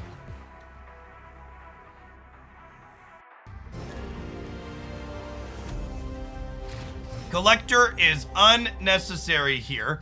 Collector plus Moon Girl, all on its own, is 4 stats and a 2-drop. If you create even one other card, it becomes 5 stats and a 2-drop, which is above rate. Collector is a fine rate card. If I was allowed to play 2 or 3 copies of Angela, I'd cut Collector and play 2 or 3 copies of Angela. Unfortunately, that's not how the game works, though.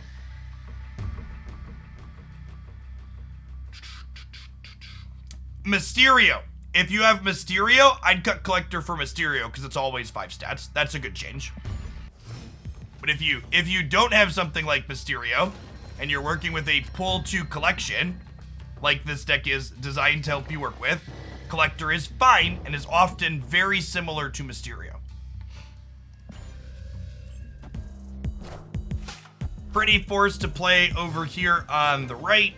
I don't want to play into Lechuga Golia and put rocks in our deck, and we're not given the option to play here. Oh, that's a fun one. Well, that's great, actually. Lovely. I snapped too late.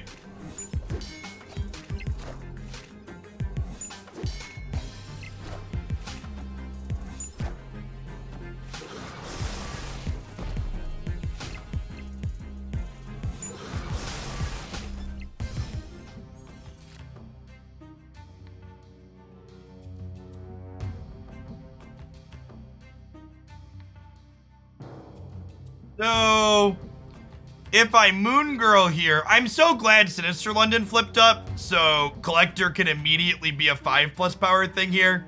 It's just good deck building. So we Moon Girl here, and then we could Dino. I think we Moon Girl into Killmonger into Dino on Sinister London, right? Is the plan?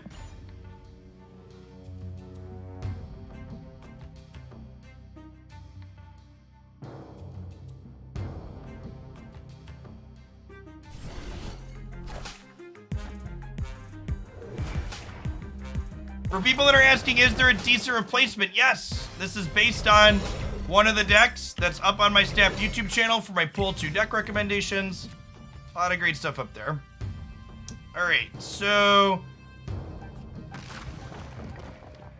don't really want a Carnage here. So yeah, I think we're just Killmonger, and that gets rid of this Nova here. Everything gets +2, and then we'll go Dino, get a copy of Dino.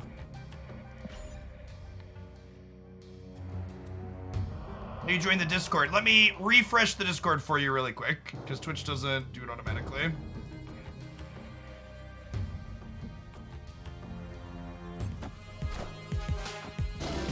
All right, Discord should be good for all the new subs.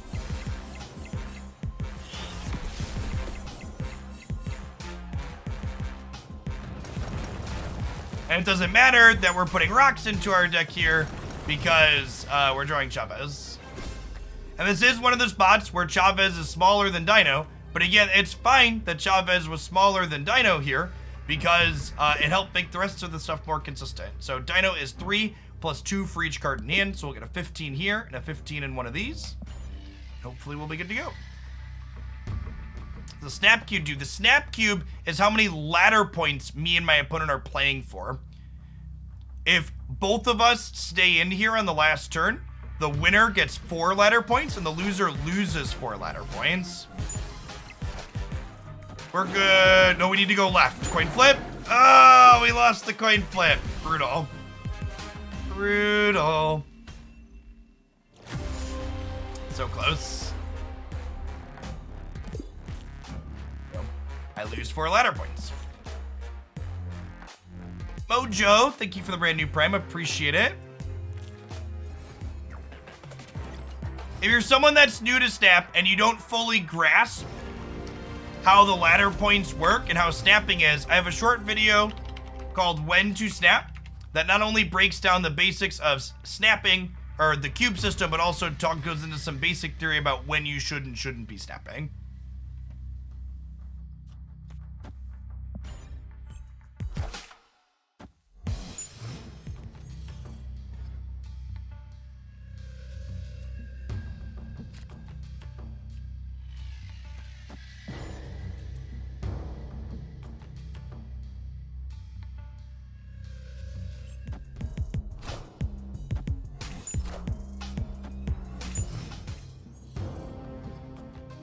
Oh, it's the same Patriot player?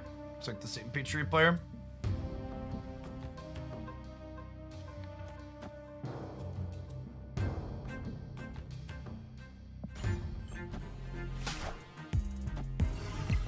It's a good idea to play suboptimally to affect priority.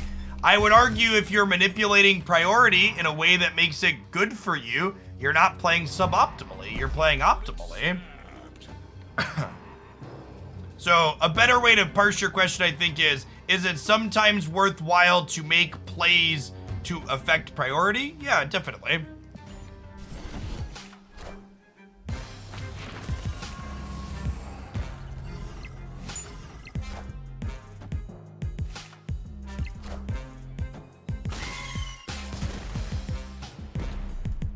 We're open for Deathlock to go mid here. God, we're so bad at these 50-50s with this damn Sinister London.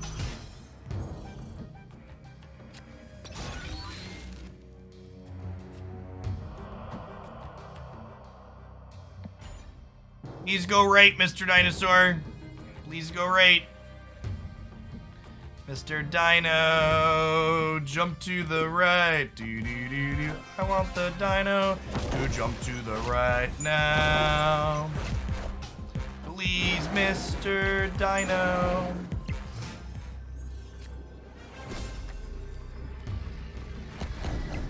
Okay, so if I go Demon here and Moon Girl here, this will be 12. And then Devil Dinosaur will be 17, because Moon Girl will double my hand, and then it'll copy and double my hand again. So we should win here and here, I imagine. I guess we could lose to an Onslaught, potentially. No, I think we're okay even if they Onslaught, right?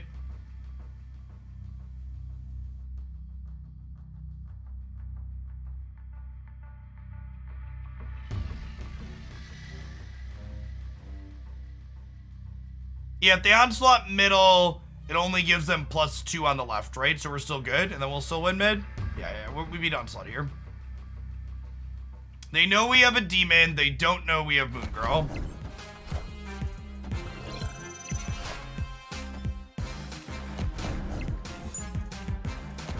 There is a hard hand size limit of 7 in Marvel Snap. So Dinosaur cannot go bigger than 17. That being said, 17 on your 5 drop is pretty good. Pretty not bad. What are the boosters after the match worked? Cards in your deck that have fewer than 20 boosters get a small, higher chance to acquire boosters after a game. However, it is random at the end of the day. Whichever card gets boosters at the end of the game gets 1 booster per turn the game lasted. Please, game. I just need Deathlock boosters to split my Deathlock. He's the only card in this deck without an infinite border. I've been such a good boy this year, Mr. Broad. Just give me the Deathlock boosters I want.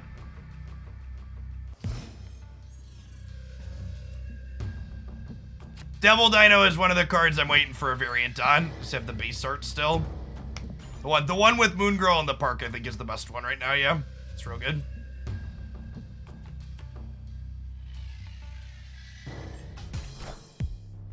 Dino does not interact profitably with the current feature location. It gets 3 extra power.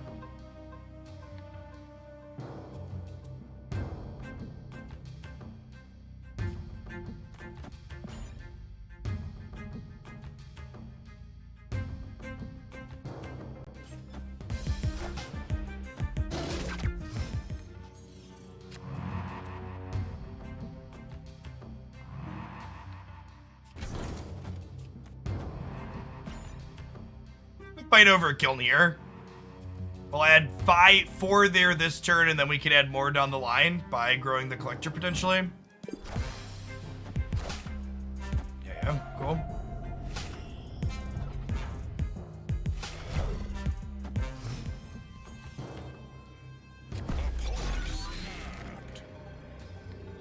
That's not bad. Okay, so we go Hood into Sentinel, which makes this 2 bigger. And then next turn, we could go Killmonger. Well, do I just Dino this turn?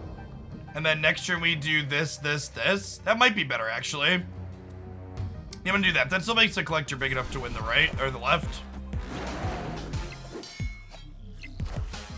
Why is this version better than the classic one? Well, as is often the case in card games, it's not really an instance of strictly better or strictly worse, so much as this is a little bit different.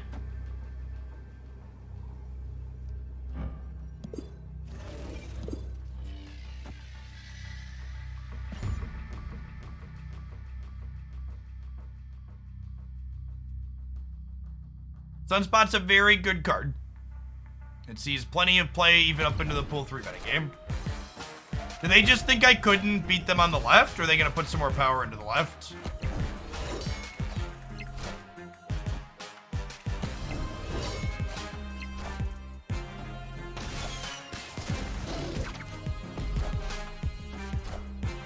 Yeah, huh? They must have just thought they could win left, huh?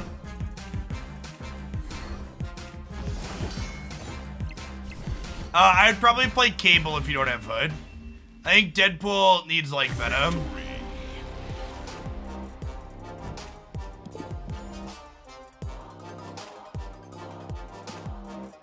Killmonger's the other one I'm waiting for a variant on. Daredevil's a very reasonable card. It really excels with Professor X.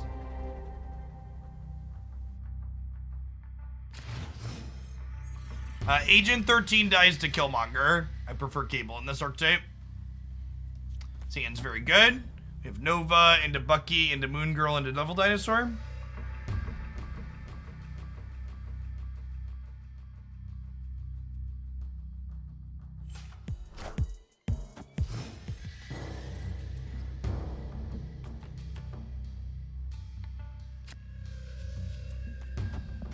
We're probably avoiding the lab a little bit, because again, Devil Dino's ongoing bonus does not get doubled there.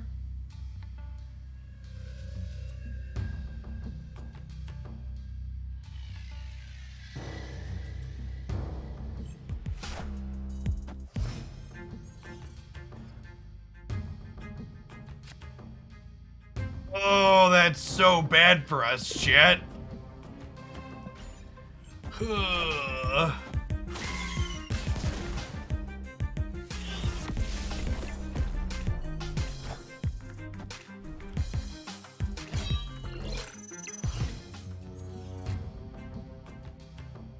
Hell, shoot.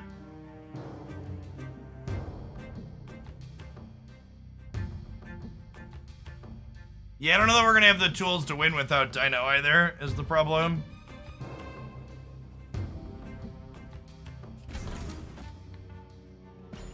I don't want to hand them a Dino in a full hand tier. Enough said, bub.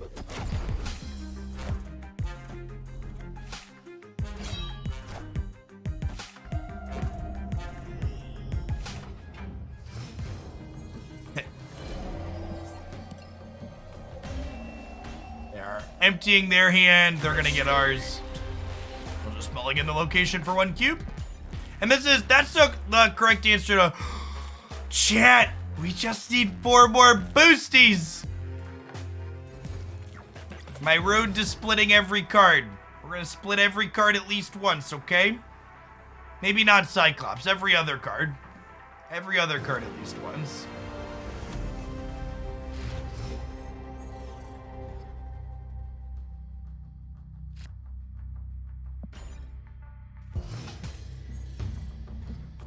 This isn't quite as bad as Dream Dimension was for us last game, but this location's really bad for Devil Dinosaur decks in general. Because it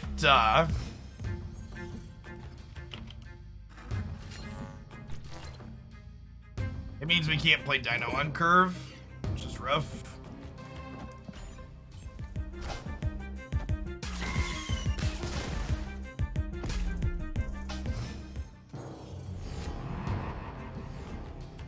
It's not terrible.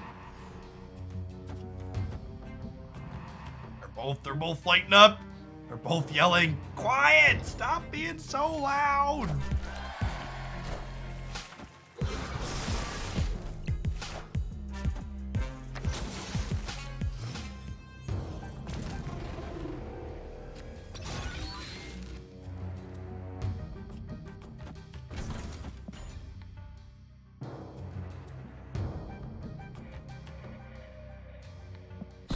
I'm gonna snap them here. It's too late. Rip.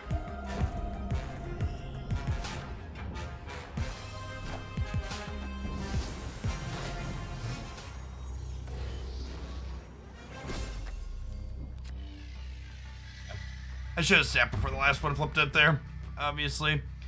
Chavez is 9, Devil Dino is 11. They could play 2 things out here.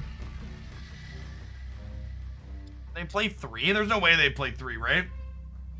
Mojo World has our name on it because we're currently winning there.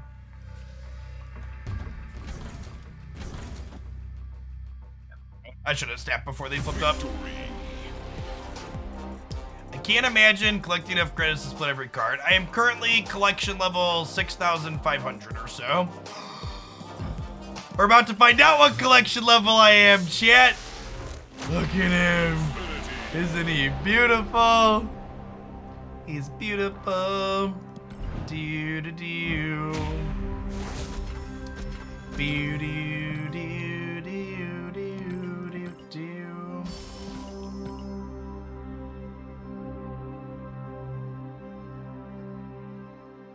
Mr. Sinister boosters. There's so many cards I want boosters on, chat. Mr. Sinister is not one of them. Oh, hey, chat. Some folks in chat were asking, what's the split? Let's show it off. When you upgrade your cosmetic all the way through the infinite border here, this shiny button appears in the corner, indicating you can split it. Splitting a card makes a new copy of the exact same card with varying cosmetics. The first cosmetic you always get is some kind of rainbow background. You can also get different border and other style of effects. Just pull one up here to show them off. So my storm's been split a couple of times. You take this new card that you got and it starts with that base white border again, and you can upgrade it all the way through. There are lots of different splits, like over 18 combinations currently. And if you want to see a breakdown of every split that's possible, you can see it in this video here. Walk it through with pictures in a little more detail.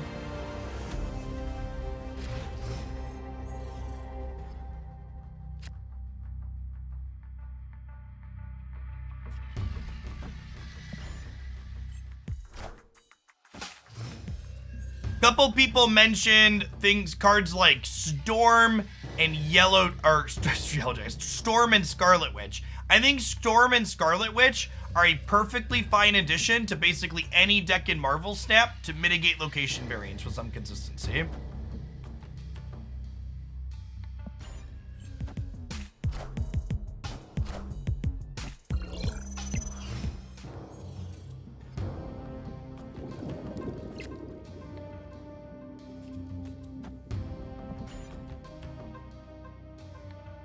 Ooh, this is fun. So, Moon Girl is actually pretty good with Demon, because we can Moon Girl and then have 2 1-mana 6-power demons, which is great.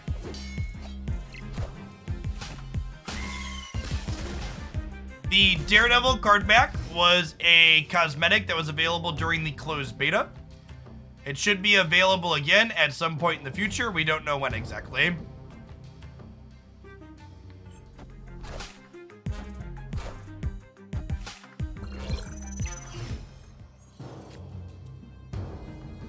Let's go Nova here, Killmonger here, Demon here. We're sequencing Demon after Killmonger because he's a Killmonger, chat. He does not discriminate. Want our little baby demon to be safe here.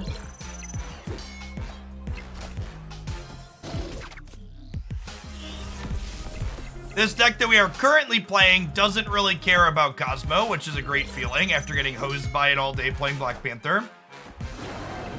Their dino is not particularly amazing into the lab. I guess it's kind of large.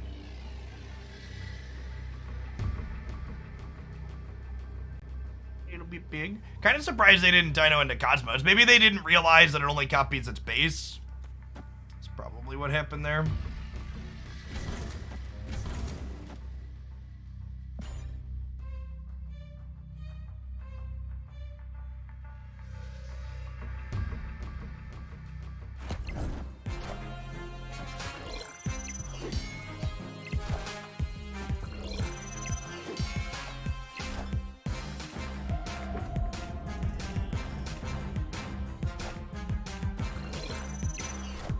That's just good deck building right there, chat. It's good, strong deck building. Victory. Now, I'm pretty sure this was a person. Listen, chat, don't. Okay, you know what? I know for a fact that many of you in chat right now have Cosmo'd your own on reveals before. Don't act like you haven't done that. In fact, you know what? You want to know how I know some of you have Cosmo'd your own on reveals before, chat? Because I'm outside your house right now. That's how I know. I've watched. I've looked through your window. And seen you Cosmo your own on reveals, okay?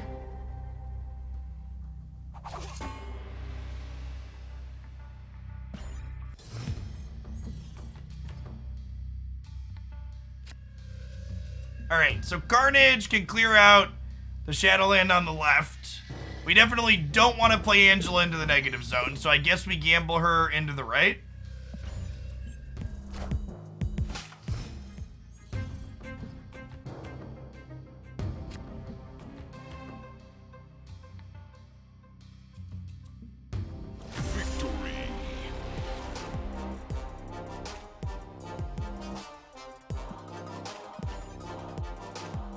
Some of the titles are real weird, chat. They're real weird. And again, for the new people asking how you get the titles are in the chests you start opening that can have cards in them at collection level, like, it's like 600 plus, I think, if I recall correctly.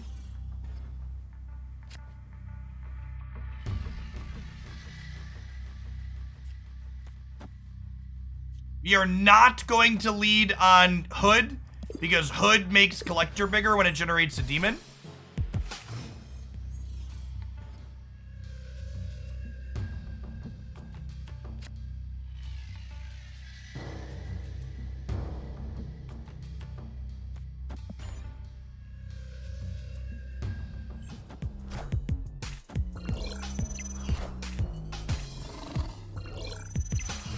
When I last spoke with the person who works at Untapped, they said that their current focus was on getting support for the Yu-Gi-Oh card game, Master Duel.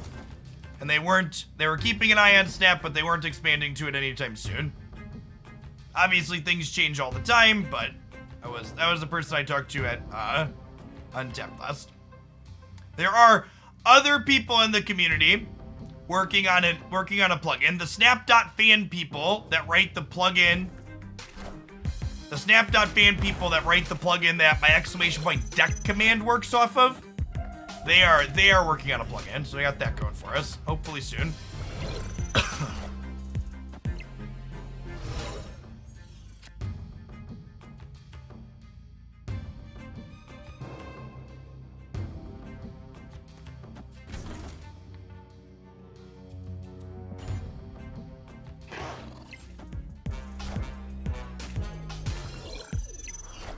Okay, we're out of Sentinels, which makes Deathlock worse makes Dino worse down the line here, but we're still relatively large here in the center. Moon Girl is interesting. Moon Girl makes Dino pretty big.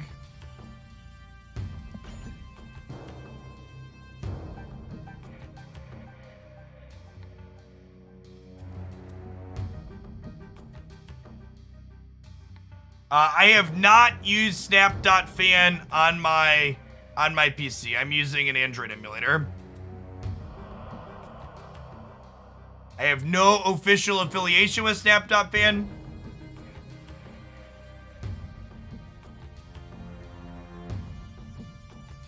Replacement for Hood, cable.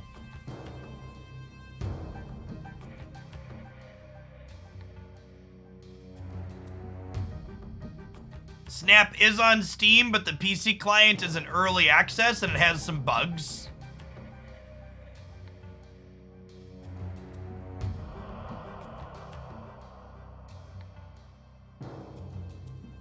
My unofficial affiliation with Snap.fan is I do think they're the best community site for posting Snap deck lists on. Which is why in all of my video descriptions you'll find a deck link to Snap.fan. Did they time out there? I think they timed out there.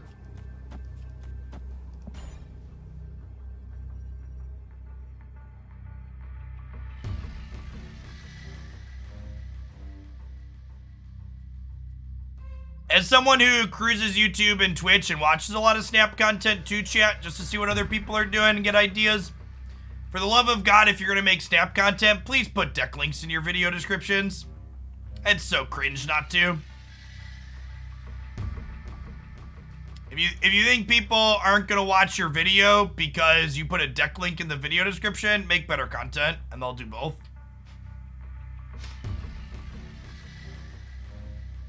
will they develop a client of their own outside of Steam, such as Hearthstone or Arena. You mean, are they gonna make their own launcher, so I have to have an 800th launcher? That's some shitty piece of software installed on my computer? No, please, I hope not. I hope they just stay on Steam. Steam is great.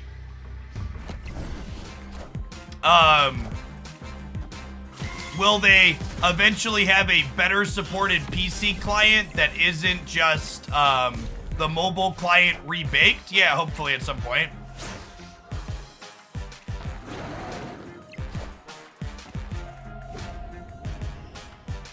I'll be 32 in January. I'm playing Snap via BlueStacks. The Steam client is mostly fine. Mostly fine.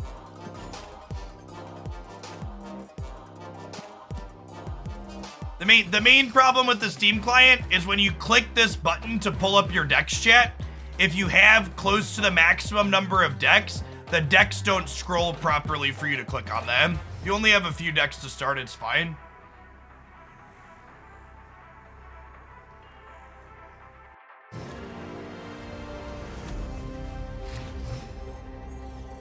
Yeah, the decks don't scroll properly on Steam. This is the main bug that's annoying.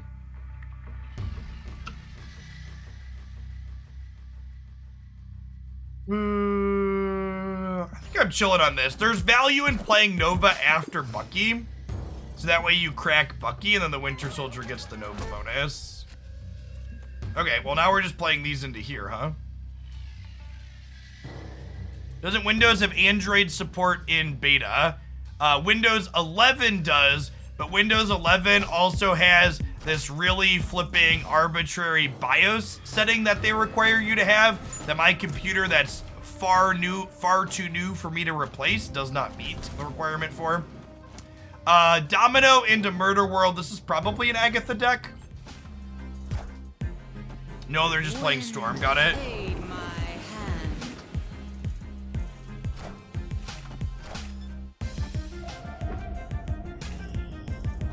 Electra is much worse than Killmonger in this deck. Killmonger lets you kill your Nova from a different path is the big upside it provides. Yeah, you have to I'll have to replace my entire motherboard that's still very functional if I wanted to use Windows 11. It's very stupid and peak Microsoft. Listen, chat. If my professional camera and my XLR audio input device worked on Linux, I'd still use Linux, but unfortunately we've got some proprietary hardware here. It's very sad.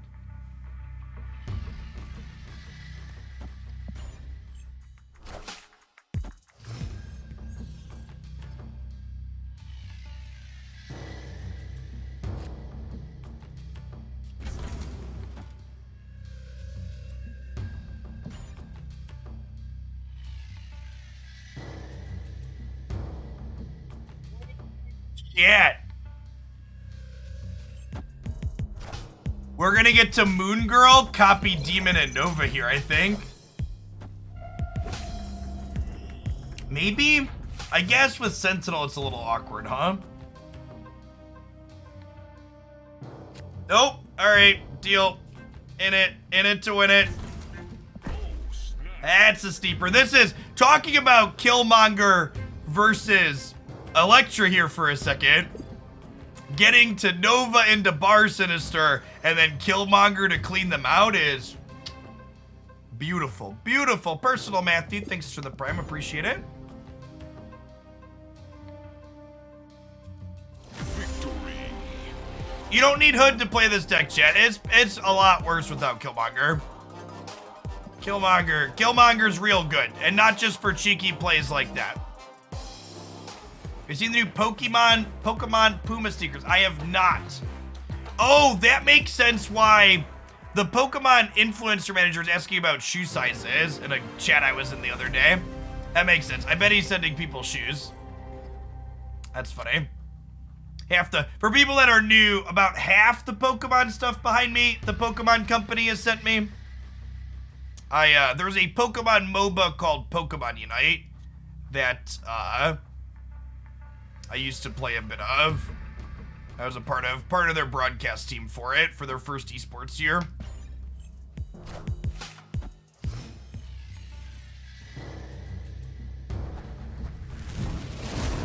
Why is Chavez good in this deck? Chavez is good because she makes your deck an 11 card deck for the first 5 turns.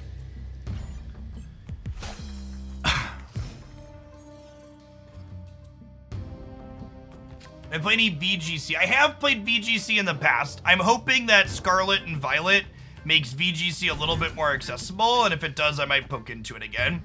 Sand's super strong. Good to go Moon Girl into copy Dino, copy Demon here.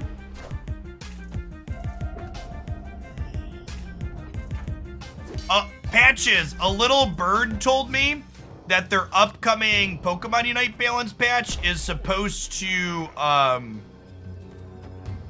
an upcoming Pokemon Unite balance patch is supposed to be putting Ray's health back to a reasonable spot.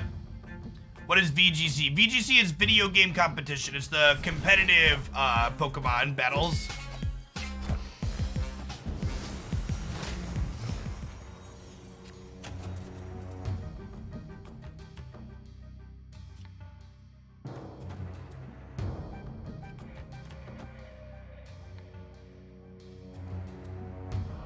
Do this. I don't think I want a Sentinel mid, because I think I want to be able to go Dino.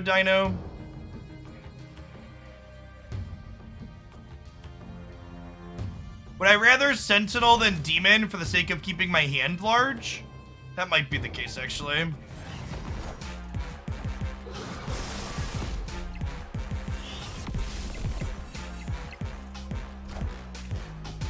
I think this build of Dino has a higher raw power level than the non-destroy Dino deck. This one, however, is more susceptible to disruption. This build gets like armored and stuff too. The Pokemon TCG client is supposed to hit their open beta this month. We'll see if they hit that. It's supposed to go full global by the end of the month. Yeah, the changes to Ray Health kind of put me off of Unite for a bit, Patches. The first 8 minutes were fun, but the last 2 minutes kind of sucked.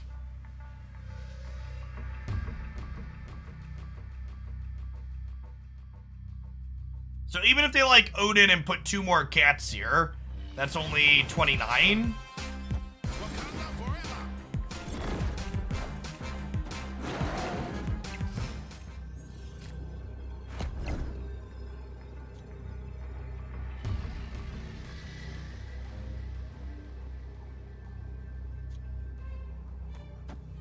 Unite does have funny points in comparison to this when it comes to bot games. Okay, so they're 19 to R15. I'm gonna add, this is 15, because I'm gonna get 1 more card from Sentinel, and then this is gaining 2 as well, so I'm gonna add 17 here. We're gonna go to 32. Might win this. We do not win it. Odin gets us.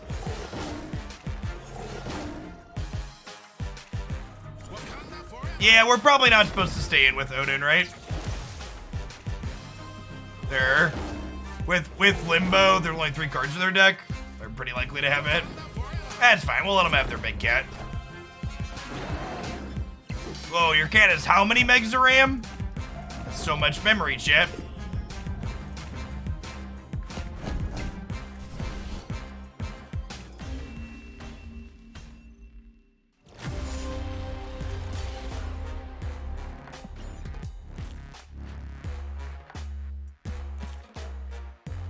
All right, let's do 1 more with this, and then we're gonna dig on into our final pull 3 build for the day that we have from a viewer.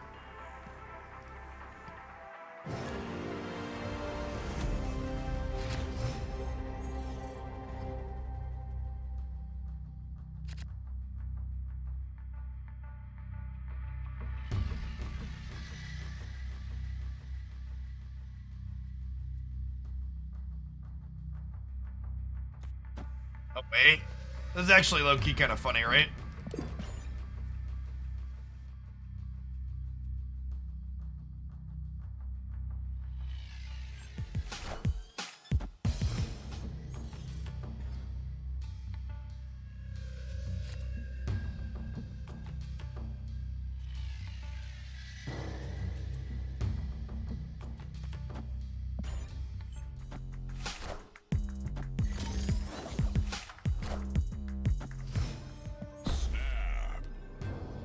we getting stormed here? Like, what's the deal? What's the deal over here?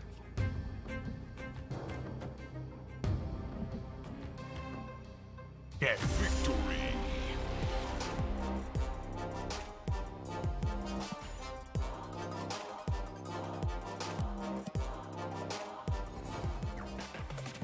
The opponent retreated because I think they realized they messed up on the left. Okay, so...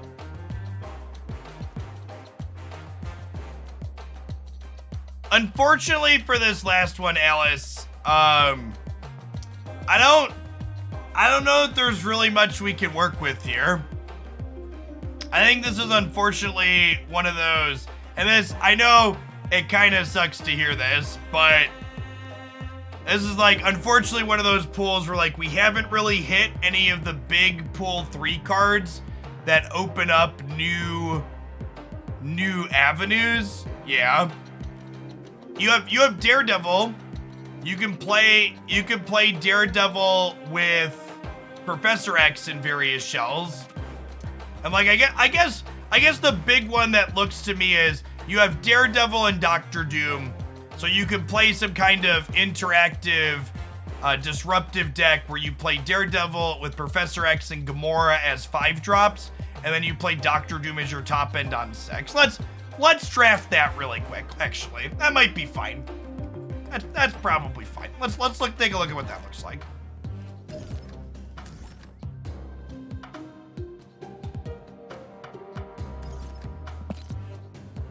I think that might be fine.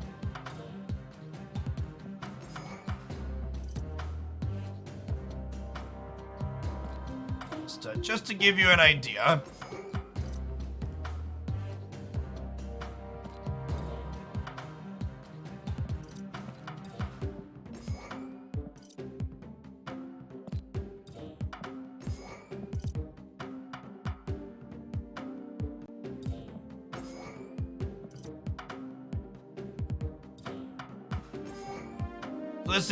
This is like the core. So you have Storm followed by Jessica Jones as a good 3/4. And then Daredevil letting you see their plays on 5 enables both Professor X's to completely steal paths from your opponent as well as Gamora to just get really big. And then Doctor Doom is not only a pretty generically good top end piece, but it also plays well with Storm in the flooded zone in case they manage to get a little bit ahead of you there. You like Chavez in these decks. I don't know. Yeah, so I don't think I want more top end than this, chat. Would Black Panther be a better 5 than Gamora? No. Gamora is 12 stats, chat. Black Panther is 8 stats. I don't think Black Panther is playable outside of Arnim, Zola, or Wong shenanigans. I've tried Panther in a few different early collection style decks where you don't have a lot of cards, and it really feels like unlocking the potential for that card to be good in the pool 3 setting where everybody's got a lot of cards is Arnim, Zola, or Wong. Yeah, so to fill out the rest of this here, Scorpion is just a good disruptive card in general, and it's extra good for the next couple of days. Yeah, Odin Black Panther is okay, but committing your 5 and 6 drop to a single path is a big ask. That tends to not be good. So, yeah, I like Angela is just another good, generically good card. I don't know that I like things like Iceman, because I think you probably want to play Killmonger, right? And then obviously Shang-Chi is good at the current feature location. I think Lizard is actually low-key pretty good in decks like this. Lizard is a card that shines in decks that are looking to Shang-Chi especially, or Enchantress, because on turn 6, you can play your 4-drop that's good, and then also follow it up with a 2-drop to add a little bit of stats extra. So again, for people that are just walking in, the deck list that we're looking at is for someone who's in a card pool with limited pool 3 cards. Let's play a few games here. A lot of the suggestions in chat are good for people that have all the cards. But basically the only pool 3 cards we have to look at here are Daredevil and Doctor Doom. I guess this is probably fine. Kick the tires on it for a few. Or just cubes, chat. Is Scorpion bad with Shang-Chi? Nah. It's very rare that Shang-Chi is killing things for exactly 6.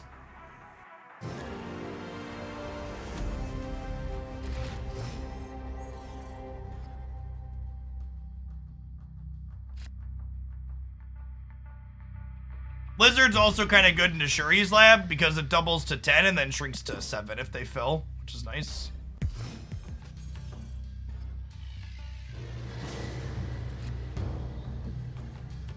All right. Adelan unfortunately makes Scorpion a touch worse here.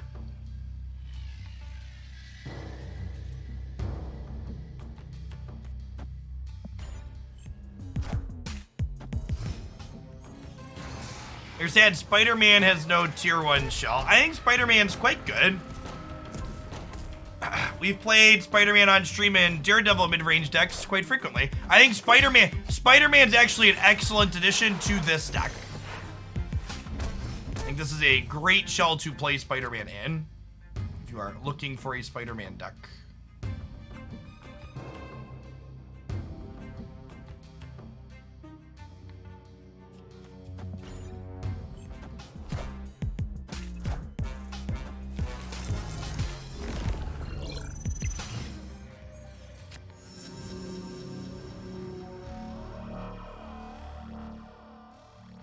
Well, they know we have a Professor X now.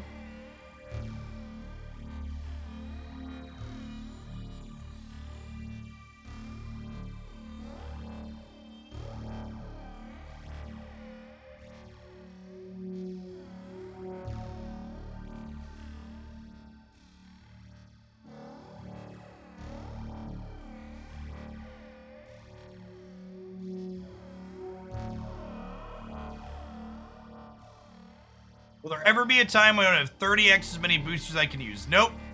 Even when you're someone like me that spends a lot of money on the game, you always have more boosters than credits. You can always get more boosters just by playing the game. Credits are a very limited resource. Are they roping me? Yeah, looks like it. I assume they're just salty about the Professor X they know is coming.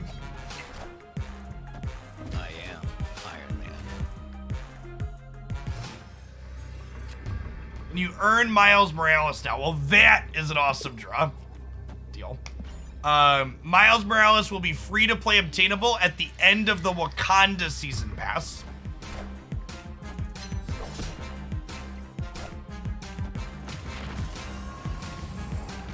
I am Iron Man.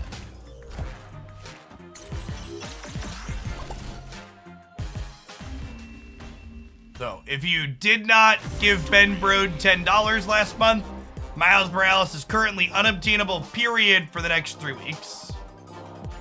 What happened to Peter Parker? Why is it Miles Morales? Both regular Spider-Man based on Peter Parker and Miles Morales are in the game.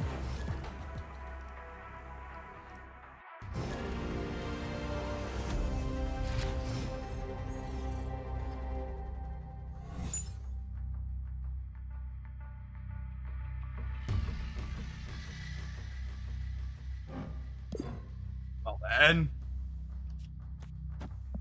I guess we'll Hawkeye. I think Hobgoblin is worse than both Professor X and Gamora. So I am not playing Hobgoblin because I think it's the 3rd best 5-drop you can play with Daredevil. I don't think it's bad, but I think it's worse than both X and Gamora. How you tell how much time you have left for the turn? This very hard to see backer here on the button in the corner. Being pointed out better here in a second when the turn starts. Spider-Man is worse than Sabretooth. Those cards don't even do the same thing. Man, the card games I play change, but the card gamers playing them really don't. Good golly.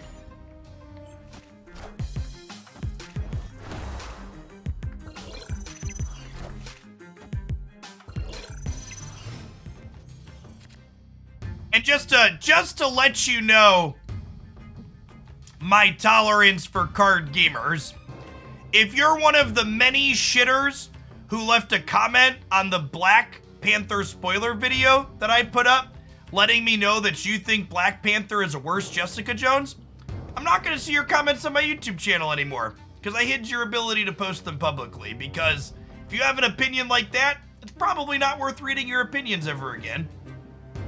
It's just like, the sooner card gamers can manage to learn there is a difference between strictly better and situationally better, the better off you will be. One of the big things when it comes to evaluating cards in card games is context is key. It's pretty rare, especially in Snap. Snap, there are a lot of playable cards. For a card to truly be unplayable. Alright, you snap my Daredevil bot. You do it.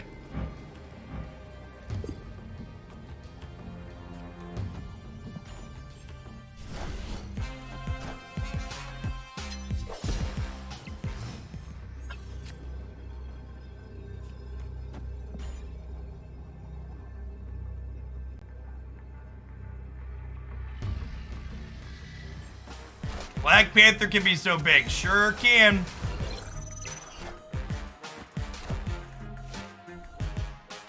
It is an excellent Gamora variant. I agree.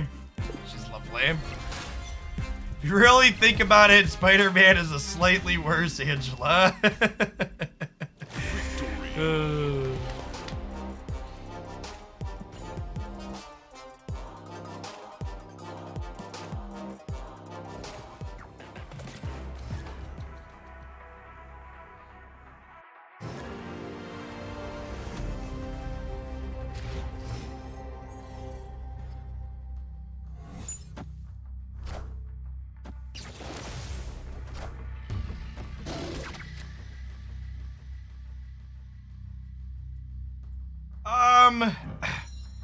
One, I'm incredibly jealous of this Odin variant. Odin's one of the cards I'm missing a good variant for still. Got diff tier a little on the scar. Extra, extra, read all about it. Thor is here and he's gonna shout it.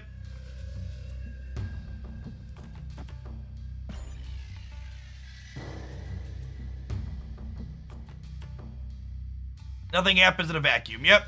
That's why I've rambled a little bit about this on stream before, but as someone who comes from a background in a lot of other card games that I've played over the years, it's something that a lot of content creators for this game have done is I keep seeing tier lists of individual cards, and I keep seeing cards that have really good synergy and are powerful in the right shell rated poorly on these various tier lists. It's like, well, it's so strange to see.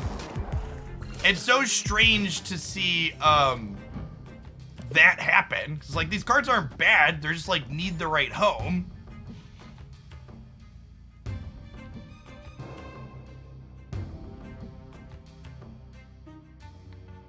Domino is greater than Angela, change your mind. Like, she's greater as, like, your Dami Mommy or, like, as card power level. I think you go either way on the first one.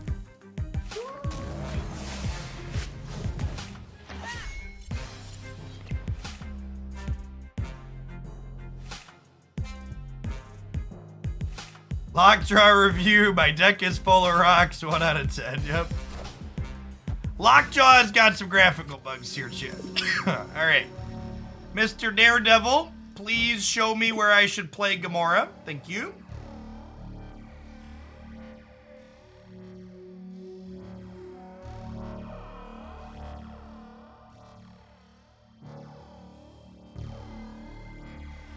Impulse to tier list in games is a curse. It really is. Players have the Punisher avatar as well. It was available in the Season Pass and during the closed beta.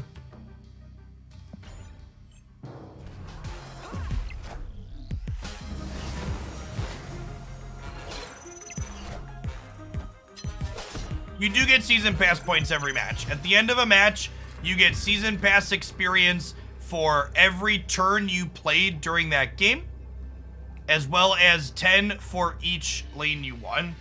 Do we just like fun police the Wong here? And then we hope that this holds? I think we fun police the Wong here.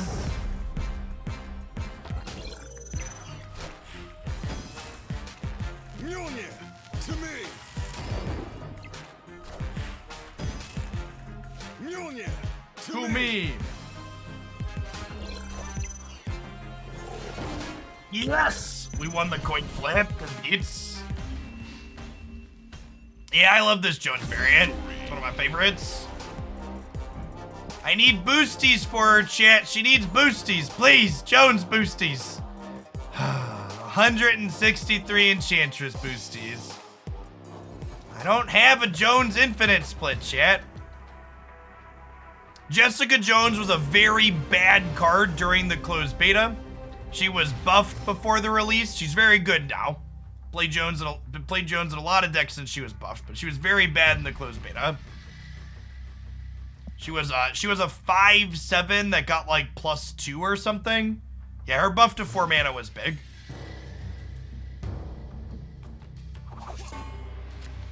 Sure. It was really bad. Rescue was also one of the worst cards in the game and is now one of the best cards in the game. Like I said, I have been very, very happy with the balance that the team has taken for this game. Some of the best card game balance I've ever experienced. Their iterations through lots of different things have been quite excellent. Yeah, refreshingly so. One of my biggest critiques of Wizards of the Coast has always been their lack of game balance, so. Yep, Lizard's great with Storm too.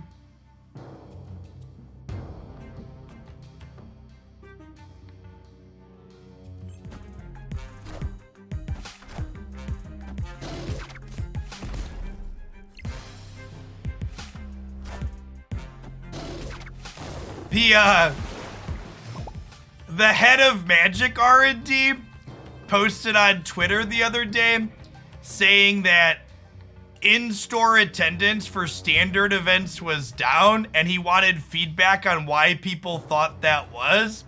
And someone responded to him with that hot dog meme with the guy in the suit saying, "We're all trying to find the guy that did this."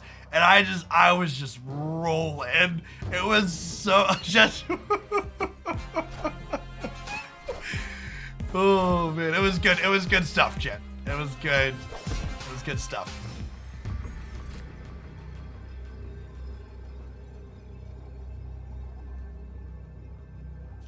Dr. Doom is only 17 here, so plus 10. So we do lose to death here, unfortunately. And we have priority, so we can't Shang-Chi. Yeah, close game.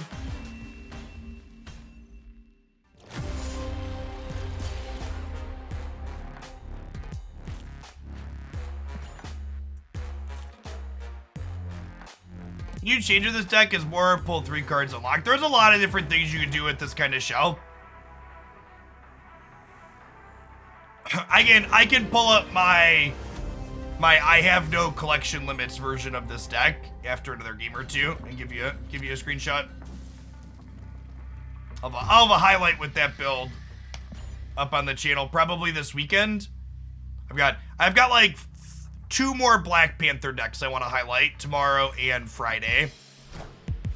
Tomorrow's Thursday, right? Yes. Tomorrow and Friday we'll have 2 more Black Panther highlights. Then I've got some sweet mid-range decks I want to put up over the weekend. I'm actually pretty bad at flooding a location outside of Angela, so I think we play her here.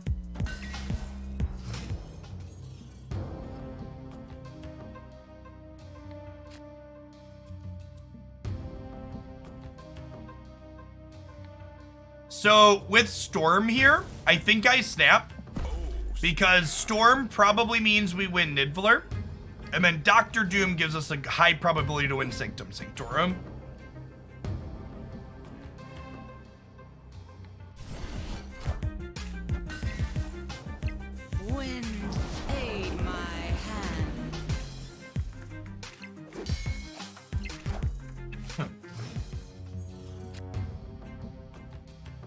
Monster Carnage. And then I think we just do this, right? Oh, you know what? Maybe I'm supposed to play one of these over here because we could potentially just Professor X them out of the game in the lab. Yeah, I should have played one of these here because we could have Doctor Doom to fill this later. Yeah, I'm dumb.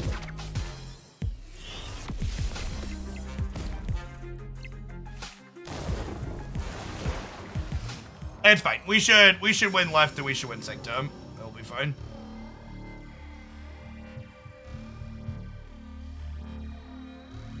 Usually this archetype my opponent's playing can't cheat into somewhere like the Sanctum. I guess I could go like Panther into Zola.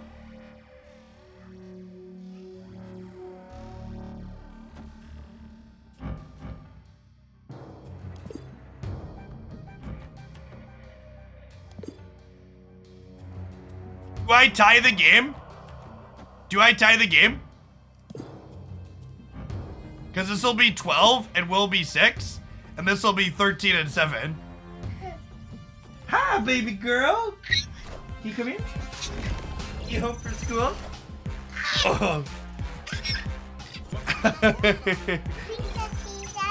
Yeah, you see Dada up there?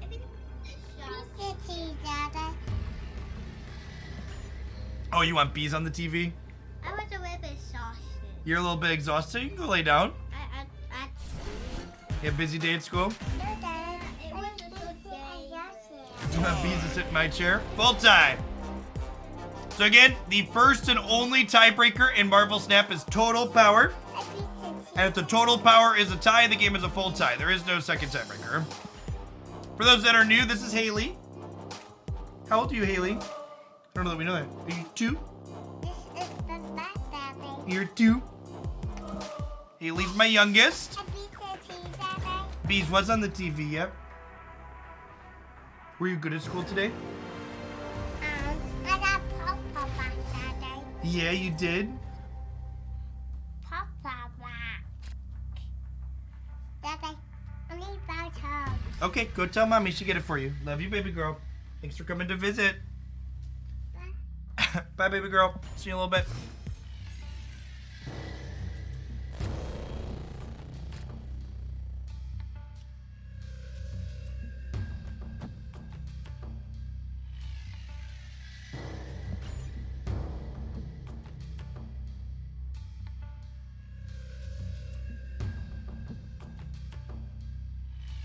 Probably Angela into Lizard here. What's Haley's pull 3 list? Asking the real questions.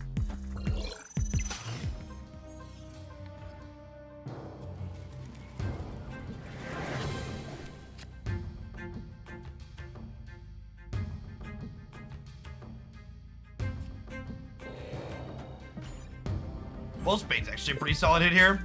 Sweet, yeah, they're not playing into here, so we can storm the lab now. Aid my hand. Now, when there's Daredevils on both sides, as we're about to see here, they will cancel out. So neither player gets the Daredevil. I'm gonna Lizard into the Danger Room, because it's less likely that 4 cards end up there.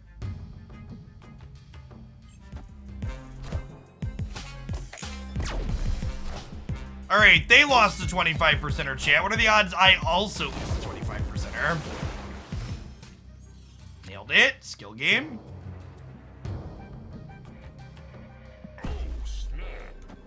Gamba, Gamba, Gamba. Odds of them playing into the Danger Room here are low, I think. And Professor X can't be destroyed by the Danger Room, so... yoink.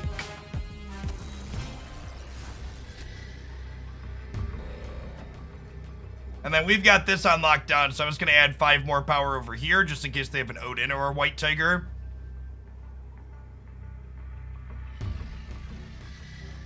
That slot machine emote is so good. I'm in the process of redoing some of my emotes. Something like that sounds like a good idea. Be cool if Lizard morphed into Dr. Connors if you get that bonus to subtract his power. Yeah, that would be fun. Victory.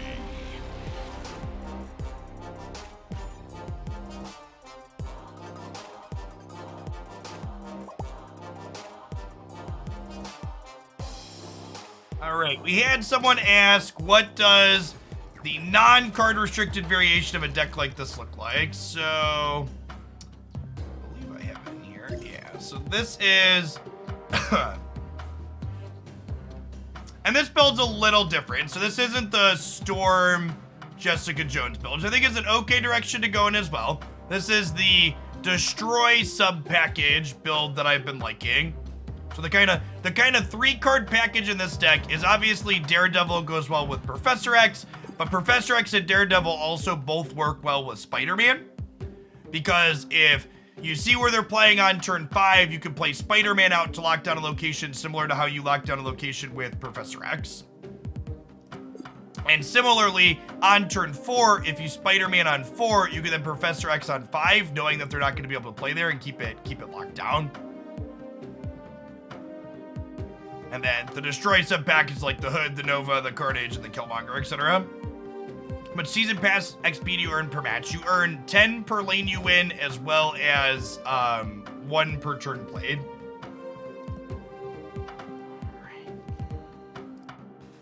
Let's play one more with the Doom Devil list that we had here. Get one more good one. I think we'll call it an afternoon.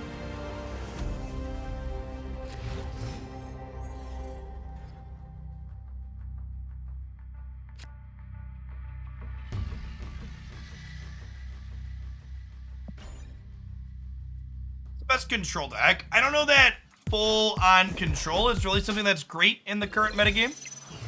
Need to fix the wonky game audio. If the game audio is wonky for you, that is a bug with twitch.tv. It is not a bug with my stream. So refresh your Twitch page, adjust your quality. There is an encoding bug that happens between Twitch and your browser. Watch something and try switching it to watching in source. Helps sometimes as well. Yes, yeah, it's an encoding issue specifically with non-vocals, the way it encodes. It's a Twitch problem. It doesn't happen to everybody simultaneously. It's specifically a problem between your feed and Twitch.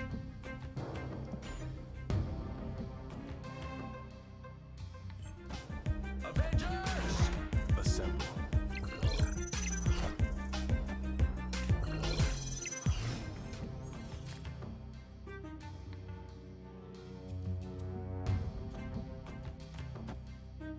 Okay, well, Enchantress into your ongoing card, followed by Killmonger into your 1-drops.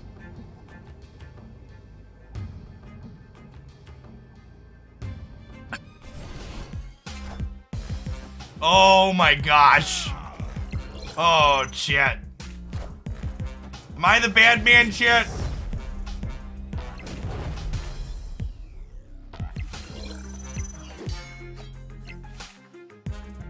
I'm the bad man, chat. I'm the bad man, chat. And again, this is such a good example of key snap timing. You need to snap before your big play becomes apparent. Speaking of big plays, I didn't realize we still had 2,200 people in here. Let's stream for a little bit more. So let's deck deck one of my favorites I think is good into the current hot location. Hey, so this is called Beastly Slide, chat. I'd like the record to reflect that I have been live for 8 hours and 20 minutes, and my brain might be a little bit too fried to play this deck. This is probably the hardest deck to play in Marvel Snap. So, Beast, one of the cornerstones. On reveal, return all your cards at this location to your hand. They all cost 1 less.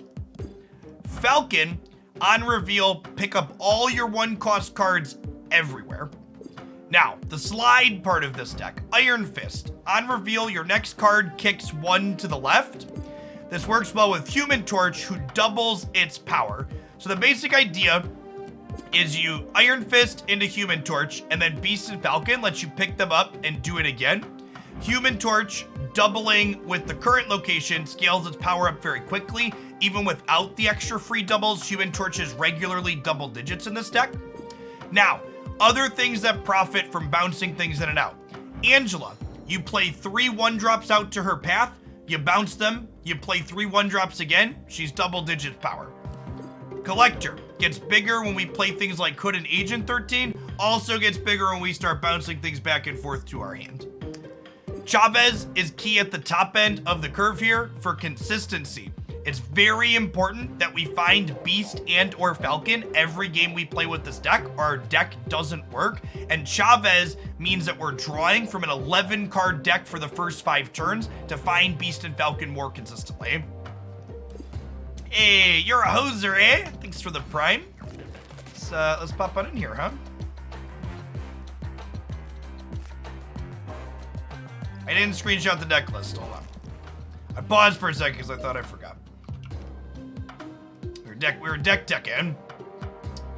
Forgot to update it.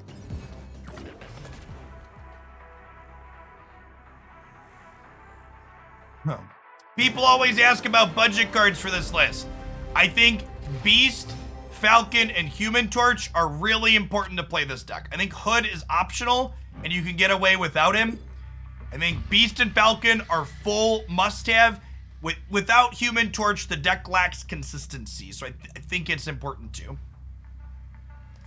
I'm gonna chill on my 1-drop so we can play them out to the Angela path.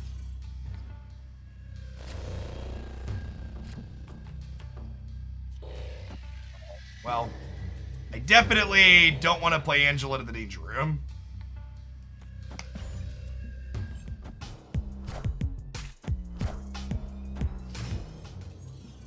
Yeah, B-Mac, I'm gonna go for like another 45 minutes or so, and we're just gonna play this deck for it.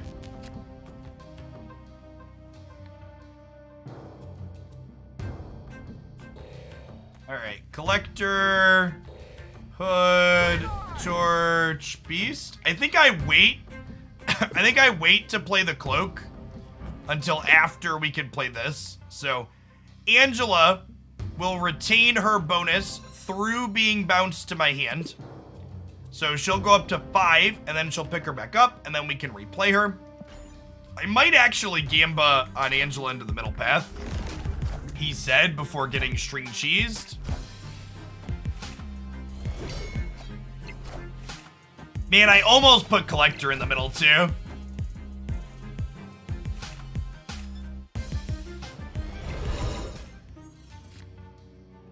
Oh, and then we drew Iron Fist as well. Rats. Okay, so...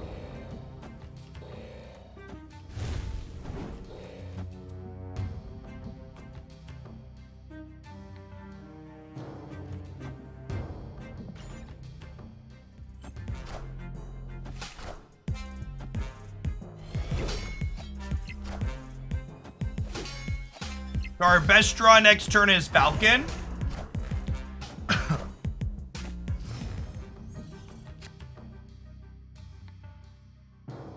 Yeah, I think we're dead here, unfortunately. Well,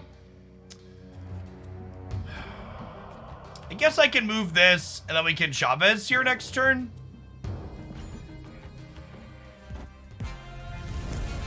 We are at 22 on the left. Okay.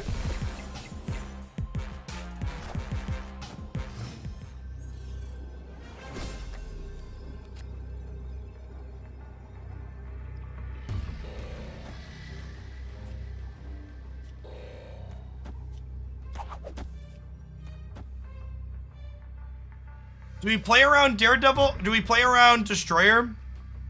They could be Destroyer with Warpath, right? I think we play around Destroyer. So this adds 7-11 power here, so we go to 22. Which means if our opponent plays 8 here, we lose. But if they play Destroyer on either side, we win. Because we'll be 16 here, and we'll be more than 16 here. So even if they Destroyer here and we tie, we'll win the tiebreaker here versus their 4. Yeah, they actually retreated here. Victory. Yeah. Chavez is a generic thin your deck card. Not always. Sometimes you play her on 6. Our draw was a little restricted this game because they locked us out of playing mid. If we hadn't been locked out of putting cards mid, I would have emptied my hand on 5 and then played Chavez on 6. But because the opponent disrupted the center location, I was unable to do that. Oh, the big house kept Destroyer out of the left. Oh, okay. Yeah, good call. So I should have played Demon Miles, right? That's a good catch. I wasn't thinking about the location.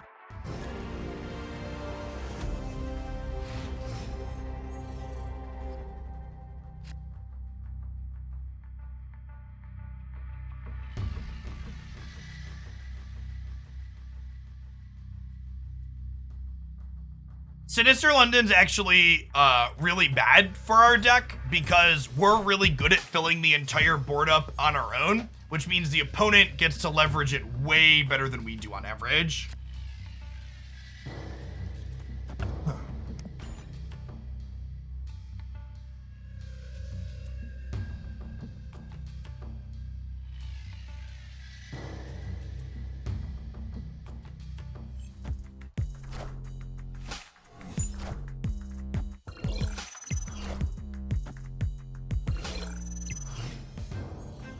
We don't always get our hand completely empty, especially with cards like Agent 13 and Hood.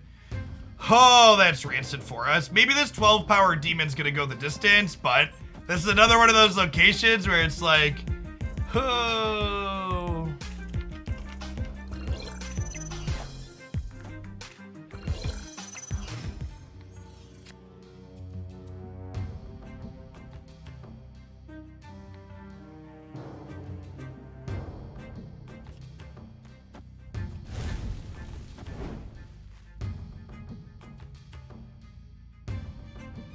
So Hood's gonna go to 16 here. Or sorry, Human Torch is gonna go to 16 here. We'll play Demon, it'll go across. I don't think I want to Agent 13. I think we're just chilling going into next turn. It has to start, Torch has to start mid for Shuri to apply. No, I think I want 2 spots on the Savage Lands open. I don't think I want to risk filling that this turn. Please go right, Deathlock. Please go right, Deathlock. Can we win a flip? We cannot. Sabretooth is kind of sweet into Shuri's lab. They had to play it out for 16 power there now.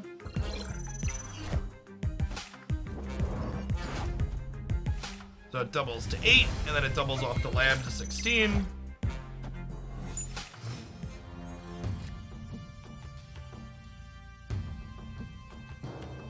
Okay, so I'm guaranteed to draw Chavez next turn.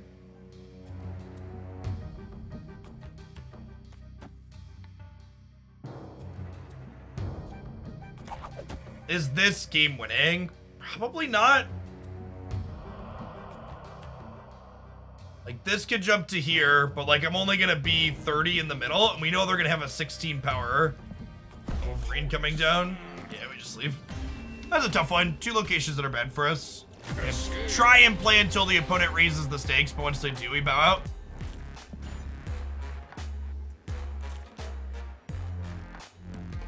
That would be worse than Chavez because of London.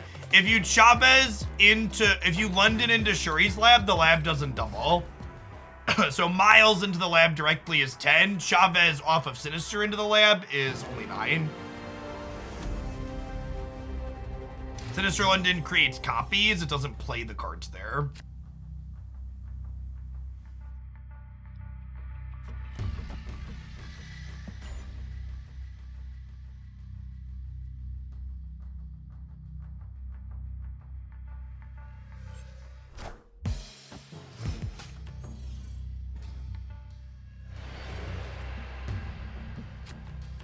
It's not the Human Torch I wanted for Christmas.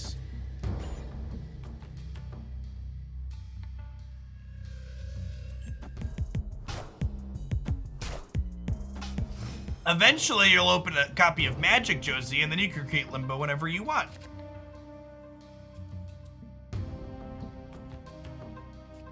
So let's go Demon, Agent 13, and Iron Fist all over here. And then we'll be able to Falcon, pick them all back up, and double them some more, potentially. I should have snapped that, I think.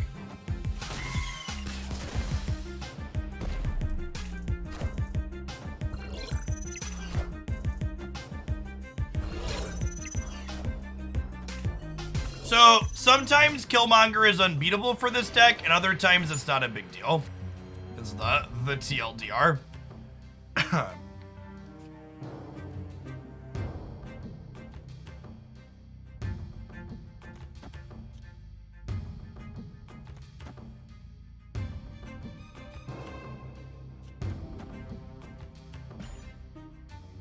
Sometimes they play Killmonger. Like, imagine if they play Killmonger this turn and my Falcon flips up, right? It just doesn't do anything then. Your Beast and Falcon's timed properly can beat it. Also, some amount of the time, when you play your stuff out, or some amount of the time we have payoffs that aren't all ones, right? Like, there's a lot of games we win with Angela, Collector, and Chavez as our payoffs. Oh, my hand was full, so I didn't draw anything this turn. That's awkward.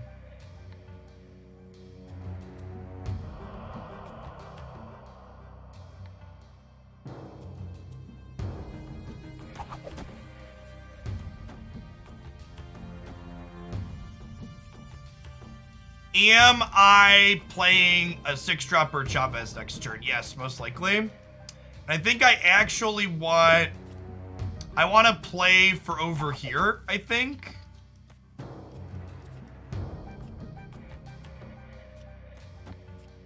Because I'm going to get to play Giganto on the left, right?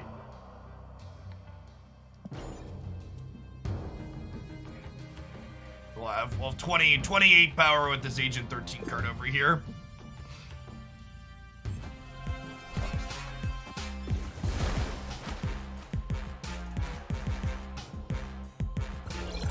Hey, Inhuman, glad to have you here. One of us. One of us.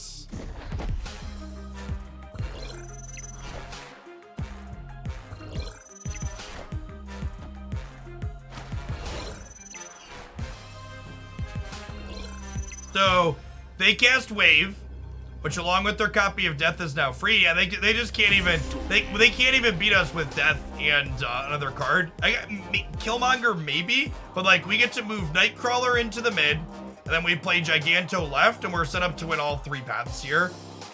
And their cards just can't beat us with a single card and a bunch of paths.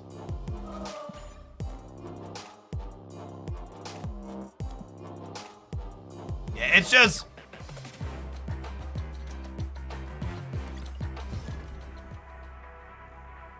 After a few weeks of Snap, like, obviously there's some, like, oh, shoot moments where, like, variance doesn't break your way, but so much of Snap's core design makes just the variance that's inherent to card games feel so much less bad.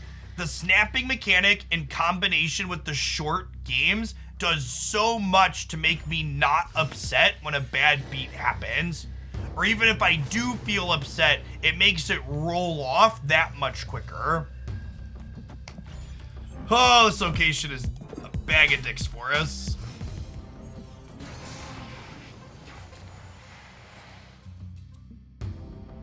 This is also a bad location for us. Again, bad variance. It cost me 60 seconds and 1 cube. Go to the next one.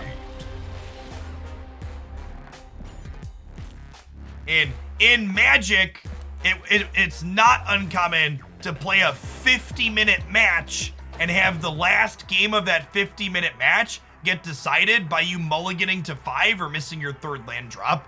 And then you look back on it, you're like, man, there was nothing I could do and this took almost an hour of my life. What am I doing with myself? I mean, it's not even about just agency, right? It's just like the core, like how it feels.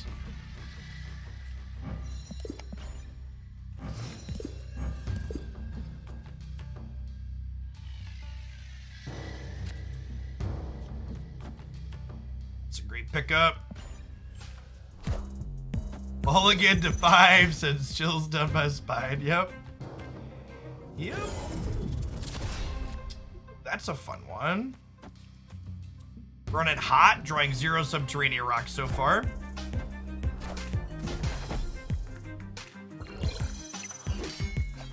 I mean, this game setup's looking pretty good for us so far, chat.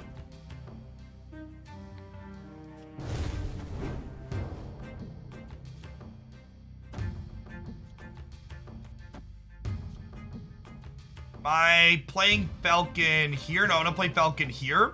So Falcon's gonna pick these up. And then next turn we'll go one drop, beast, pick the lot of them up. Returning to hand does not count as moving for Torchno. Moving specifically means left to right on the board.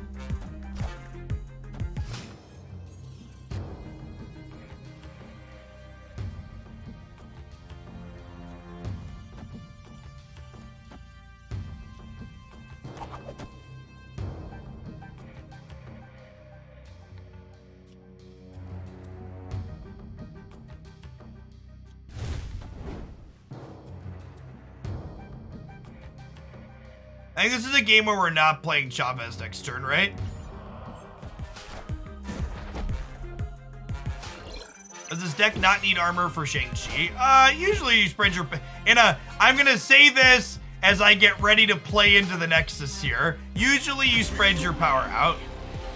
I needed the snap on like turn 2. Honestly, I should have snapped on turn 2 when I drew Nightcrawler instead of a rock. The opponent just like bricked too much there in the literal sense, right? Guess they shouldn't have put so many rocks in their deck, Chip.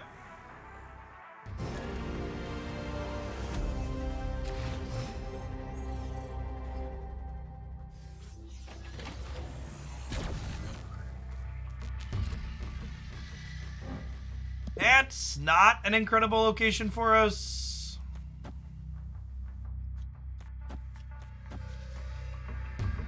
Yes, I guess I do this.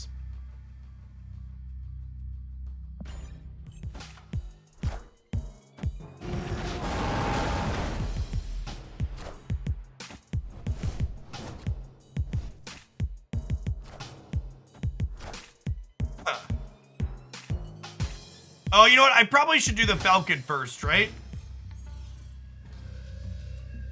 This location's not terrible for us if we have one of our payoffs in the opener, but without like an Angela in the opener, that was a little awkward. Okay, so I'm gonna Angela right. Then we'll Iron Fist. I guess I don't need to Fist her just yet. We can chill. 0 mana.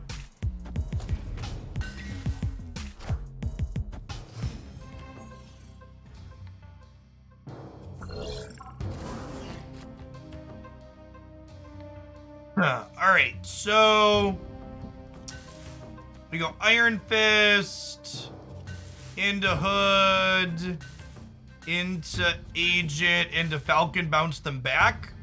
We have a hand size limit of 7.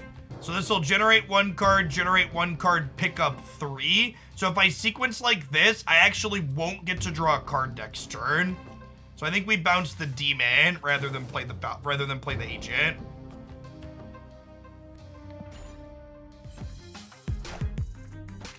What's going on, Boss Pie? We're almost done. I'm aiming for like 6 p.m.-ish on days where we have a solid audience. Yeah, I think this game's great. This deck's great right time. Drawing Angela as a payoff here was a really big game. Now, one thing I want to make sure to do is I want to make sure we can beat Professor Cheese in the middle on turn 5.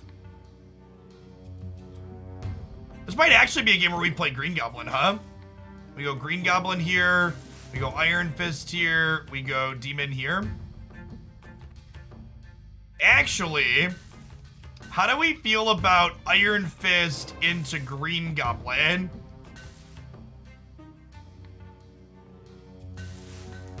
And try and kick the Green Goblin into their center here to cut them off. I think I like that, actually. Because if they fill, this will just stay in the hub. But if they don't fill, it'll go over mid. And actually, I think I'm punting the left here with the Destroyer. So I think am I? I might be. I can't decide. I think I'm punting the left. We're gonna win right and center.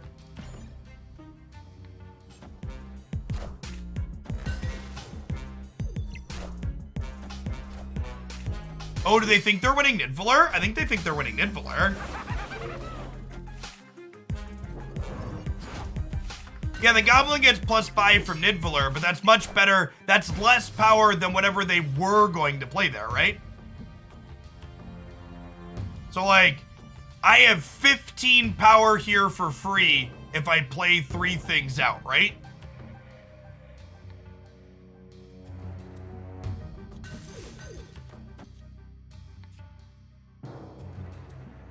So if I do this, I don't even really need to do that there, right? This wins here, and then we play this here, and then we'll Chavez over here on the last turn and win. Yeah, we played one of the bad mid-range decks we played for a little bit had I stepped too late. One of the bad mid-range decks we played for a little bit had Iron Fist and Green Goblin in it, and there's a lot of like, my brain feels fucking huge moments where you're just like, I'm brilliant. All right, this is unfortunately going to be a game where we can't beat a Killmonger here on the last turn. Some of these Destroyer decks play Killmonger, some of them don't. Come and get me. They do not. Victory. That was a Knight's move. Yeah, basically. Slide it right on over. All right, chat. I feel like that's probably a peak. It's, I've been live for almost 9 hours. I really appreciate all the follows, everybody coming in. It's awesome to see people excited about Snap. For people that are new to the channel, I just like to show my YouTube here really quick. I have a all dedicated Snap YouTube channel. I'm posting deck highlights and other game news updates here 7 days a week. 2 things I like to point out. If you're new to Snap and looking to up your game, this Marvel Snap Minute playlist, a ton of excellent beginner information, optimizing account progress, how do card pools work, decks for pool 1, decks for pool 2 and beginning pool 3, when you should and shouldn't snap, how long it takes to get every card in the game, weekly events like the featured locations. Every time there's a featured location, I put a short video out. When I say short, I mean short. 3 minutes, 2 minutes. I talk about the location. I talk through 5 cards that work well with that location. I feature pool 1 and pool 2 cards, as well as pool 3 and all of that. Deck highlights here, so check it out. I'm also here live on Twitch 5, 6, sometimes 7 days a week, usually Monday through Friday at a minimum. Hope to see you back again. Appreciate the follows at the end. I'm gonna go ahead and give someone a raid here, and hopefully see me back again tomorrow. Peace, folks.